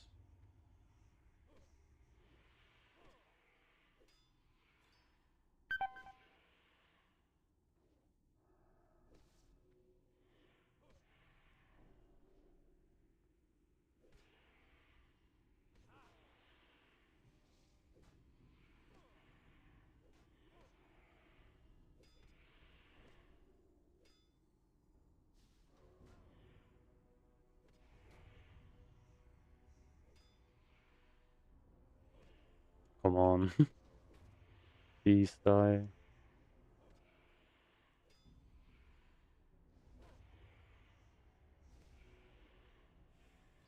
Yeah.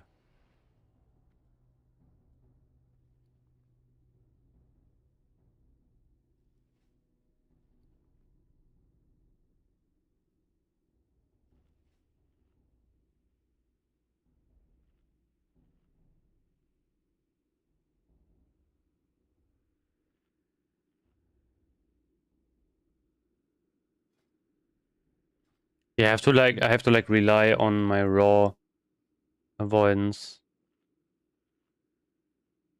Wait, I can maybe ask this guy.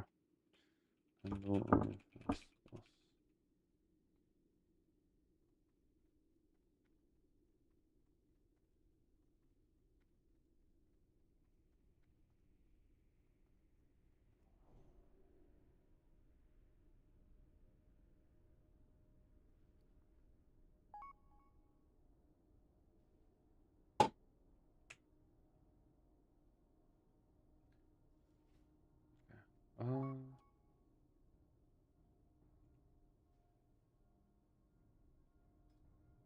Poor guy. Do I need anything? Wait. I have this not up.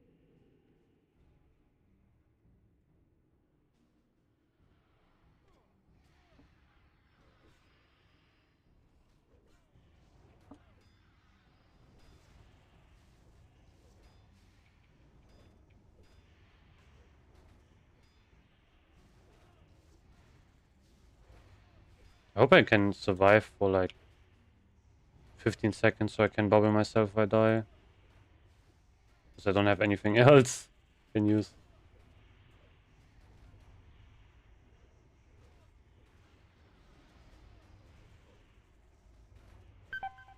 Uh,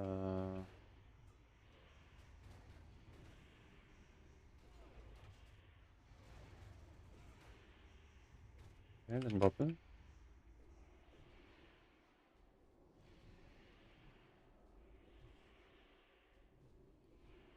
That's where, for example, bombs would be really nice.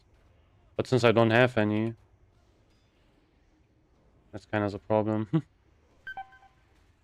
I think I'm really missing damage, to be honest. Like, you know, these mobs should die after one rotation, but they are not. Yeah. That's the problem. I think I'm really missing damage. So I can't really do it like this, to be honest. I should respec, honestly. I think I should go for, like, drop this. And I don't even have Ardent Defender. I guess you don't go for Ardent Defender. And I should go for, like, Sanctity Aura. instead.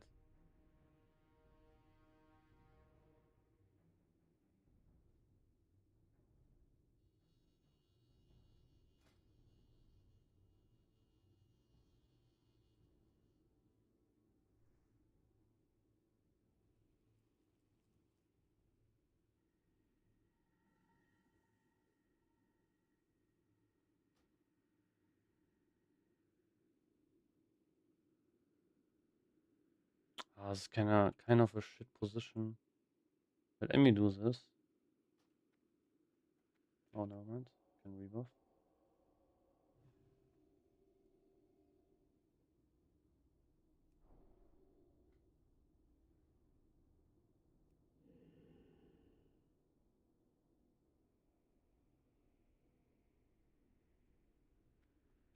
No, I can, have my shield, but it's really useful for useless for stuff like this because you can never use the shield. Have to like loot. Oh, I got one health potion. More crystal.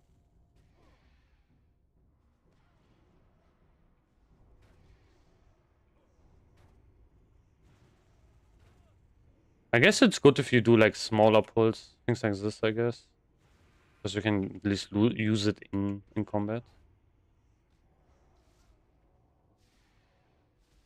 Hmm. Yeah, I don't know if this will be useful.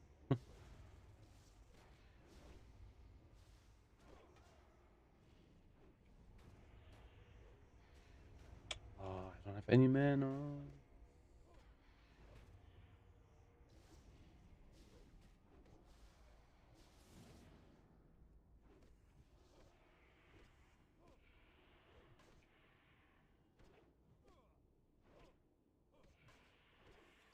Yeah, Reckoning saving the day. Mode of mana. Okay. Oh yeah, they can also drop that, I guess. Oof.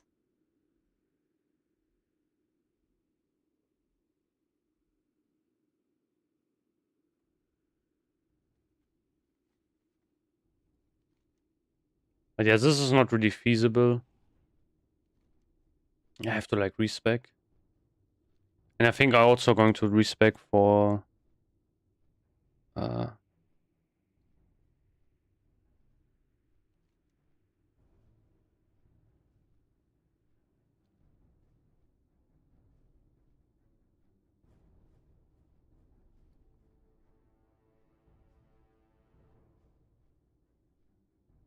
for like dungeons.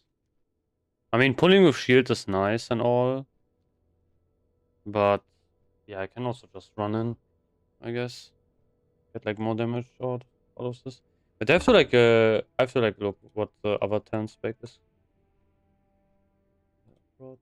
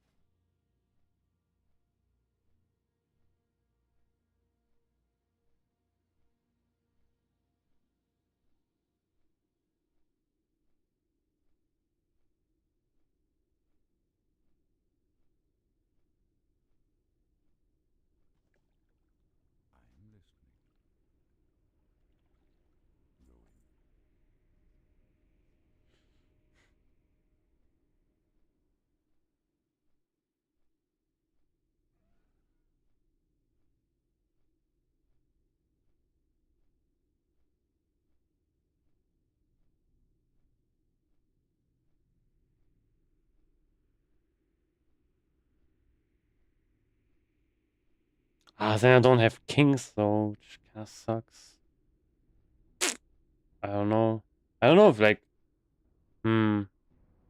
So you're not going you're not going for kings. I mean red paladins always have kings.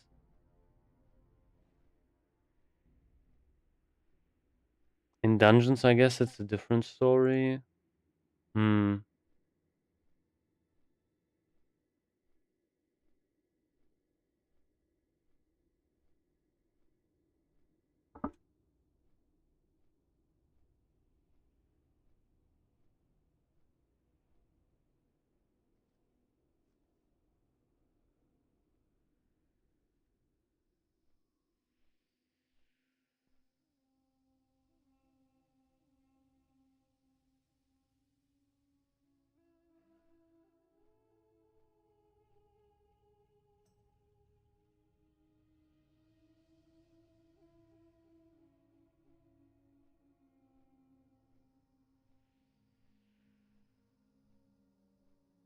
Oh, you also go for Crusade.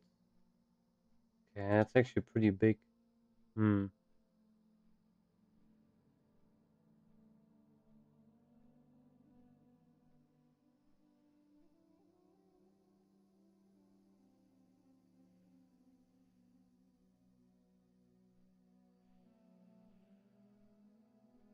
Wait, why do you go for improved judgment? Does that even make sense?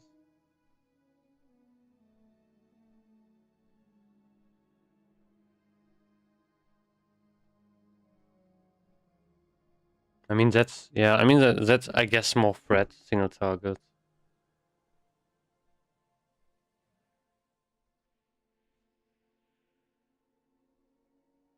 But what's like the? I wonder what like the AOE build is.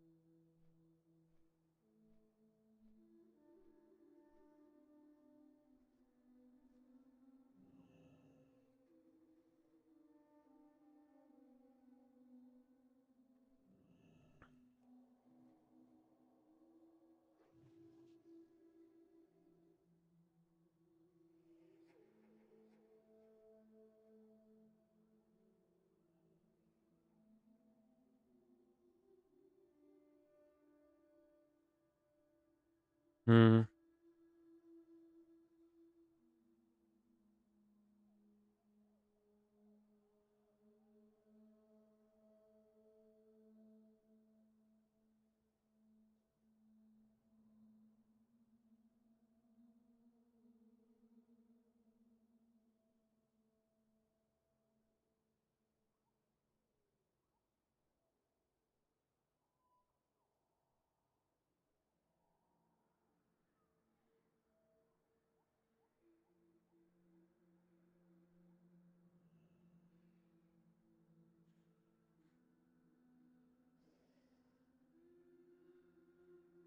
Maybe it's on Discord.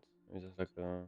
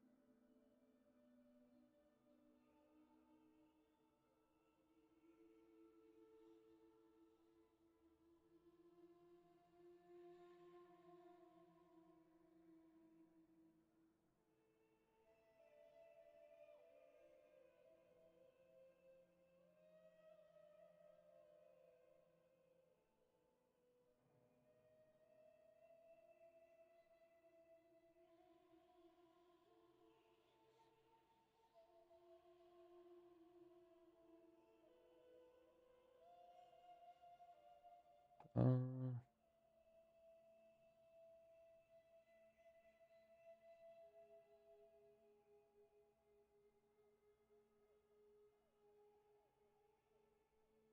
I'm reading through the Paladin guide right now on the Discord, but there's like no...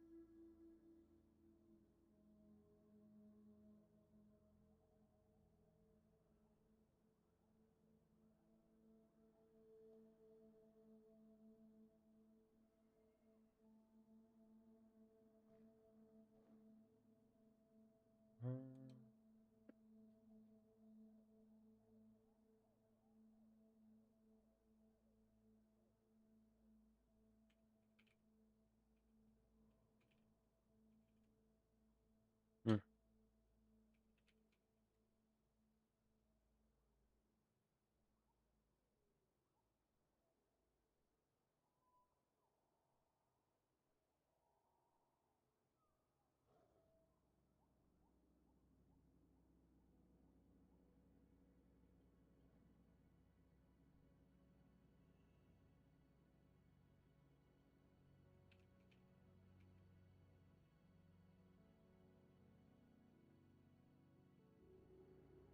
Yeah, weird. I don't know. Kinda hard. Think of some decent talents.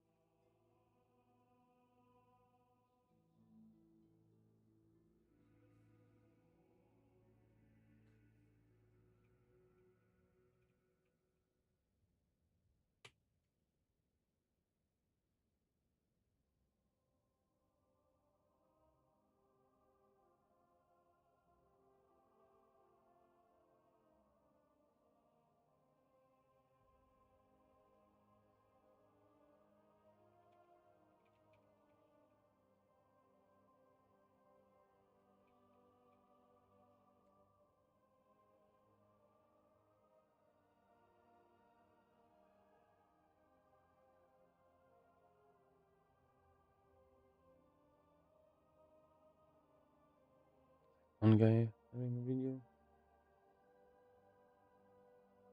Gear talents, okay. See what he's running. Okay, he has like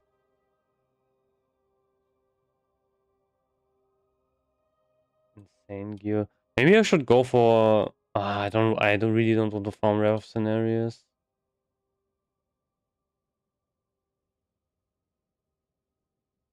He's running repentance? What? No way. He's running full AoE build. Yeah, I don't know if yeah, I don't think I can do that. No sacred duty and no combat expertise. No holy shield. What? Okay, that's crazy. Yeah, guys, you can't see it right now, but I'm just looking at some builds, and yeah, that is like a really insane build. I think I will maybe free recraft a bit. Can do that on stream. Give me a second.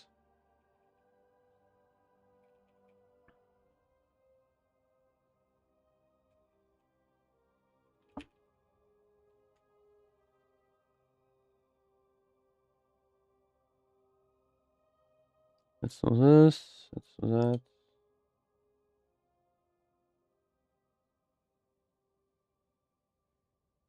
So yeah, we have this. So I think obviously read up. That's important. I mean hit chance. What is he running? Okay, he's not running hit chance. He's running. Okay, pop cooldown. I mean, is this actually good? Yeah, not having. I don't know. I mean, for AoE farming, the hit chance is not that important. You know, like I don't really care that much about the hit rating, to be honest. But this is also not really insane. 60 seconds. I don't know. I would rather max this, to be honest. Go full toughness.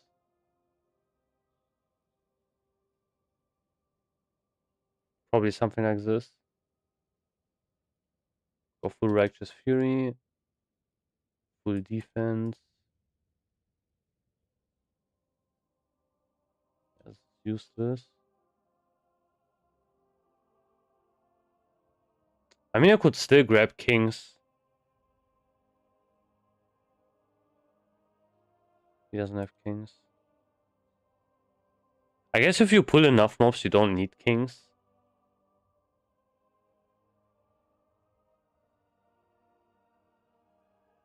Which makes sense. But yeah, if I do dungeons, I still want to have like single target threats.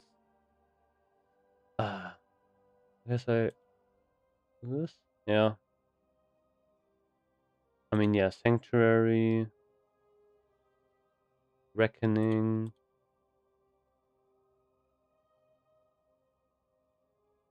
Sacred Duty, One-Handed,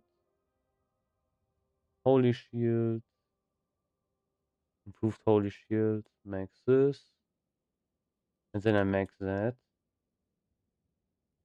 and then I go here, yeah, that, that, this, Crusade, yeah. I guess this would be the talent build I would maybe run.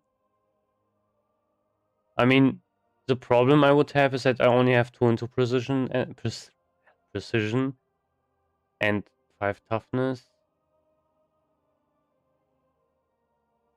Am I missing anything here? I mean, I only have 4 in Reckoning.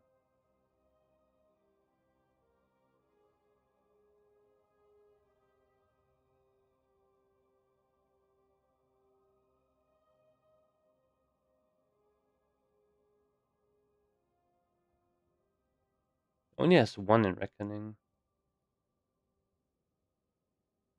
Maybe it's a waste. But I don't know what else you would pick here. I have Spell Warding instead. Is this even good? I mean, spell damage is bad, but 4% is so low. I'm not really sure.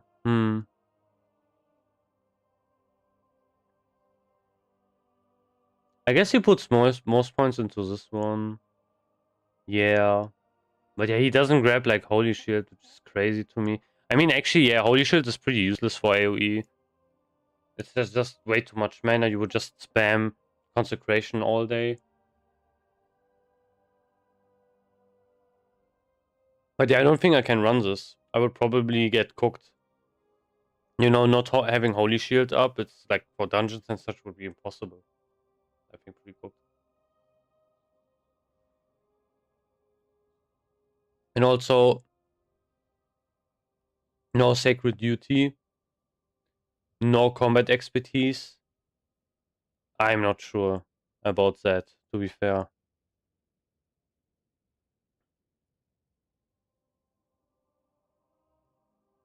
I think this is the min-max spec. The min-max AoE strat spec. Because I'm sure he uses Repentance to pull stuff in the run. But yeah, Vengeance seems really good as well. Like 5% bonus damage to physical and holy damage. So if you get a crit off, you get 5% more damage for 30 seconds. Which is pretty nice. And all you would have to do is like you have to get like one crit, which you can easily get with just one Reckoning, to be honest. That would be pretty big. I get just 5% more. I think Sanctity Aura, I think for my generally, since I also want to do like some dungeons, I think with the spec right now, I think that would be fine. So yeah, I think I will go into the Sanctity Aura spec. Ah, 25 gold's annoying. So that's like my play. What I will do probably. Like go readopt.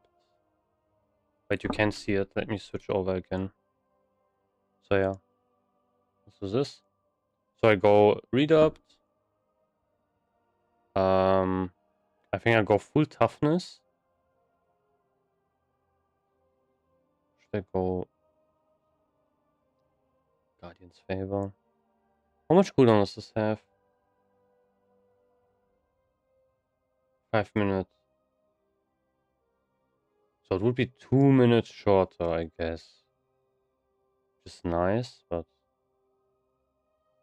I mean, I mean this is mostly for. I mean I can also bubble more people, but a like single target threat would suck. To be honest. Yeah, I need the toughness. I'm not tanky enough. So I would go for this. I would go for Improved Righteous Fury. Go for Anticipation.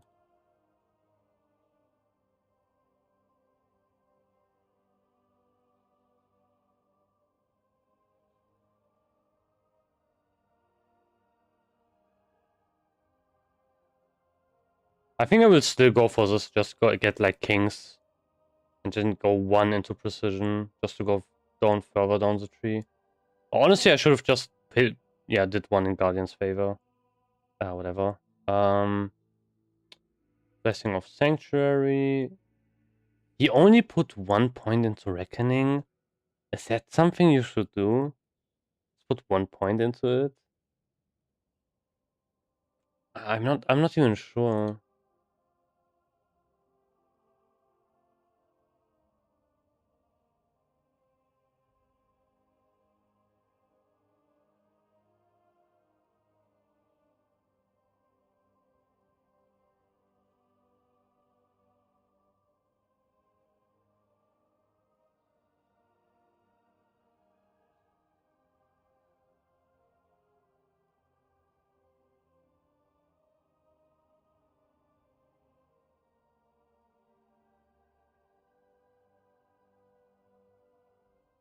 Let me see.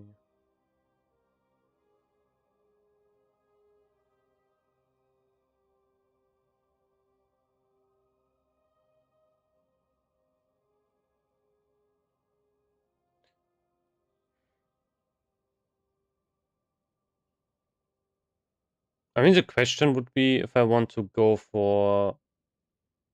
No, I don't really want to use Guardian's Favor that much anyway. I really like Reckoning, to be honest.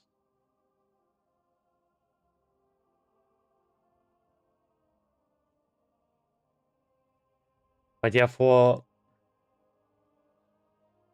like for like AoE, it's kind of useless.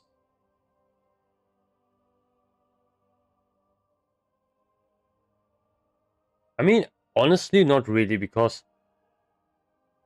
you get parry hasted so often, so you will like proc a ton of reckoning, and you will just, especially if you like target a tanky mob, you will just like unload on that mob with all of the reckoning stacks, and if you have like a seal up, you will get like a really big benefit actually. And I will, since I go like really far down the tree anyway, I think I will pick reckoning. Sacred duty. I need the stamina. One-handed weapon specialization. Holy shield. Improve holy shield. And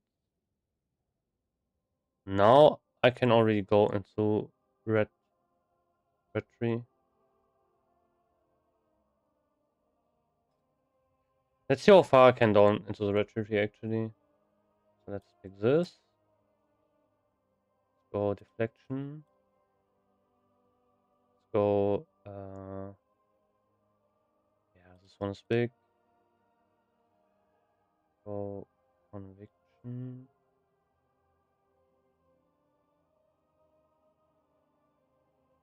Save. Wait, I have to like be careful. So this is that's more overall damage. Oh, I still need to unlock this anyway. So people go more. I don't know. I think improved judgment is so useless. This costs so much mana. I don't know why you would either like. I mean, single target threat is amazing, but I don't know.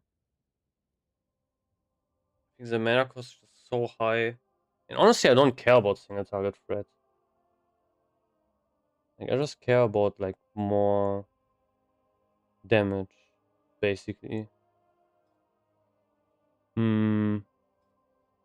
But this is 2% more damage. And I could probably go into Vengeance, which is pretty big. I need 25 points. Yeah, I can actually go into Vengeance. Or I go one-handed weapon specialization. No, wait, I need combat expertise. Yeah, I'm trolling.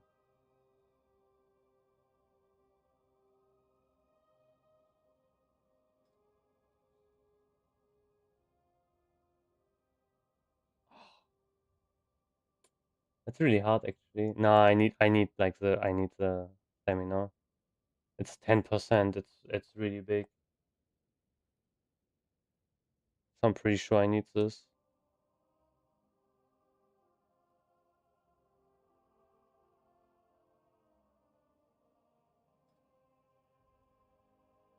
Yeah. That's I think what I'm going to run. I have to change my binds. I lost some abilities. I don't have a shield anymore. So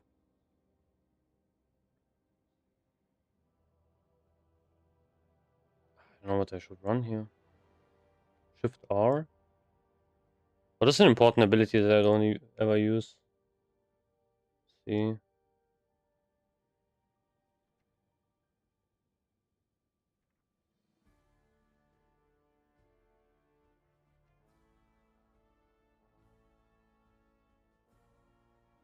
Could put freedom on there. No.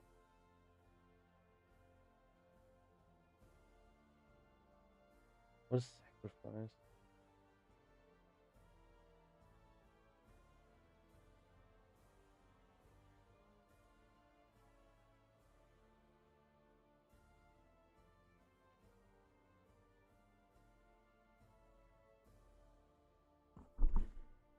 Hmm.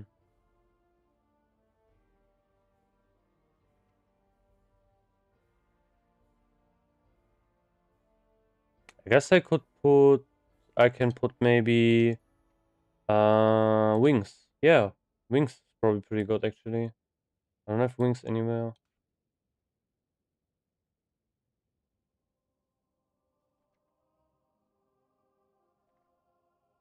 Mortar. I could also like maybe seal twist, I guess. Maybe put like silver mortar on this one. Can you wait? Can you twist mortar and righteousness? Probably, right? Because that doesn't work. Yeah, you can twist righteousness into mortar, but I don't know if that's even, is that even worth it to do? Like, wait, can you twist righteousness into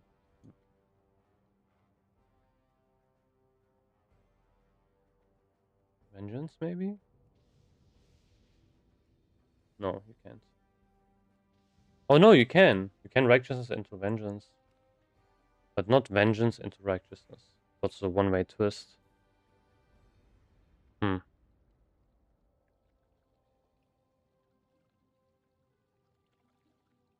Okay, I guess. Nah, that's probably something more useful. Ah, I know what I put here. Wait. Uh, but what is turn evil? Undead or demon? Undead.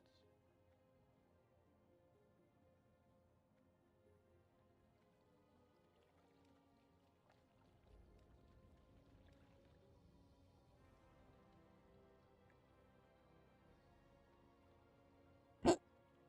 15 seconds? Why would you use turn undead if you can use turn evil? Which is the same thing, but it's 20 seconds. What? This is so weird. I mean, I already have this here actually. But yeah, why would you ever use that? Fuck. And this also works against demons. But you can do this. That's undead. I didn't even know that existed. I wanted to put yeah.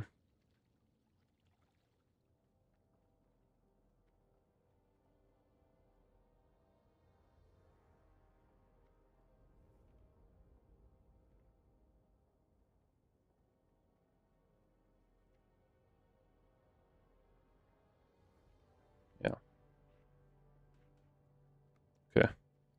I have my tank set up now. Just now a bit more damage. Tank that aura as well. I should do definitely more damage as well now. What do I have? Oh, okay, I have more spell power because of my buff.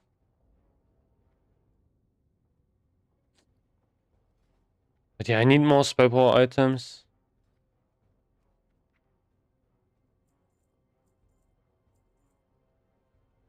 Okay. I think that's going to be it for today though. You know, I did a bit of farming and everything. But yeah, guys, as always, thank you for watching. And I will probably see you tomorrow because I have to do some PvP grinding and everything before the reset. But yeah, that's going to be it. So, wish you all a great rest of the night. And yeah, goodbye. Good night, good night.